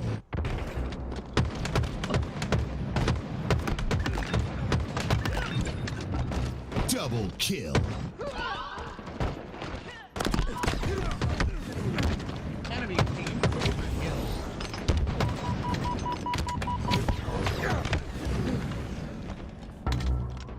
Enemy team took the hill. Killing spree. Hill incoming. Hill ready. Enemy team took the hill. Double kill.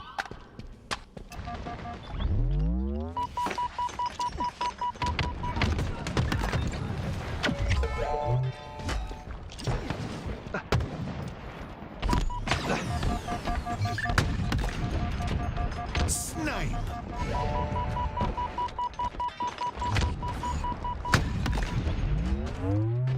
Snipe.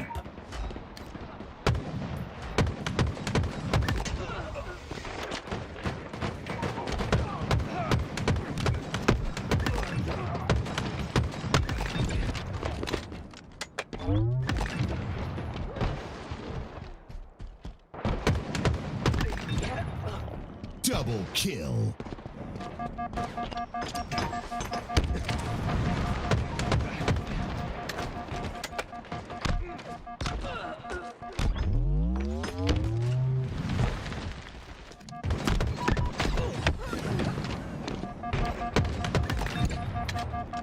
Double kill.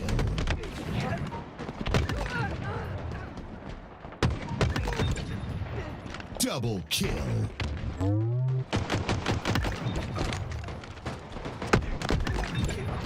Double kill. Triple kill.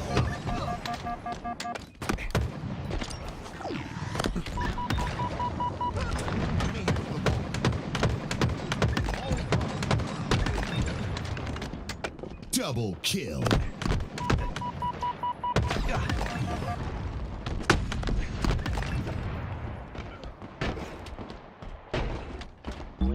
Enemy has the ball. Snipe.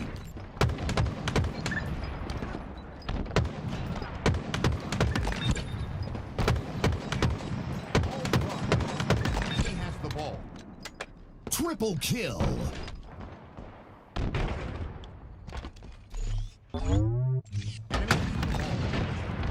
Snipe.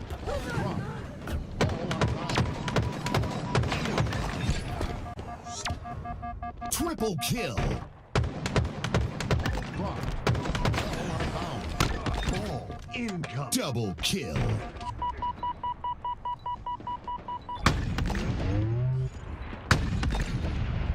Double kill. Kill.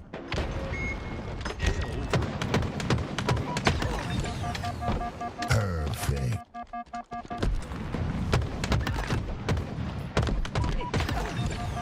Double kill. Triple kill. Killing spree.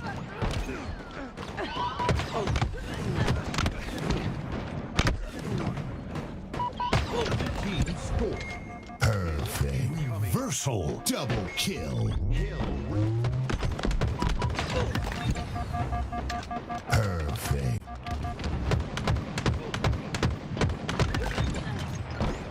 Killing spree. Double kill. Triple kill. Enemy took the hill.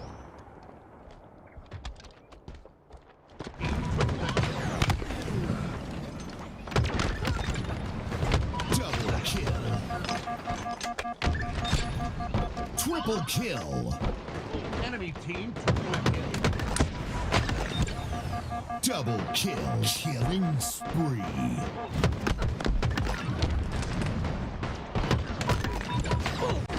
Double kill. Triple kill.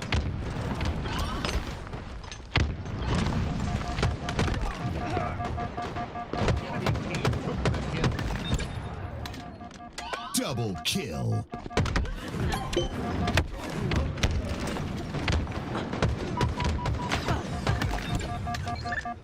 Double kill.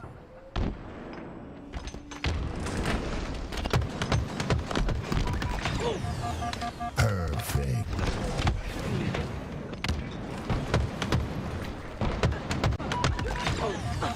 Double kill. Perfect.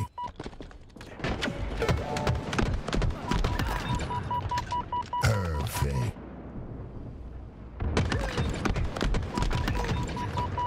Double kill.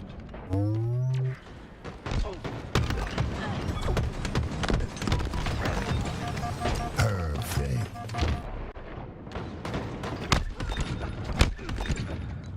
Double kill. Killing spree. Double kill.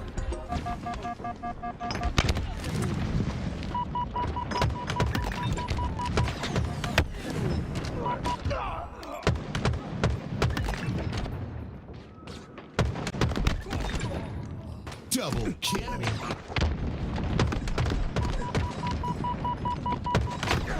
Team took the hill.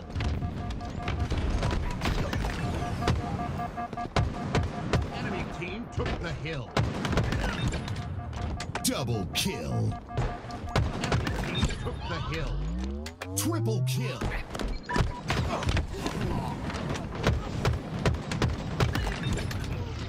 Enemy double kill. Team score.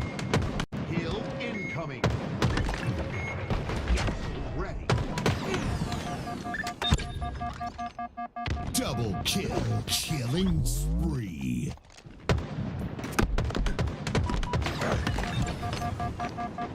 Perfect. Double kill.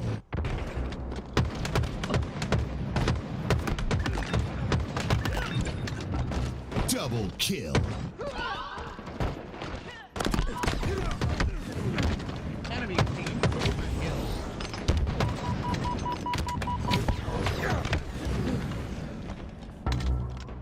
Enemy team took the hill. Killing spree. Hill incoming. Hill ready. Enemy team took the hill. Double kill.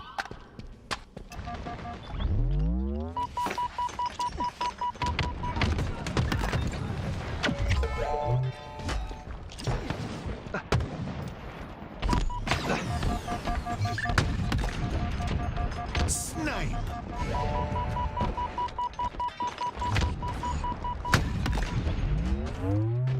Snipe. Snipe.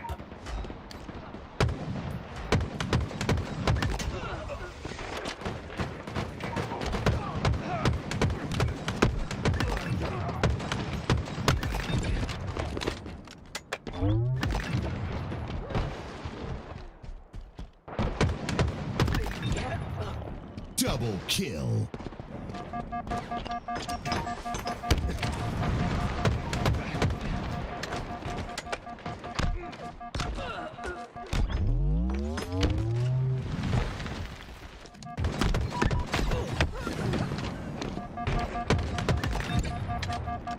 Double kill.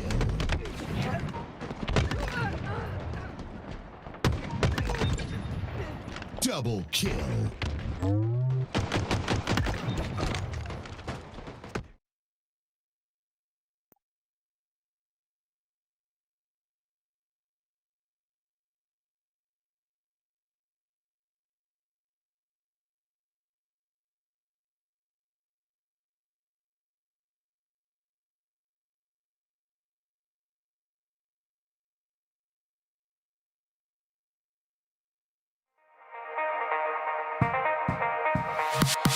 Take me back, leave me buried beneath wandering stars.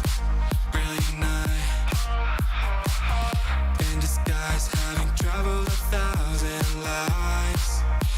Just to satisfy. We'll never know what we're supposed to do. It ain't true that your heart brings you all the clues. Given the chance, would you be someone new? 'Cause that's in fact what it's asking of you. So let me fly. Take a chance, give it a try. So let me fly. Chase it like it's do or die.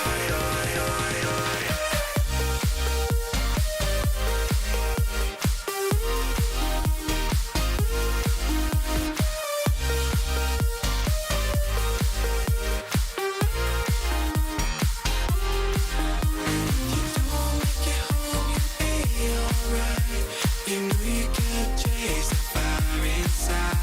I'm moving towards, but we won't hide behind.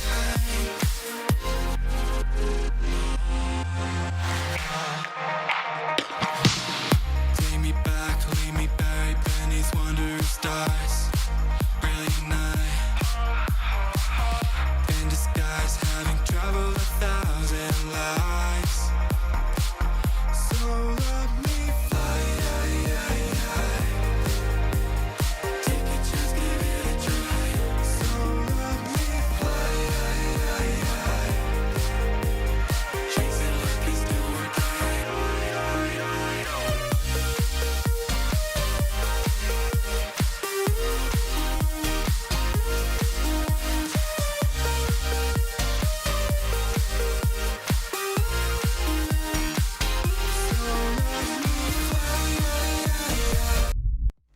Welcome, ladies and gentlemen. It's good to be back in Halo. This is the road to Birmingham. Dreamhack tools.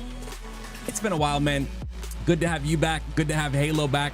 How have you been in this break? And what does today look like for you? Yeah, hey, you know, long time of not being able to like watch competitive Halo at its highest, right? There's been a lot of rumor mill going around with what these rosters are going to look like, and we're finally here, right? And I'm excited just to be able to see these top teams playing, see what's going to happen. What do these teams look like? And the best part about this tournament, in my opinion, is the international aspect of it, right? We're going to, for the first time during the weekly series, get to see, you know, what the Mexico teams look like, what EU teams look like, what North American, and you know, ANZ's not here today. I'd sent a strongly worded message to the boys. Hey, where you at? Well, here we go, ladies and gentlemen, hopping right in right away. We've got Shopify Rebellion, a team that has not stopped playing the game. They're still together. They've been together, and they're still dominant as they always have been. And they're going to go against Noobs, who's from MX. It's going to be Magico, Roche, Leor, and Noble. You know, that very interesting roster, right? A bunch of players that have been around in the scene in Mexico for a very long time and have made these LAN appearances. right now they're trying to get that best possible practice. They're looking to get that top 4 finish in a few weeks time. But in order to do that, you're gonna have to get through teams like this, like Shopify Rebellion, the best in the world at the moment. That Cycle had the camo, had the shock rifle as well. He's gonna maintain that camo and shock rifle combination. Couple grapples to use as well. See if he's able to capitalize on anything. Rush to the bottom of the tower. He gets taken out. The back smack comes in for the double. He gets taken out, but the damage has been done, and Shopify Rebellion continued to score. The scariest part about watching a Shopify Rebellion POV is you see them go for something and you assume it's gonna hit, right? You see him flick that reticle up to top gold. I just assume he was gonna get the nasty triple kill, but either way, a ton of damage being done. Magico's position's known, he's last alive, and now they know 100% where to anticipate these next spawns. And look how long it took for these spawners to get up into the fight. This is perfect play by Shopify Rebellion. They have noobs completely trapped.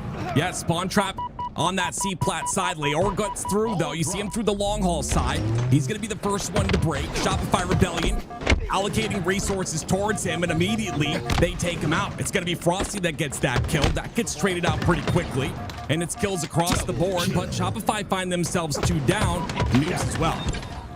Big kills, but Magico has that ball, and you can see Shopify Rebellion, although they're getting these kills, they don't necessarily have any quick access. So a couple more slays that are needing to go their way, but with how Shopify Rebellion's playing, I would just anticipate those slays going their way. I mean, look how fearless Royal 2 is into his challenge. Yeah, we got to talk about it too. A team staying together for this long, Tools, right? It's got to benefit them for the future of Halo, and of course this season as well. Lots of lands to be had, and the LVT one happening as well, right? In just a couple of weeks. I mean, this team staying together and putting this work in is really going to pay off. Yeah, hey, look, if you're trying to play some competitive Halo on land against some of the best teams, I know Shopify Rebellion's already committed to going. Well, guess what? LVTHalo.com. Get your team pass now, as that will be the first LAN of the season. But we see Shopify Rebellion getting more and more time. And you talked a little bit about how this team is stuck together and how that's going to be a benefit to them. I will say one thing that could be a benefit to the competition, right, is because of the nature of this season. We are seeing rosters that would have just never happened before, right? Yeah. These circumstances would never have these teams playing with each other, these players playing with each other. That might give you an opportunity to find a spark that you would have never seen if this situation hadn't arisen. So I'm excited to see that, right? How do these rosters are able to overcome some of the adversities, and are they able to find a spark to get them into competition with Shopify Rebellion? I've seen a lot of rumblings on Twitter /X, whatever the heck you want to call it, and it's a lot of pros saying that this is the year to compete. This is how you get your name out there. The pool of players is a lot lower, but this is your chance to really shine in this competitive esport. Well, think about it, right? Like, with the current top name players, how did they get their start? When you look at a player like Cycle, the first time I ever saw his name was during Halo 5, in that period where there wasn't HCS competitions. He was 12 years old, able to find and get into these tournaments. The same thing happened with players like Talik and Manny. You know, some of these players that got their big chances happened during these periods where there's not as big of a LAN opportunity, but there's still competitions going on. And if you're able to put in the hard work when everyone else isn't, that's your chance to make up the gap. And you can see Shopify with their leg up, keeping their roster from last year. Ooh, another shot goes in for last shot. He's been grinding. He's on that hashtag save Halo train. Every single stream, trying to save Halo, one stream at a time, and you can see that work is being put in. Shopify Rebellion, 10 seconds left, and they'll take round number 1 here. Noob's in a position to maybe stop it, but look how quickly that rotation comes out. That ball already on that C-plat side, and that'll be round number 1 for Shopify Rebellion. And they had a decent collapse going there, but Shopify Rebellion, just understanding the game state, knew that they could play that little riskier play there. But this is what's making the difference in the game. It's these moments, right? Some of these one-on-one fights. Every time we see Shopify Rebellion hit the shot, get the multi-kill. What's important is limit access, right? Don't let Shopify Rebellion get those power weapons. Don't let him get away with that. A triple kill, cluster luck for 2 of them there, and with 3 going down, that spells disaster, because not only is Noobs going to be trapped into this next spawn cycle, but they've also given up the camo, they've given up the shock rifle, and they've given up all of that map control. Talk about climbing uphill. Yeah, and you see they have to stand still on their spawn here. Got to create a bit of a wall on that long haul side. Leor, though, does get the first kill. That's not going to be enough. Royal 2 trades out immediately, and it's going to be Frosty with a shock rifle. Patience in his hands. Leor goes down. It'll be Frosty that goes for another one. That talk about making the most of a tough situation there, right? Frosty is spotted. He should be dead with camo and shock rifle. Uses that grapple to get up high and to the only spot where they can't see them. And then, because he stays alive, Shopify Rebellion, they went down numbers early on, but able to get his shields back and put those power weapons, power-ups back into play, is able to stop that push and earn his team a little bit more time. And that's the problem when you're playing against Shopify Rebellion. They're going to take their inch a mile every time. It's so important to finish your execution, to make sure these players go down. Well, finally, it's the first kill that goes in for Frosty, but once again, you see that trade comes out. The conversion's coming out from last shot, but Magico's going to shut him down, and finally, it's a bit of ball time here for Noobs. Rush with the rotation, but Frosty, look at him cut it off immediately, getting to that ball. Looks like he's going to pinch here with Cycle, and he'll get that ball right back into the pipe side. That's beautiful. That's cheeky, right? Because what Frosty is there in isolation, right, when he's getting into that play. But what he's seeing is his 2 players pushing in through that pipe door. And that's him having ultimate confidence and saying, I know my teammates are going to win this fight. I'm going to push this ball into the opponent's position because I'm that confident that we are going to win that collapse. And that's how we get the best bang out of our buck. It would have been very easy for Frosty to pick up that ball and go the opposite direction where it's a little bit more safer. But instead, because of his team help being there, because of how confident they are that they're going to win fights, they go for the aggressive challenge. Really good by Noobs, though. Solidify a bit of control here. 19 points and counting on the scoreboard for this round number 2. But once again, it's going to be Shopify Rebellion that scurry away with that camo in their hands. And it's in the hands of Frosty here, one of the iciest players in the game. And you'll see that this value that comes out of this camo will be game-changing and potentially round-breaking here for Noobs. The shots go in. Royal 2 goes down, but there you go. A nice little clear out there by Noobs. Leor read that really well, right? A lot of players would just get aggressive and try to win the one-on-one. Frosty, understanding that he had camo and team help coming, was just going to be patient and backing his way up. Leor said, well, there's only a couple ways for you to go. Let me predict that real fast. Shot the nades and got a big kill there. And Noobs, hey, look, you're not out of this round yet, and they're finding some big kills. Rorsch, been in the competitive scene for quite some time, and right now I feel like has the opportunity to come to life. Well, there you go, comes to life in that kill. Now pushing towards 2 more players, but once again, it's Cycle and Frosty. They've been through the worst, and that's going to be a kill. That's good enough, I guess, for him. I love that from Morsh, though, right? He gets in, he realizes he's committed into a 1v2. Very easy to get sidetracked on the first player. He knows who the one-shot player is, right? Turns it, burns it, gets the kill, able to find at least value in a tough situation with 2 players ahead of him. And when you find value in those spots, that's what prevents teams from getting ball time, from being able to advance the win state, right? Right now, Shopify Rebellion, they're in a Slayer match with Noobs, and right now, Noobs is holding their own.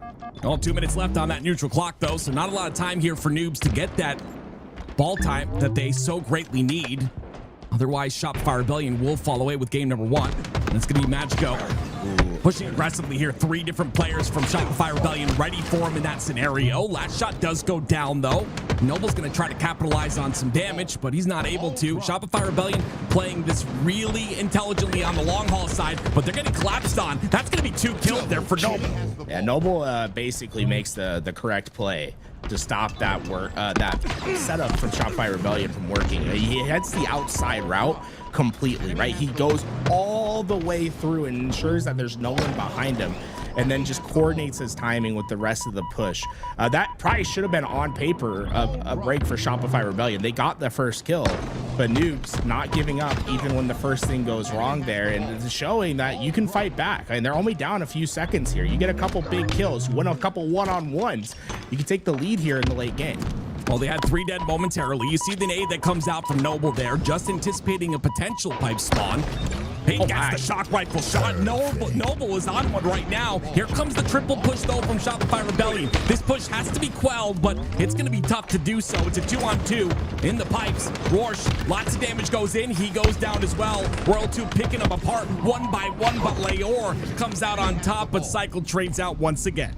Royal 2 have great understanding of the game state there, right? He's going into that. He knows he's right next to his teammate. That's dangerous, right? A nade takes 2 of them down to 1 shot. He has that grapple to get forward. And although he's going into multiple players, you want to stagger your timing there a little bit. It works perfectly. Cycle able to find a couple more of those cleanups. But even now, look, 11 seconds is the difference here. Noobs, if they're able to find a couple clean slays, take that lead, there's not going to be much time left, but Icy when you need them. Royal 2 in isolation finding double kills. I mean, who does it better than him? And then they swap over to Cycle. He gets a double kill of his own, and you can see it was so much work tools for Noobs to get that time to catch up the Shopify Rebellion, who were in the lead the entirety of this game and the entirety of this round. And then all of a sudden, Shopify get one form of control, and they've got 73 points and counting.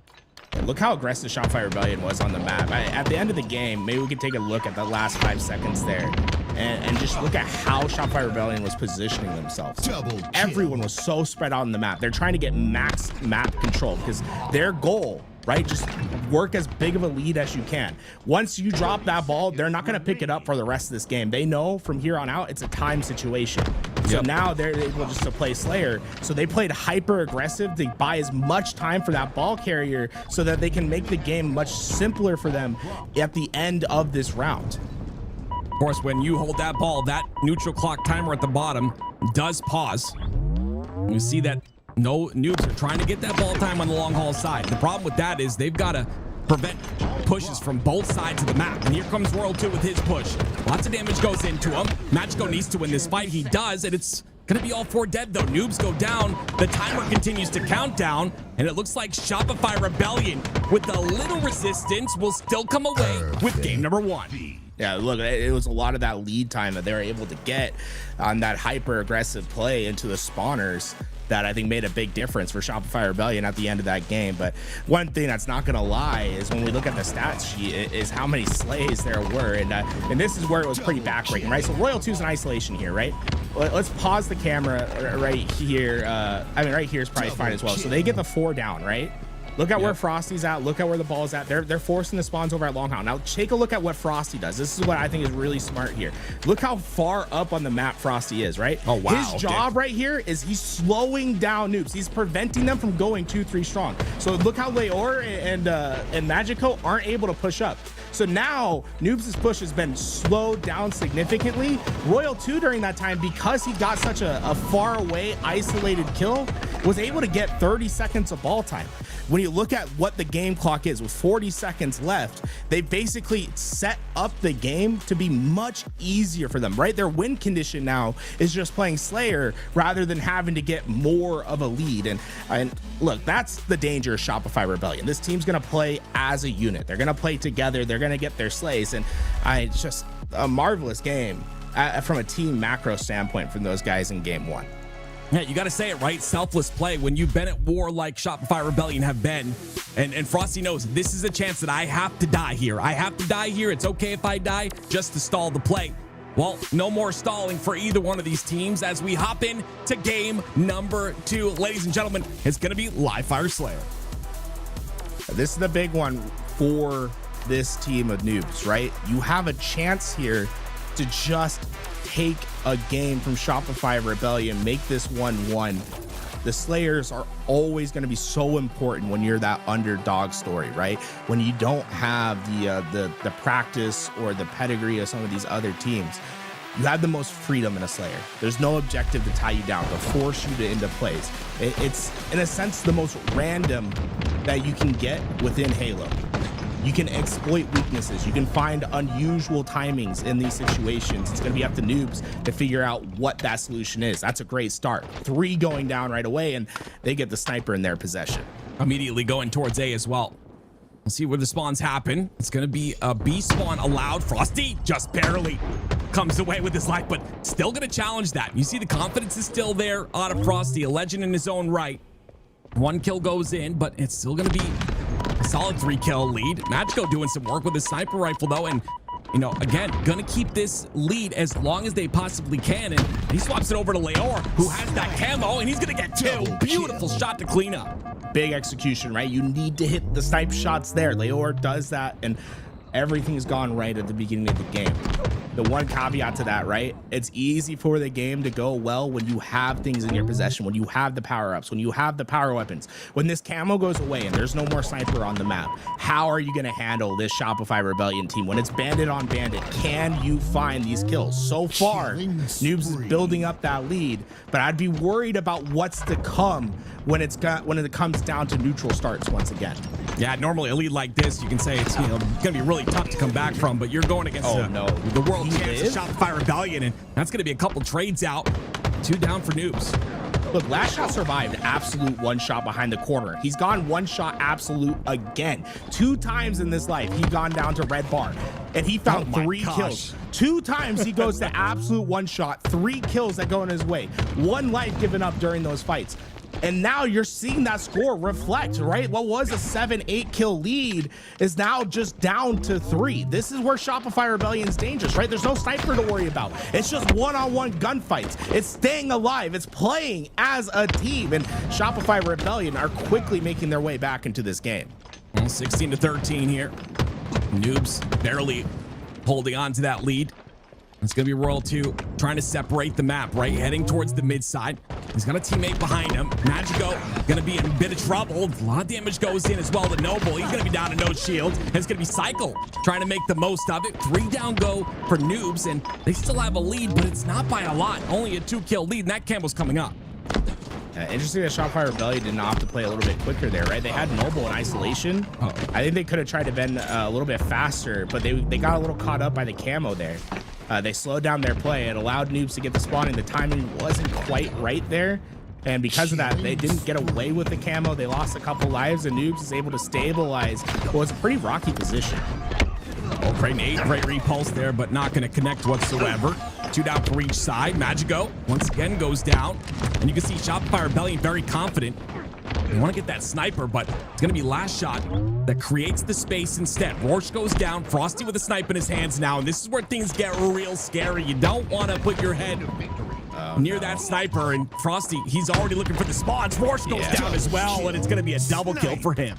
So let's take a look. It's 26 all now. I mean, we'll take a look at what this is going to look like after the sniper's done and used. There's still 7 bullets left in this thing, and they have them completely on their back foot. It is mission priority to not let Frosty take over this game right now.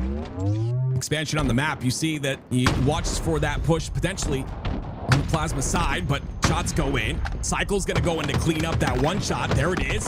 Has another one in front of him. Has his teammate there as well to trade out. And it's a couple trades both sides, but it's gonna be Frosty that still has that snipe. 2 bullets to work with. The body shot and the assist once again. That damage done with the sniper is inevitable. What about Frosty? He missed all the easy ones. He hit all the hard ones there. And at the end, you start to see now the shift is in. The lead is now 3, and Shopify Rebellion able to use that power weapon as a bouncing pad to gain momentum. You're feeling them playing a little bit quicker now, and Noobs, on the other hand, are playing very much a defensive position here. That's not necessarily a bad thing, but it's important for them to get first slays, right? To have numbers advantages as these pushes come in. You see they try to slow down the pace of the game, get those spawns to work out together. But again, you talked about the aggression here. It is just relentless out of Shopify Rebellion. They've now got him on a stagger spawn. Leor spawns all by himself. He's able to get a couple shots in. What? Oh, nice shots. He's able to get a lot of good shots in. He gets the perfect on the cycle, but still, Shopify are running away with this game. They only need 11 more to win it. Yeah, Leor, a little panic there because he was last alive. He stayed at the nest. He caught some great timing. He missed a couple of shots on the last shot, but made it up with a filthy perfect onto Cycle there. But with that being said, right, look how dire this game now looks. They're down 7 kills. Shopify Rebellion, so smart. Not going to pop a camo right away because they want to get it to safety, right? And he was surrounded by teammates. Now, down 7, camo into the hands of last shot. Yeah. Your roads to victory are just so bleak, right? And they're going to be treacherous, filled with traps all along the way. It's going to be so hard to win against a team like Shopify Rebellion when they have a lead and they have the game state at this point. Last shot, lots of damage goes in once again to the spawners on the back of tower. Leor gets 1, but like you said, so much damage has been done here, and 3 kills is all the Shopify Rebellion need. They looked primed, they looked practiced, just as they were when they won Worlds. And last shot, he'll get the last kill, and they'll win game number 2. 16-9 to end that game. And I think back to last shot, very much at the beginning of the game, was keeping Shopify Rebellion within distance, right? His ability to stay alive in some of those crucial moments and win some of those gunfights. But the turning point in that game comes at 26 all, right? When the sniper's in the hands of Frosty, he has 7 bullets to work with. The first half of that didn't go Shopify Rebellion's way. He actually misses quite a few sniper shots here to not be able to capitalize on this situation as we come back and look, right? This is great. Shopify Rebellion, this is their chance to go and collapse in. I think Noobs does a fairly decent job of not letting that come to fruition right away, right? We're going to see these first couple shots of Frosty not quite ring true, and these are usually the shots that we expect him to hit. But as we get later on, when it looks desperate for Shopify Rebellion, that's when the sniper comes into play, right? Like, see these not gonna go in, right? Noob's still 4 alive in this spot, and Shopify Rebellion gets aggressive. They're trying to clean these up, and it's trade for trade. This is in Noob's favor, right? Now, 2-on-2, Frosty comes in, doesn't miss, gets those kills, and now they have that tempo, that advantage that they need to get that lead, and they never let it go from there. Something I haven't had in a long time. It's Lattice. I'm sorry, I meant Lattice, ladies and gentlemen. A King of the Hill. Oh man, it's been a while since I watched this. I'm not gonna lie, but it's gonna be a tough one here because if I remember correctly, Shopify Rebellion, they don't have a weak map or game type. So this is gonna be tough, but we'll see if Noobs can make anything happen here, and we'll see if they can bring this back.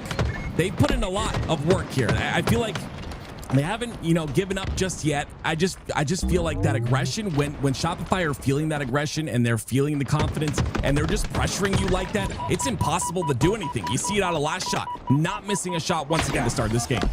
The hard part about playing against Shopify Rebellion is that they're just not going to give you things for free. It's like you are constantly playing what feels like a computer at its top level on the hardest difficulty. There's not like a human nature to it. It's just spawn up, most optimal play. Very rarely are you going to have opportunities to punish this team. So it comes down to execution and who's going to do that better.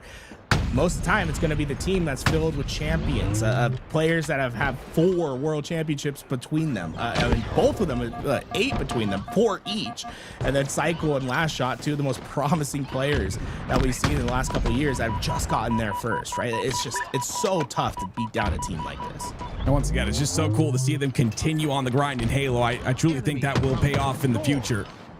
Pros that have stayed in the game continue to grind, continue to play on the same team as well. Frosty looking for that shot. Roar's gonna take one directly to the face. He'll go down pretty quickly. Cycle gets one as well, and the first score goes in for Shopify Rebellion. Tools, there was not a lot of resistance there. No, Frosty's playing a dangerous game here, and I think he got his timing perfect. Look how he's just gonna be able to get easy kills on these 2. Oh, it should be an easy one. Okay, made it a little harder than probably needed to be as he missed that sniper shot, but very aggressive into that play, understanding what his timing is to potentially influence spawns. He was basically in their face the second they spawned. And they, with that, like even then, Shopify Rebellion still got a little bit of that hill time, and they're still able to fight for this hill off Frosty's spawn because of that play that he made. I mean, that's sick plays, man. It's insane because you have to have that timing, but you also have to know, like, are these timings together? And that's what he was able to calculate, right? Because if you push too soon, you split the spawn, and then you put yourself in a bit of a problem. So that spawn timing was completely just beautiful planning out of Frosty, something we see from him all the time. And you can see Shopify Rebellion with 3 down for Noobs. They'll continue to get the hill time here in hill number 2. Look how Psycho's play. He's like almost like an exterminator. He's checking every corner. Is there a rat to be found? Is what he's asking himself, because he's checking all these weird little spots that you normally don't see players at, because he understands the only way we can lose this hill right now is if we get unexpectedly pushed while this next collapse comes in. When they solve that problem, right, when that variable goes away, it's very easy to finish the rest of the equation. It's just math, right? Find the angles, get the damage, get the kills. There's no unknown variables that's going to take them out there. A 2-0 lead, and that's when it gets dangerous on this map. When you're able to find those buffer zones, now you have the ability to play time, to play hill, and to start limiting the opportunities of the other side to find their comeback in this game. And you see 2 down here for Noobs. Warsh trying to battle his way towards bottom center. And he'll find a little bit of relief as he gets 1 down. Frosty, there it is. Finally, Frosty does fall as well. And it's going to be Magico that tries to push in, but even with 2 down, it's going to be Shopify that still have that control. Magico thought he was a bit safer. He ends up going down, and it's going to be Shopify still in the hillside. And last shot still alive somehow with the double. Challenge it. Yeah, okay. That's like a last shot thing to do, right? Because he's down in shots going into that fight. But if you didn't know, he has the highest accuracy of any player in the HCS. He doesn't miss in these one-on-one situations. All the confidence in the world to take on that challenge. And it's gonna make it a lot harder for Noobs to maintain control of this hill. They're gonna get a little bit of time, but it's not gonna result in a win condition, right? Of getting to the end and getting that final second, because now they've gone 3-4 down due to that dominant display of positioning from Shopify Rebellion. And look at how Noobs is having to push up the map. It's everyone getting funneled into a single line essentially. And oh my, don't do it again. Oh, he hit the booty. Magico goes down to no shield. Rourke falls as well. They were trapped on the outside, and they're going to go 3 down once again. Frosty not wanting to waste the 2 bullets that he has. You know he has help there. He wants to get a nice clean headshot with these 2 bullets. He'll get a body onto 1. Not going to be able to get the body onto Rourke, but look at the score. I mean, they're going to get hill number 3. Frosty playing at his highest level right now. That doesn't look special or anything, but he uses a quick fall technique there to limit how exposed he is in that play. He only took 1 shot of damage. If he just runs forward, he hangs out into the air a little bit too long, takes another shot of damage. It's like those little micro plays, right? Staying alive as long as you can and make a big difference in the game. And now Shopify Rebellion, I mean, this is such a dominant position. 3-0 up. There's 2 minutes and 30 seconds on the clock. They have a luxury of playing for both at the moment, right? You can play for this hill still, and even when you're not in it, you're advancing your other win condition of the time running out on the clock. It's just very hard to lose from a position like this. Shopify Rebellion are afforded all of the luxuries. They can make mistakes. They can play very risky Halo because of the early game and this position that they've set themselves up in. And you can see right there, it was 3 down for Shopify. Very slow to get into that hill, right? Not able to get into there very quickly, and it's just due to the fact that Shopify are so good at trading kills and making the opposition weak in terms of when they want to push these objectives. Great job by Roll 2, but he's going to fall as well. Cycle now in a position of high ground. Pulls out the snipe. He's going to go down. Some bullets to work with for Leor here. Will he be able to hit some shots as finally Noobs have control of the hill? I was gonna say, Leor, that's gonna be bait, right? There's no way QT's back into that. Last shot proving us wrong. He came right in, free kill there. And you know, we talk about mistakes in Halo. Very rarely do you get opportunities for free kills. Noobs just got one there, right? Now, how far can you stretch that value? Can you get this hill off that 3 down? And so far, I mean, Leor is playing this so well, right? Staying involved in that gunfight, understanding, hey, we still have 2 minutes, or I guess 1:35 on this clock. There's time for us to make this. I can get out of the hill and be aggressive to keep that 3 down. A few times now, they've had Shopify Rebellion on a cycle. And they've gotten a lot of hill time here on the hill that's the hardest to get time on, right? They've been able to line themselves up here to have quite a bit of time if they're able to get this hill captured. But with 4 down, Shopify Rebellion, they can cement it right here. I really like how they're not even they're just playing this time, of course, right? They're just gonna use those numbers advantage. I mean, a minute 20 seconds is not a lot of time to work with. Noobs have They really needed to get this hill quickly. Like you said, it's one of the tougher hills to get. They're finally going to get inside the hill, but Noble's the last player alive. He's going to have to risk his life and get that hill. Beautiful reversal there. 1 minute and 11 seconds for them to get 2 hills to just tie it up. Noble's sick of the head right there. That is a gross challenge to make, but I love the confidence, right? No fear at all. Understanding that, like, we need this hill. I can't afford to play this quote unquote correct where I get my shields back and I'm not throwing away a life.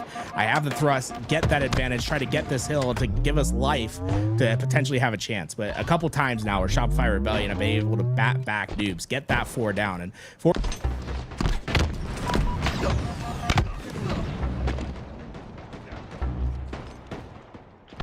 Tools, you can, it looks like we're on board with Cycle now. Sorry. A little hiccup there. World 2, he's going to get a nice trade, and trades are all they really need, but noobs are in the hill right now. And they'll continue to get time, and Frosty will continue to play that pillar. Such an annoying little pillar right there. He stays alive. Last shot's there to collect the kill. And it's going to be 4 spawns once again on the outside as Frosty continues to slay. 29 seconds is all noobs have to get 2 hills. Tools, this looks impossible. Nah, I mean, it really is at this point, but Shopify Rebellion, I mean, showing the dominance in the early game and how that affords you a little bit more pad room at the end, right? That you can be more aggressive, you can make some of these riskier plays.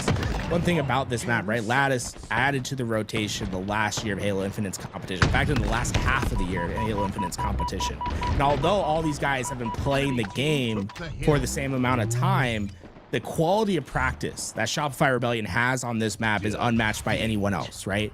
They had to go through the World Championship playing on this map. They had top level scrims on this map, something that no one else is going to be afforded at that same level. And I think it makes a huge difference for this team. I think they looked way more comfortable on that map. I think noobs put up a pretty decent fight on Live Fire and Recharge, but those are maps that have been out since year 1.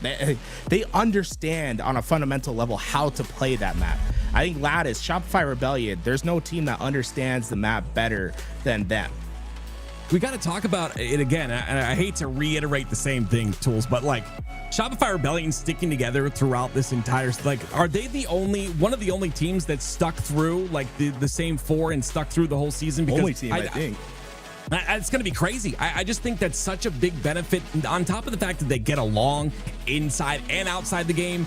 I mean, this team is going to be the final boss when the new game, and if the new game comes out. I'm very excited for what Shopify Rebellion's future. And again, they've kind of gone all in on Halo. Hashtag Save Halo has been their motto this entire time, and I truly think it's going to pay off. It's great to see the boys thrive.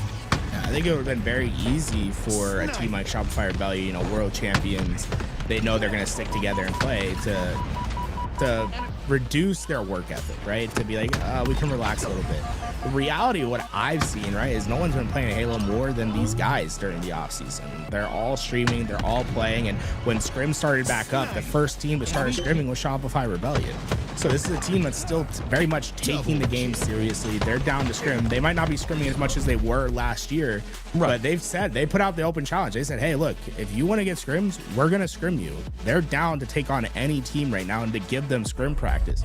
If I'm a competitor, I'm taking advantage of that as much as possible. I don't care if I'm getting beat down 14-0 every single scrim series. You need to play the best of the best right now. Shopify Rebellion, I think they're giving a path forward for all these teams to at least have a chance to find weaknesses within them. Take advantage of it, right? Try to get there, and you see Shopify Rebellion going to cement their way into the winner's semifinal. You know, another thing that you should take advantage of if you're looking to, you know, I guess invest in Halo and invest in yourself as a competitor is the LVT LAN coming up in a couple weeks. Tools, why don't you talk to us more about that? Yeah, so we have a LAN coming up in San Antonio, Texas in just a couple weeks time, February 20th to the 22nd, folks. You go to lvthalo.com right now to get yourself involved. What's really cool about this LAN is not only do we have Halo Infinite on PCs, right? Something that you're not going to see at any other LAN until the end of the year, I think. So Halo Infinite on PC. We also have Halo 3 on Xbox 360. So if you're wanting to play some old school Halo, this is the first 360 LAN that I think has had like a prize pool in quite a while. I think one of the Amazing. cool things that we're trying to do with this tournament is making it so that if you want to play in both the Halo Infinite 4v4 and the Halo 3 4v4, you have the opportunity to do that. There's a team pass that you can buy that gives you access to both tournaments. You don't need to play with the same 4 in either tournament as well. Like if you have half your team that wants to play in both, the other half wants to go play in side tournaments while the main event's happening, that's totally on the table. The main event happens on Saturday and Sunday. On that Friday, we're gonna have a bunch of side events. I'm playing Halo 5, some Halo Infinite, like 2v2s, FFAs, all that fun stuff gonna be on that Friday. So it should be a great time. I think if you're in Texas, there's no reason for you not to come, right? I mean, like that's a close enough drive that you should come out no matter what. The big thing is like just get a team, right? Find 4. If you need help, reach out to us on Twitter, do whatever you need to. I will find you someone to go play with, I promise. I think right now is an important time for us to just make sure that we're doing events, and the way you guys can support is by showing up, competing. Big shout out to our sponsors, GameSir. They gave $5,000 to the prize pool. We're gonna have dozens of controllers to give away at the LAN and for people watching. Red Bull helping out. They're really excited about that whole Halo 3 section. You're gonna see, if you go, you have all the free Red Bull you could possibly want, I promise you. They're gonna have crates and crates of it. And then of course HCS helping with the prize pool, $10,000 that they gave to the prize pool. So a huge shout out to HCS and their support for this tournament. The LVT LAN gonna be February 20th to 22nd. Go to lvthalo.com. Get your team passes now if you can. And we got a great schedule coming up, guys. Like there is so much going on, so there's no reason not to show up and to play. I already see like a lot of pros are excited about getting there and playing on this LAN. I'm really excited just to see high level Halo again. Oh, I can't wait. Halo 3 on Xbox 360. Take me back, baby. That's going to be a great time. Another way to support as well, ladies and gentlemen, we just saw someone do it, is subbing, right? Tim Blaylock with the tier 1 sub. That is really important as well. LVT keeping or helping keep Halo alive all year long. Ladies and gentlemen, Chosen in Reality Check is looking like that's what's next to us. Yeah, that's going to be a really fun match. I'm excited to see. This is Reality Check's that Penguin team. Excited to see what they're doing. I do want to echo the sentiment that you put out, guys. Like this year is going to be a really important year to like show support in whatever way you can. Whether it's playing in tournaments, watching the stream. If you're able to sub, this is the year that I think like we are.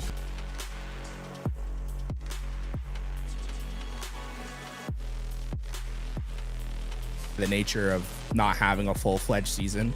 It's really, really important for us to be able to keep doing what we do here. And reality is we want to make sure that everyone that works on our show is compensated for that we're able to apply good for the scene. And everything that we do for the most part is like community funded, or it's helped by some of our sponsors. So, like when we do have sponsors come out, like show support. This is a really important year for us. So if you're able to, right, please subscribe, even if it's like a Prime, whatever. If you're on YouTube as well, there's like you have a YouTube membership option there if you prefer to watch over on the YouTube. But we want to do as much as we can, right? And I think this is a year where we're gonna try to just, if there's an idea, we're gonna try it, right, and see how it goes. Like it's important just to have something for the community, and that's what our goal, that's what our efforts are focused on here today. So if you're able to, like, hey, please support the scene.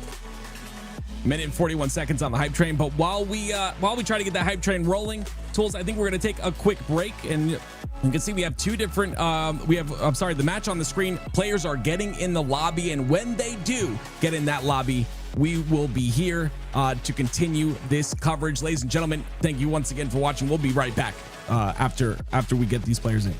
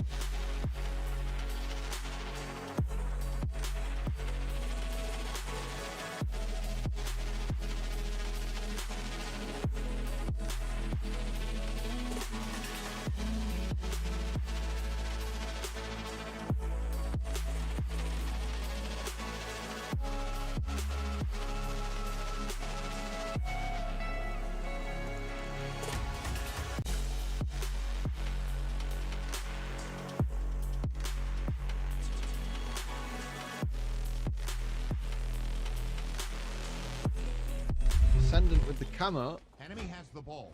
Going for that info approach there, looking for, they know commons here. They're trying to flush out any spawners and block any potential ones. Usually's going to spawn over the other side, but they are rotating here. They know that someone's over here. They are trying to do something with this space, and now that the camo is firmly in there, well, this round, there's probably a couple of pushes left. If you can't get it with 3 players down, this might be 1-0. Yeah, this should be walking the rest of this 15 seconds over towards at least a reset, but Decepticons pretty much have it in the bag. They're going to try and rotate the blade, give it over to one of their teammates, knowing that they're going to only traverse through one of 2 main entryways, and that's through either control room or blue pipes. They take care of one. Uzi is engaging with nothing in their shields. It's either 10 seconds for those points, or letting the rest of this clock run out, and Decepticons are going to go with the former. Legion Gaming, really good resistance into that mid game. Decepticons close this one out, and in pretty clinical fashion after what was a really huge surge of like good skirmishing from out of Legion Gaming in the middle of that match. Yeah, Legion Gaming had the moments where they showed that they were able to keep up and to get some points on the board, but ultimately Decepticons just being more consistent with their approach there, even getting in the Slay department like 8 or 9 kills ahead. But you know, we'll have to see this second round. What are they going to adapt? What are they going to change? What are they going to do? Trippy goes for the really aggressive push, doesn't get it. Camo's still on the ground, but not many blue Spartans on the map, so Common risking it yet again, not having the best time right now. So they can get kind of the same general control. You always see the first couple of rounds for Oddball. You see the first one might be much more focused to getting to the ball off of the camo slaying, and then round number 2 ends up to being much more Slayer. We see this entire first minute is going to tick away. They're going to aim to get those spawns reset. And Legion Gaming really seems they're on the heel point of everything that Decepticons are doing, especially because they're now going to Fortress side. They're going to be able to top gold, force Legion to have to travel for that long haul, especially from that Hydro position. And this is exactly where Decepticons now start controlling the entry points. But you see, Uzi's just trying to sprint it down. So tired of being stuck in a corner, they'll go for the even trade. Wow. Should be last man alive again as well because of the outcome of that kind of stuff. A couple of times he seems to be good at living up while his team are doing other things and trying to get information and biding his time, which has proven useful. But 3 players down for Legion Gaming again. This is going to give perfect opportunity for the Decepticons to push in and do something. Common playing the ball there, great play from him, prevented this extension of this very, very small, I'm not even going to call it a lead, 12 points that's been scored so far by Decepticons. It'll look like a much greater lead if we get to the end of the timer. For right now, it's more of a sniff.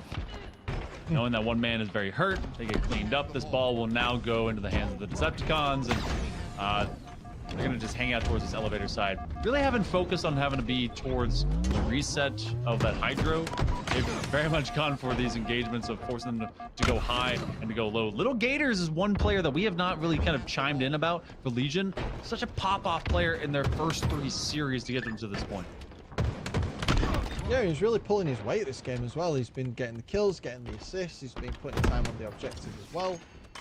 And despite the fact that his team are losing by 1 round right now, show nothing to suggest that they won't be able to fix that. Sometimes you just need a bit of time to come online. This is the first game in a best of 5, so there's still plenty of time to switch this round. The Decepticons are just doing a good job at showing up all together as a team right now and being a little methodical. Look at the hold of all the red Spartans at the other side. And the reinforcements are here as well. So they've got the crossfire and they've got the support as they watch the rotates come over. So really good play by Decepticons, good back awareness, good control. Good just timing off of their teamwork as well. They get ball time, they're all right, we need to clean this guy up, and they get him out. And then as soon as you think, all right, we're going to be kind of chopped down, moving to control room, the rotation has a man in support. Now they do track him down from Legion. Decepticons do not get away for free, and Legion will have to have a consolation prize of being on the reset side of the map. A double kill for Uzi, 23 and 19, leading his team in the at least general putting Spartans into body bags sort of industry, doing it again with a killing spree. So far, looking pretty good. That melee will not magnetize, though. No lunge. There's a little too far away there, but look, Legion Gaming extending into the lead here. Good hold. 3 of them go down, but it didn't get played. That's so unfortunate. That's going to give Decepticons the time to be able to get their score back up and exceeding Legion Gaming's. I have to say, the play of the ball from Decepticons has been great. And Legion Gaming, we saw Common play the ball as well, but it just one of those times where you really needed to, and it kind of sucked. That's a lot of bombs. That's a lot of explosions. Welcome back, ladies and gentlemen. We've got Reality Check versus Chosen. I know some of you old heads remember the name Reality Check. Well, the Suns aren't in this one. Instead, they're bodybuilding right now. So it's going to be Penguin Suppressed, Avusi, and Falcated on the Reality Check side. And they'll be going up against Chosen, who is Sirion, Eco, Tusk, and Breaking Shot. You talked about some teams being mixed up here in their tools and how, you know, there were opportunities where players would team with players they would never team with. This might be one of those times as you see Suppressed get a triple kill. Yeah, almost an overkill to start. He was 1 shot away there, and that's the Suppressed that I expect to see all year this year. I think Suppressed was one of those players that is probably impacted the most by this HCS, you know, shortening Halo Infinite's life cycle. He just has so much potential about him, right? Like, you just know eventually Suppressed is going to become one of the top players in the game. It's just a matter of time. His playstyle really lends to that, right? Just his selfless playstyle, the do damage to everything, push aggressively. When he gets in the zone, it's very difficult for him to be taken out. And you can see Chosen are currently in the zone. They'll have that ball on the long haul side. It'll be Eco who tries to prevent that tower side push. It'll be Chosen with a little bit of a lead here, a very tiny lead, and they'll have the play ball opportunity as well if they want to. Okay, Tusk. I see you, Tusk. Okay, finally take it out. As Suppress actually gets 2 as he left 2 stickies out there, and that might just break apart the setup of Chosen, who for the last few rotations had some really strong kills there. But with that Reality Check, should be able to find these kills and start accumulating ball time of their own. How is he alive? What? He's still alive. The push comes in. The defense is there for him. Falcated remains alive on the top of red. He'll get taken out finally. 3 go down for Reality Check. Penguin, the last player alive, and in a really good position too. On the top of tower, he's going to be able to come down like Batman and take out the ball player, and he'll take ball for himself. But you do see the spawns are happening on the long haul side, so they'll either have to get this ball off or get the slays. 4 go down for Chosen. It'll be Reality Check with some ball time in their hands. I let that. I expect to see them get a big chunk of time here. A lot of Chosen's ball time has come from really big multi-kills, coming from the shock rifle, some big individual plays. Whereas I think Reality Check have now started to really settle themselves in. You see Suppress, he is leading the charge with the slays. If the rest of the team can start to raise that floor a little bit, I think they're going to have a much easier time throughout this game. There it goes. Chosen going to be defending on the pipe side. Shock rifle in 25 seconds. Great shots out of Eco, but Suppress comes in at a perfect time. He spots out Sirion, who has that camo, but it's all a big bait. Sirion able to keep this camo for himself. Avusi's the next target. He's going to ping him, but I like the reroute. Sirion's trying to stay hidden, right, and wait for an opportunity that makes sense, and he found it. Waited for the 1-shot call, is going to be able to open up that first kill, but Reality Check not letting him get much more value from there. A couple big kills, and with it, Suppress should be able to find Breaking Shot, and that is every player from Chosen down. Reality Check once again able to find these big breaks, and this should be a decent chunk of ball time. It seems like their opportunities for ball time have been more effective than Chosen so far. Definitely value has come out. Ball time once again on the back of C. 3 down. Suppress searching. Instead of getting ball time, searching for that last player. It'll be a couple seconds that he's not able to get, but wouldn't really call it inefficient. He'll get that rotation towards the long haul side too. The spawning players on the side of Reality Check going to be on that pipe side, and it's once again 3 dead. Breaking Shot, the last player alive. He's going to scurry away with his life. I like watching Suppress play because you can tell his thought process by the way he plays. He's at the back over here, right, just a little bit ago, and you can see him staring at that long haul, and he's asking himself, do I have the timing to get here and potentially like try to fade away instead of playing the ball?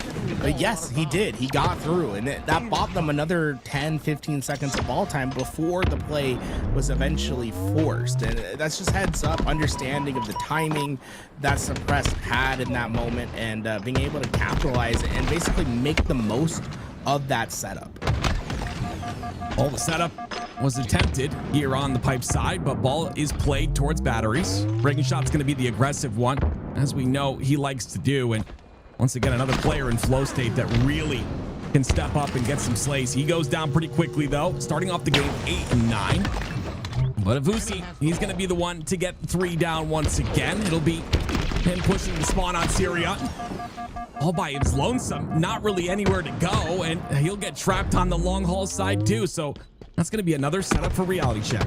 Yeah, really patient, disciplined play there by Avusi up in that top gold area. He knows Penguin's sitting down low. Just want to keep that player hidden as long as you can, so that Penguin can eventually come in, find those cleanups. And this is what's been plaguing Chosen. I mean, Suppressed 19 and 9 in this game thus far. And the big thing is a lot of his kills are coming in multitudes, right? The doubles, the triples throughout this game, making a huge difference because Chosen just doesn't have the firepower for 8 seconds at a time because there's multiple players down on the respawn. Even now, right at the end of this game, no time during that hold do they have those 4 players alive necessary to take on those challenges. 20 kills in 1 round, by the way. That's a 60 kill pace right now for Suppress. Let's see if he can keep it up. Yeah, it's beautiful out of him too. The multitasking, his timing is flawless, and we'll see that continue on here. More damage goes in.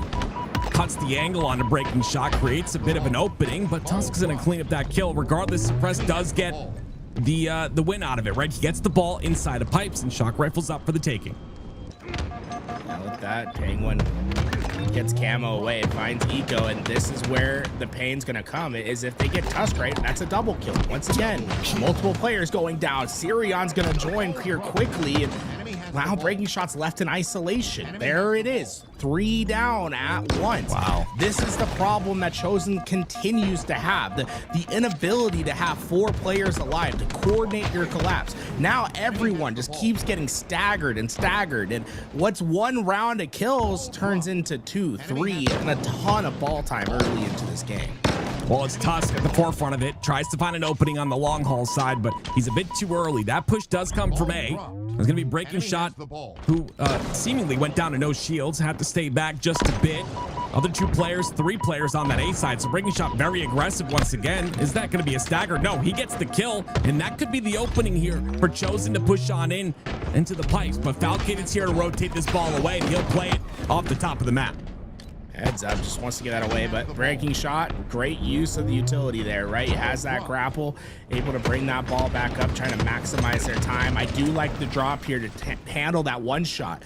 What's been plaguing Chosen throughout this game has been those staggered spawns. When you're able to find those 1-shot kills, you get your own opportunity to start finding staggers of your own, and Reality Check might just be in for their namesake right now. A few players going down, that stagger spawn is hurting them now. Chosen has been able to use their weakness against Reality Check. Once again, it was Breaking Shot that opened up the entire play there. Created an opportunity. 3 players now from Chosen, stacked inside the pipe side. Falcated, and this is it, right? You have to find these little holes in the defense. He's looking for one, but unfortunately not enough damage goes in. Gets some damage onto Sirion, his teammate does, but it's not enough. Falcated falls. The push comes in from the other side, and Chosen's gonna have ball inside of pipes. That Chosen, I mean, what? Oh, Eco! Wow. Smith, double kill. Huge play there. That's gonna really take the teeth out of this push for Reality Check. And Avusi, he's weak and isolated here. I don't mind this rotation from Breaking Shot, but I would have sincerely thought about dropping that ball right away and trying to get that kill and to keep that stagger out. Great damage onto Suppressed. He's gonna get the kill onto Avusi as well, so you can see he tried to pull the value out of that play, but Suppressed did get away with the camo still. Ball in the hands of Reality Check as well. All the spawners on the C side. Suppressed has that information. He's going to Make sure to translate that to his teammates. As he pushes back, he's expecting the push on long, but he'll stay alive. This camo still has value left to extract. Suppress, can he get this kill? Eco's playing real weird, but he gets the kill. He gets cleanly away, and that's, again, 3 down for Chosen. Yeah, not an enviable position for Eco there. His team is pushing in on the other side. He knows there's a camo somewhere, and he just isn't able to pinpoint that location. Suppress hearing that sprint is able to find that kill, and Suppress having a bit of a slower round 2, but that's not necessarily an issue because the rest of the team starts to become, seems to be coming to life now. But he said, right when I say it, right? 3 that go down. Chosen has a setup. That's a clean 4 down. They should be able to force out A spawns here. So Breaking Shot has an opportunity to catch those first players coming through, get that damage. They know where this push is coming from. They have the advantage into this gunfight. Great information, Sirion. He's going to get a trade, though, in the pipe side. 2 down for reality check. Chosen still trying to stop that push from happening. Nice. That's going to be a clean kill to make that happen as Breaking Shot once again towards the bottom center of the map, and more ball time for Chosen. A lot of trust there from Chosen to win some important isolated fights. In particular, it was Eco that was in that pipes room that basically was in isolation. That won 2 critical fights, but eventually, when you're in isolation so long, you can't win them all, right? Eventually that break's gonna come in, and that's what reality check is able to provide. That was an absurd insta-explode by Tusk, by the way. That looked incredible. But you can see the game's gonna be a lot more mixy. 75 all. It's first to 25. A big 3-4 down can secure the round here now. Breaking Shot not able to get that initial kill. Penguin does go down. Suppress, though, down to no shields. Camo is up, but is it bait at this point in time? 2 down for Chosen. Reality check doesn't really have an opportunity, but they find one. Suppress is going to get that camo, and that's going to make this next push very difficult here for Chosen, but they need it, right? Reality check are up 1 round. Tusk goes down real early, and now it's looking real grim for the side of Chosen. This is big for Suppress, right? He's had a very quiet round thus far. He was 4-7. This round when he picked up the camo, but once he got it, boom, the kills start coming in. They're starting to break the back of this Chosen squad, and they'll be able to take game 1-0. I think a huge efforts from Suppress in the first round to get them across the finish line, and then able to at least get that bookend performance with that camo, able to secure those last few kills to get the last couple seconds of that ball time. Yeah, I think with Suppress playstyle, the camo really just frees him up a lot, right? He likes to multitask. He likes to push up on the map while doing tons of damage to multiple players in a sequence. And I think that's what he does best. And if he's in that flow state, you'll see him, like, he'll be shooting one guy 3 times, then swap targets, shoot another guy 3 times, let his teammate clean that kill up. That's always what he's done, and I think the camo really allows for that, and that's why we saw him shine there at the end. But taking a little quick look at the damage, it's 7,600 for Suppress, and taking the least amount of damage in the lobby as well. Yeah, 7,600 damage in this lobby is absurd when you look at the entire other team. No one else breaks 6K on the other side. I just think about it this way. He went 6-7 in the final round. Yeah. He ends the game with the most kills still, right? Like it's kind of nuts. It's nuts. His round 1 performance was truly spectacular for his team, and it gets them through, and it gives them a ton of momentum going into this live fire Slayer. One of the things that they capitalize so well on is finishing the team in a staggered sequence. Yeah, making sure that they didn't get those 4 players up at the same time. That can be especially potent on a Slayer. If they're able to keep that gameplay up, this is a really dangerous game for Chosen. Well, let's see how it pans out here as we hop into game number 2. Suppress, the MVP of last game, is going to be the one we hop on with. Repulsor towards the bottom, goes towards top center, and he's going to pick up that sniper for himself, pretty much uncontested. You see Breaking Shot towards the back of A. Maybe you're looking for some information on the big door side, but Suppressed, a little bit too much pressure there. He gets taken out. Double Sirion just showing Sirion kills there. We haven't talked much about him. He's probably not the most well-known player in the HCS because he didn't have that many pro opportunities this last year. He finally broke in at towards the end of the final year of that HCS rotation. But man, is he so talented on some of those one-on-one kills. Just absolutely beautiful shots to get a perfect kill there. And with it, we started to see things going back and forth. It's been chaotic, but Suppress, he picked up the sniper. He eventually gets it back into his hands. Yeah, I think he's going to be one of those breakthrough players that you'll see in the future here for the game of Halo. Suppressed. Has he solidified his spot is the question. Tusk going to dodge a couple of shots there. Tries to do the jab step, but Tusk will take him out at the end of the day. And it's still a 2-kill lead for Reality Check, but Chosen have control. So when you watch these pro players, sometimes it's more shocking when they miss than when they hit. I thought 100% Suppress on the second lineup was going to get there, but if you don't hit your shot, you will get punished. Tusk able to find that kill, and with it, slows this game down. The 4-on-4 neutral game, that's what they want more of, but Suppressed off spawn just found a huge backsmack, and you can see Chosen, they could potentially fall into the danger of a stagger spawn here. Huge for Tusk to stay alive, but there's nothing he can do with Suppress hunting him down. Yeah, Suppress had a really nice read there. You see him kind of preparing for that drop, gets the nade, but 2 go down for Reality Check once again. Sirion, big win out of him, a triple from him. That's going to give Reality Check a 2-kill lead, and the spawns come out on to beat.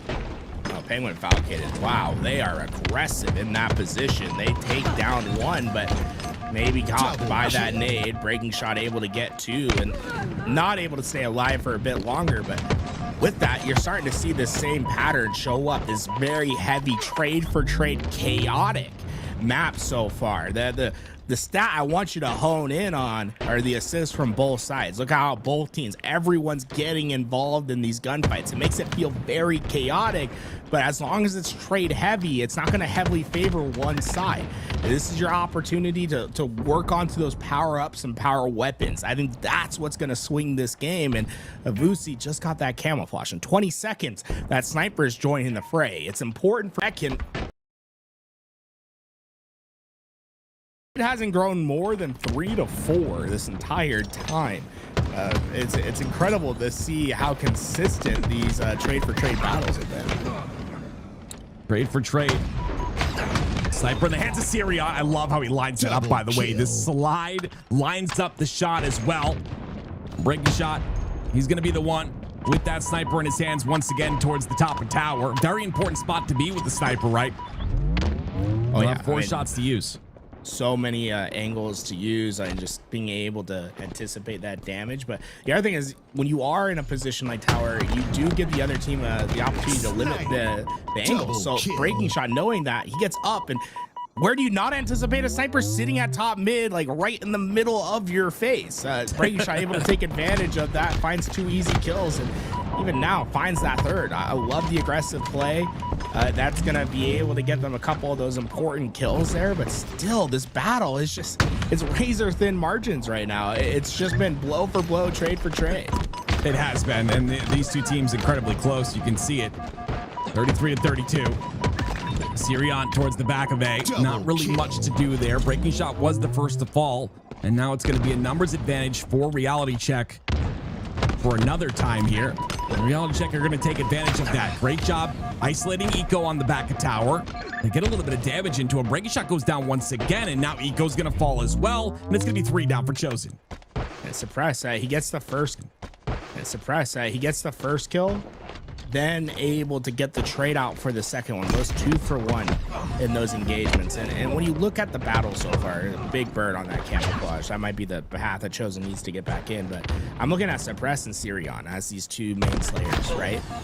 The difference is that Suppress, I think in the last year, has really matured in his ability to play his life and to value the trade outs, right? Like to try to get that extra little bit of value. And you're seeing that playing a big difference in this game. He's +4 in that kill feed, whereas Sirion's still having those high impact moments, multi-kills left and right, but 14 deaths to go along that. Still a young player that I think needs to develop that safety sense.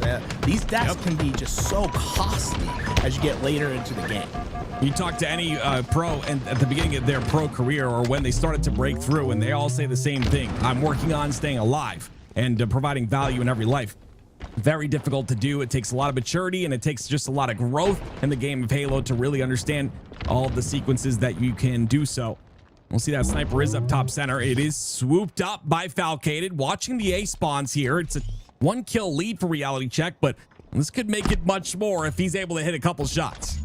He's got 2 options here, right? Play very slow and try to force Chosen to give him an angle, right? To catch him on their push. The other ability is to say, hey, I don't think they're going to expect me to get aggressive with this, right? And with that first kill, I think that's what they're going to opt for. He's going to get aggressive. Oh my God!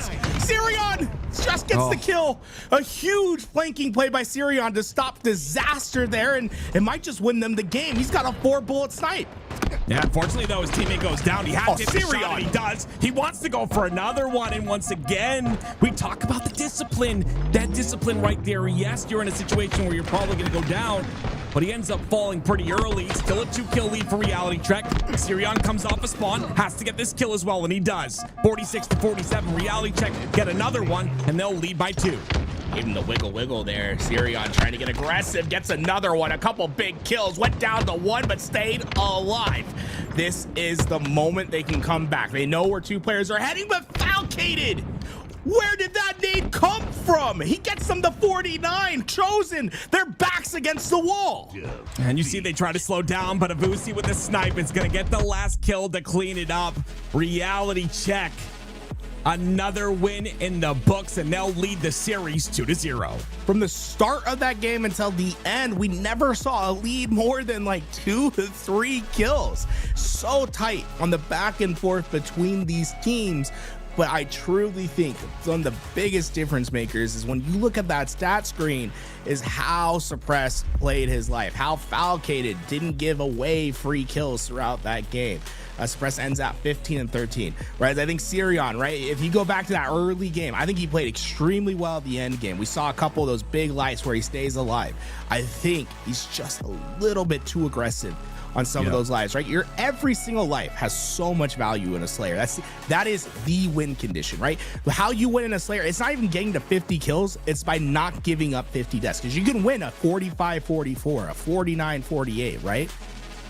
You can't win if you give up 50 deaths. And I think Sirion played extremely well at the end of the game. I think he's probably going to want a few of those deaths from the early game back. Yeah, it's insane. The amount of the timing that goes into a game like Halo is just a precise timing that you really just have to continue to get into these situations so you can continue to hammer down and detail your timing on your pushes. And it's just going to take time, but what a beautiful time for Sirion to grow. Again, investing in himself, playing this game, and continuing to improve his skill in Halo, and all of that skill will transfer. King of the Hill on Lattice once again, and it's going to be Reality Check on Game Point. That would get in. Lattice is going to be a really interesting map, right? We talked about how this map is new and isn't necessarily solved in the same way that we've seen in the past. I'm not sure where the value can necessarily be found at all points in time, right? And I think a lot of these players are in that same position where you have to feel it out. There's probably learning still going on this map just because of how new it is and how very much it's not in a solved state yet. Well, so far, Breaking Shot has solved the first kill on the board here. He's got 2 to his name already. Gonna try and maybe create some sort of an opening to get this ball. He's got the spawner of his teammate Tusk there on the other side of the map, and he'll try to find that way to get towards him to start stacking up that hill. And it looks like right now they'll get some hill time and the double out of Eco. Yeah, Eco's always going for something fancy sometimes. Yeah, he has a little light footwork there. Big brain there to hit the back end and then just to thrust back into that fight, catching that player by surprise, staying alive. And what I love is his positioning throughout that entire time. He's in the middle of the map, as involved as possible. And that's one thing I think I've seen the most from Eco, I think, in this series, and also as his career in Halo Infinite has gone on, is he's trying to get more involved in every gunfight, right? Be in an answering position, a middle player, whenever he can. That's going to lead to a lot of engagements and deaths and assists. But if you're able to master that position, right, it's so powerful for your team. Sirion, 3 shots left to work with here. We'll see if he's able to make anything happen. Gets a shot into Avusi. That's going to be a beautiful shot. It's going to be Breaking Shot that gets one on to Penguin. It'll be 3 down for Reality Check. A little bit of moonwalking happening, but it's still 1-0. Chosen are going to take the lead. Yeah, looks like our observer might be having a little bit of a network errors for a little bit, but I'm sure it'll stabilize, guys. So just bear with us. It looks like that might have just done that. We are back into the action. Breaking Shot able to find his kill. Reality Check still have control of those spawns, but Breaking Shot opening up a path forward for his team. If they find that first entry, they could quickly get the trade out. But it looks like Chosen at maybe the server just period having a bad time here, as we see one player actually does end up leaving the lobby. So maybe just a little bit of a Halo Infinite server issue there. Not only us feeling the problems. Yeah, we'll get back into that. You know, just it's the start of the season, getting all the kinks out. But yeah, that is looks like a server side issue. But regardless, look at the reality check here. Very comfortable with that 2-series lead. But taking a look quickly at the stats, it's going to be Breaking Shot once again. Started off 2-0, ends up 6-4. Another player, we talked about Sirion, right? Another player in Breaking Shot that is very aggressive. And I think he still has to get, you know, I think every player can get better at that timing and get better at playing their life. But maybe him and Sirion can kind of play off of each other's strengths because of how aggressive they both are and kind of make that work within this roster. Take a look at the damage that was being done. I think Chosen was playing that first half, that first hill extremely well. You see Breaking Shot and Eco leading the charge there. I really do like when Eco's playing that middle position. Look at how his stats differ from everyone else's, right? And that's because he's in the center and he's just trying to be involved in as much as he can. So he's pivoting from fight to fight. He's taking a lot more damage.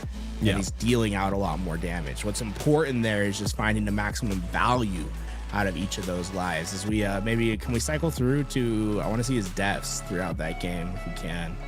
Yeah, look, he has 4 deaths. It's one more than the rest of his team, but look at the damage output and the damage taken compared to the rest of his team. I think Eco is showing really phenomenal middle play at the beginning of that game. Yeah, middle play is a really good way to say it, or like I like to call it the glue, right? And he is that player in every single game. Very selfless once again. He will put his life on the line, but also understands that playing his life is important, and that's why you see that damage taken so high and the deaths so low. I mean, it's just a very difficult balance, I think, for a lot of these players. But over the years, you know, from game to game, a lot of the fundamentals like that don't change. And you're seeing the Eco, a player that's been in the league for so very long, you're seeing all of that kind of come to fruition.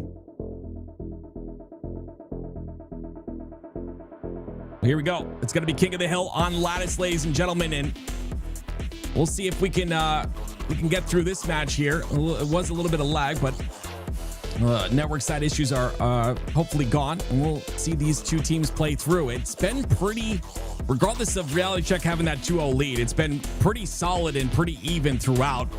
So excited to see if maybe Chosen can bring this back, can give us a good competitive series here as we go in through this. And again, player to watch for me is going to be Sirion, right? How aggressive is he? Is that flow state entered? You know, got to use my word. It's been so long, guys. Is he entering that flow state? Does he have that timing on point? And I think that's going to really pay off if that's the case. I see in this map, I think a lot of it comes down to positioning and being able to help as much as possible throughout this game. That being said, 2 players I'm looking forward to really capitalize on that. Eco and see how well he did the first time around. On the other side, right, I'm not necessarily looking at the main slayers like Suppress or Vusi. Rather, I'm looking for someone like Penguin, right? Where is Penguin going to be positioning himself up on the map? He's a player that really excels at doing that damage to help his others facilitate aggressive plays. And right now, you see how he's going from one end of the map to the other. That's all to get to his team's help, to be involved in these gunfights and to get that sniper. Now, a very powerful position. Eco, though, whoa, backs him down in the hill. Oh, I thought he's just gonna take it. I would rip it, you know. It's like, hey, I can see the outlines. He can, but I mean, oh my. I love that right there, though. Utilizing the thrust to stay alive. Comes back, reroutes, and it's going to be a double kill for him. Make it a triple. Sirion, don't stand still. Toss, watch your back. Hit an overkill to start the Halo season. And it's not over yet. Come on, get into the fight. Oh, Penguin not going to go for that kill tech, but my lord, oh my lord, taking an aggressive stance in the middle of the map. He is getting kill after kill. He's got 9 to his name. Penguin has come to play, sliding on the ice of Lattice. He heard you talking about him. He heard you say that he was the player to watch. Well, watch him. Witness him 9-2 in this game thus far. The hill moves, but reality check. They want to close out this series right here and now. A 1-0 lead, 4 down for Chosen, and a complete setup here for reality check. Enemy team took That early hill time going over to reality check, breaking shot. Oh no, caught in a tough position. Penguin just phenomenal timing to catch that player on that push on the perimeter, and that's just gonna break apart Chosen. They're gonna have no teeth to any of this action. They'll wait here. Even now, like breaking shot probably needs to be careful about pushing until they get a clean 3-4 players up. It'd be extremely bad if he went down before the rest of his team's there. That's why you're seeing such a slow push out from Chosen, because they're in such a fragile spot here. Such a great job by Penguin, though. Look at him like playing his angles, playing patiently. Eco finally takes him out, understands how important it is to do so. Gonna get the double kill on his suppressed. That'll finally break the control that was had there by reality check. How is Eco staying alive that long? My. I think we're seeing some top tier play between Eco and Penguin in this game thus far. That was a tough position for Chosen to battle out of. Eco did exactly what was necessary to make this a little bit mixy. He's still very much favoring reality check here, but this is an opportunity that Chosen cannot let slip. They want to even this one up, but 2 one-shot players staying alive here is not going to bode well for them. It's so important to do so. Avusi and Falcon are going to work that 2-1 punch and play their lives like you mentioned. Breaking shot though, 6 bullets to work with the snipe. There's a triple on him. He wants it over to even the odds. Penguin let him have a bit of a time with this sniper, but he's gonna get the over a little bit late there. Not gonna connect, but regardless, the damage has been done, and now it's breaking shot's turn to make something happen. He's breaking the spirits of reality check right there. That was just max damage onto every player he could find there. The sniper shots hitting, beautiful plays, and now a very aggressive stance from Chosen, right? Getting up into those spawns. Sirion able to find a couple. The risk with that is you might open up a split spawn, and that's what happens. Look at Penguin. Look how aggressive he's been able, he is here because he spawned out, but with Chosen taking him out early, that might be enough just for them to get this hill away. What a bounce back. Reality check had dominant control at the beginning of that second hill. There it is. First hill goes in for them. It's now tied at 1. And Falcade ready and prepared for the next as they control this side of the map. There's the beatdown that goes in. Shot gonna miss though, and Eco, he's gonna get the kill. It'll be him continuing forward. Look at the aggression here. Gets Penguin on top of it all, and he'll get some hill time as a reward. With that, we see reality check. They're going to be the ones that have to slow this game down quite a bit. The remaining 2 players alive on the opposite end of the map. For them, it's about the 4-on-4 neutral. You want to be able to collapse in as a team. The first death is always going to be so important. You see it trades out here. It's still even numbers. Who's going to be able to facilitate that numbers advantage onto this next play? Chosen's valuing it so much. Like they got out of the hill. They understand how important the first kill is. Sirion, with them getting out of the hill there, he's going to try and clean up that first kill. It's going to be Penguin that does fall, but unfortunately, Tusk and Eco were down, so Sirion feeling a bit of pain there as the pressure comes his way. And you can see, 1 by 1, they do fall, and reality check has finally collected themselves in this situation as Penguin stays alive on the boxes. Oh, that nade from Eco is so close to taking down Penguin, but with Penguin staying alive, I think it's going to have ramifications here, especially if he's able to find another kill with that. Look how much Penguin individually has slowed them down. Oh my word! No, he's getting shot into Sirion as well. No way. That is such a long life that Penguin was able to play there. And because of that, it's still suppressed, and it's reality check in control this side of the map. You see the spawns coming in as well. That life that Penguin just had was so vital to them potentially getting their second hill. Extra value, right? That's what you're looking for. Where can you find value? Penguin getting it in spades there for his team, staying alive, and now an 8-bullet snipe to work with. Imperative that Chosen takes him down. Sirion tries to take on the challenge, but no follow-up to that play. Penguin not only gets the kill, but is going to be able to stay alive, and his having a very interesting pacing there. I think he's trying to keep all the spawn points in check. And ooh, Sirion off spawn just 5s him. But yeah, I'm very curious as to what Penguin's thought process is there. as he was playing a very unique position. That sniper just doesn't quite get as many kills as you'd expect. Well, Sirion's able to pick it up for himself now. Lots of bullets to work with here. The nade goes in.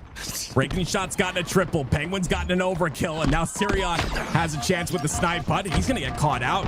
Looks like Avusi's the last one remaining on the side of Reality Check that's gonna try and push Sirion off of his post, and looks like that pressure's working, but Sirion's got a couple of players on his team to alleviate him from the situation. Can he stay alive? Yes, he does. 3 down Reality Check. They finally break up the challenges that were happening between Sirion and Penguin. It was 3 kills in a row that were between those two, and Penguin takes the challenge right away on the Sirion. Is gonna bait out a bullet and now eventually hit that rotation. Reality Check, I mean, they have a little bit of time to work with here, but with the sniper getting up into the mid map, this ice side push is gonna be pretty hard to execute on. Great shot by Sirion. Not the value you'd want or expect out of the sniper, but still able to get some, right? It's going to be 2 down for Reality Check. A little bit of opportunity here to tie the game up, and Chosen will do just that. 2-2 now. 3 down Reality Check. More control for Chosen. A lot of Halo can honestly come down to like a butterfly effect, right? One, not every kill is equal, right? It's not every engagement is as valuable. That engagement in which Sirion gets the perfect kill on the Penguin to get that sniper and to break that backside control to get spawns for his team gets them that hill. Everything that's gone right for them has come down to that gunfight that Sirion won. That was a huge one for his team. They tied this up at 2 apiece. Now if they're able to take on this hill, get this capture from a very bleak start, Chosen will have been able to fight their way back and to take a commanding lead in this game. But so far, Reality Check doing a great job of just soaking up some time. Yeah, it flips once again into their favor. Eco's playing the backside there and trying to stay alive as best he can. Takes a couple shots, but he's going to stay alive continually. It'll still be Reality Check, though, that is getting this hill time. And 1 minute and 30 seconds is all that remains. Avusi goes down, and the push from Eco is going to come through with 2 down for Reality Check. Defense is going to be very difficult to play here, as you see Suppressed attempting to do so. They might be able to steal this one away. They don't have a great angle to get in. I mean, they have a good line to get there, but look how dominant Chosen's position has been. Penguin got 2. He had no idea that Penguin was going to stay alive there. Penguin's still alive, skating around on the map. They steal it away. That might just be game winning there. How did Penguin get away with 2? That was beautiful out of Penguin. Great route, finds the timing, able to get 2. That turns into a cap for Reality Check. With 1 minute and 20 seconds left, like you said, that could be game. It's going to be a Reality Check that opts to play inside the hill, though. They're not playing time at this point. Looks like they'll swap back and forth, but watch your face. Breaking Shot almost gets the shot onto Avusi as well, but he's not going to do so. And it'll be 1 minute left. But you got to think about the impact of that kill, though. They're not getting any hill time now, so Reality Check, they're going to try to go for a quick hill capture there. That sniper is going to change the calculus on it. Now, for Reality Check, it's probably optimal from this point out to play time. Still in that hill, though. Penguin's going to opt to stay in. It is technically faster to win if you get the hill time. Takes just about 40 seconds, I believe, to get that hill capture. 52 on the clock. Right now, I would be probably hedging my bets on playing that time, but Reality Check still keep getting onto that hill. They're going to try to get the win on score. Oh, shot by Falcated. That's what they have the confidence in. Reality Check still in that hill. Halfway through, Eco's going to try to push the outside. Falcated's ready on an angle here, but Eco plays that perfectly. It's going to be Sirion and Eco that get kills in the feed. And they're going to be 3 down. Reality Check. Last player alive is going to be Suppressed, and he gets a kill. Can he get another one here? No. Sirion shuts him down. You got to take a look at the clock at the end of this game. If Chosen is able to get this capture, you have to sincerely ask yourself, was it the answer to step into this hill? Sirion doing his best to stay alive, but he's got pressure coming from all angles. 37 seconds of neutral time on the clock. That's not a lot to work with. Lots of damage output there by Sirion, but he's going to end up falling. 2 go down for Chosen. Eco goes down as well, and it's not looking too good. 25 seconds of neutral clock. Avusi still gets in the hill here, though. I think what happened on luggage. When the lag out happened, it was 1-0 Chosen. So I think they're playing with the score. I thought maybe because Sirion's stats looked crazy, so I thought maybe they were just playing a full reset because I thought maybe he wasn't there from the beginning, but looks like they were gonna play it out the full way. And with that, Reality Check do get the win, and with that, a series sweep, right? That's a 3-0 from the team. Very close bouts throughout, but it does seem that we can crown the better team right now to be this Reality Check squad. Wow, I mean, that's insane. Reality Check coming through. And those first two games, I mean, the first one did look close, but it was fairly close. And of course, 47-50. Pretty even across the board, but Reality Check once again winning a lot of the trades, winning a lot of that control. Let's take a look at the damage real quick. And we talked about Eco having that damage, although they did lose. It's still 7,300 damage to lead the lobby, and only 6,400 damage taken. Yeah, that is one thing. Like, there's not been a lot of rosters where Eco's had to step up into that slaying role. He is very much doing it for this team right now, and I was very impressed with his plays throughout. He had some crucial ones, but crucial plays, not enough to get the win here. I'll say suppressed dominant series on the Slays. I mean, 28 that game. But if I had to crown an MVP, dude, Penguin. What in the world was he doing to this other squad? There was so many important moments. I mean, hey, we started this off with the overkill early on. Gotta say, maybe a couple question marks at the end here. I don't know how Tusk is like keeping his back there like that, but it's that is what it is. But Penguin just even he had the crazy overkill, but you go later on into that game, so many clutch moments from him, especially on that B hill rotation, or the B hill rotation where he gets that double kill without going down. That was huge. That looked all but given to Chosen here. On this no, but this is another one. Yeah, dude, what? It's crazy how many highlights he had, bro. We're just going through them, Tim. And again, like you said, all kills are not treated equally, right? So there's just like massive lives right there. That one kill, him playing his life as well, he even gets one more shot into Sirion. It just really it pays off at the end of the day. Shopify Rebellion versus Usubeni in the winner's semis, and Decepticons versus Reality Check as well. Tools, what are you thinking about these four teams you have here? These teams are going to be familiar faces throughout these next few weeks. So get familiar with them, see who you want to root for. I think that Reality Check team might be a really fun one to be like, okay, what's going on here, right? That's going to be a great roster. You guys can keep on track with these rosters, !bracket. Take a look at all of them, get familiar. Shopify Rebellion obviously is going to be a favorite throughout the entire year, but there's some really interesting teams like Piggy teaming up with a few players from the Mexico region and Yaxon, right? I'm very curious about this squad. You see, they won 3-2 over Coliseum. That's a huge upset, guys. Coliseum, they're that team that's Boo Boo Doobu, Drux, Sab, and Soul Snipe, right? Oh, jeez. Wow. The mix of the two regions able to come out with a big win over there. And then tomorrow, right, that Decepticons versus Reality Check game's going to be a big one I'm going to be super interested in. Decepticons, that's that Trippy roster, right? So Trippy, Descendant, Precision, Tolic, they're going to be taking on this roster. Very, very curious about how it all shapes up. Ladies and gentlemen, you have been the beautiful Halo community for years and years. This year, LVT, we're gonna try to keep Halo, save Halo, keep Halo alive, whatever we must do. And it all starts with the LAN in a couple of weeks. Make sure you guys, if you're in that San Antonio area, you go and buy a team pass. You can buy a bundle pass where it's discounted. Halo 3, guys, on Xbox 360. How it should be played. $20,000 in total prize pool. I cannot wait for this LAN event. I am very excited. If you're in the area, go ahead, get your team pass February 20th through the 22nd, and we'll all be there, of course. Ladies and gentlemen, thank you for all you've done. Tools, any other words before we toss it over? Hey, if you're watching over on YouTube, make sure you subscribe. I think it's like 80% right now. I looked at the stats. It was like crazy this last month. So if you haven't been subscribed, make sure you do get subscribed over there. I think a lot of people just naturally watch the streams without knowing that they're not subscribed. So, and if you're watching on Twitch, you know, hey, maybe go over to our YouTube, !YouTube for a second.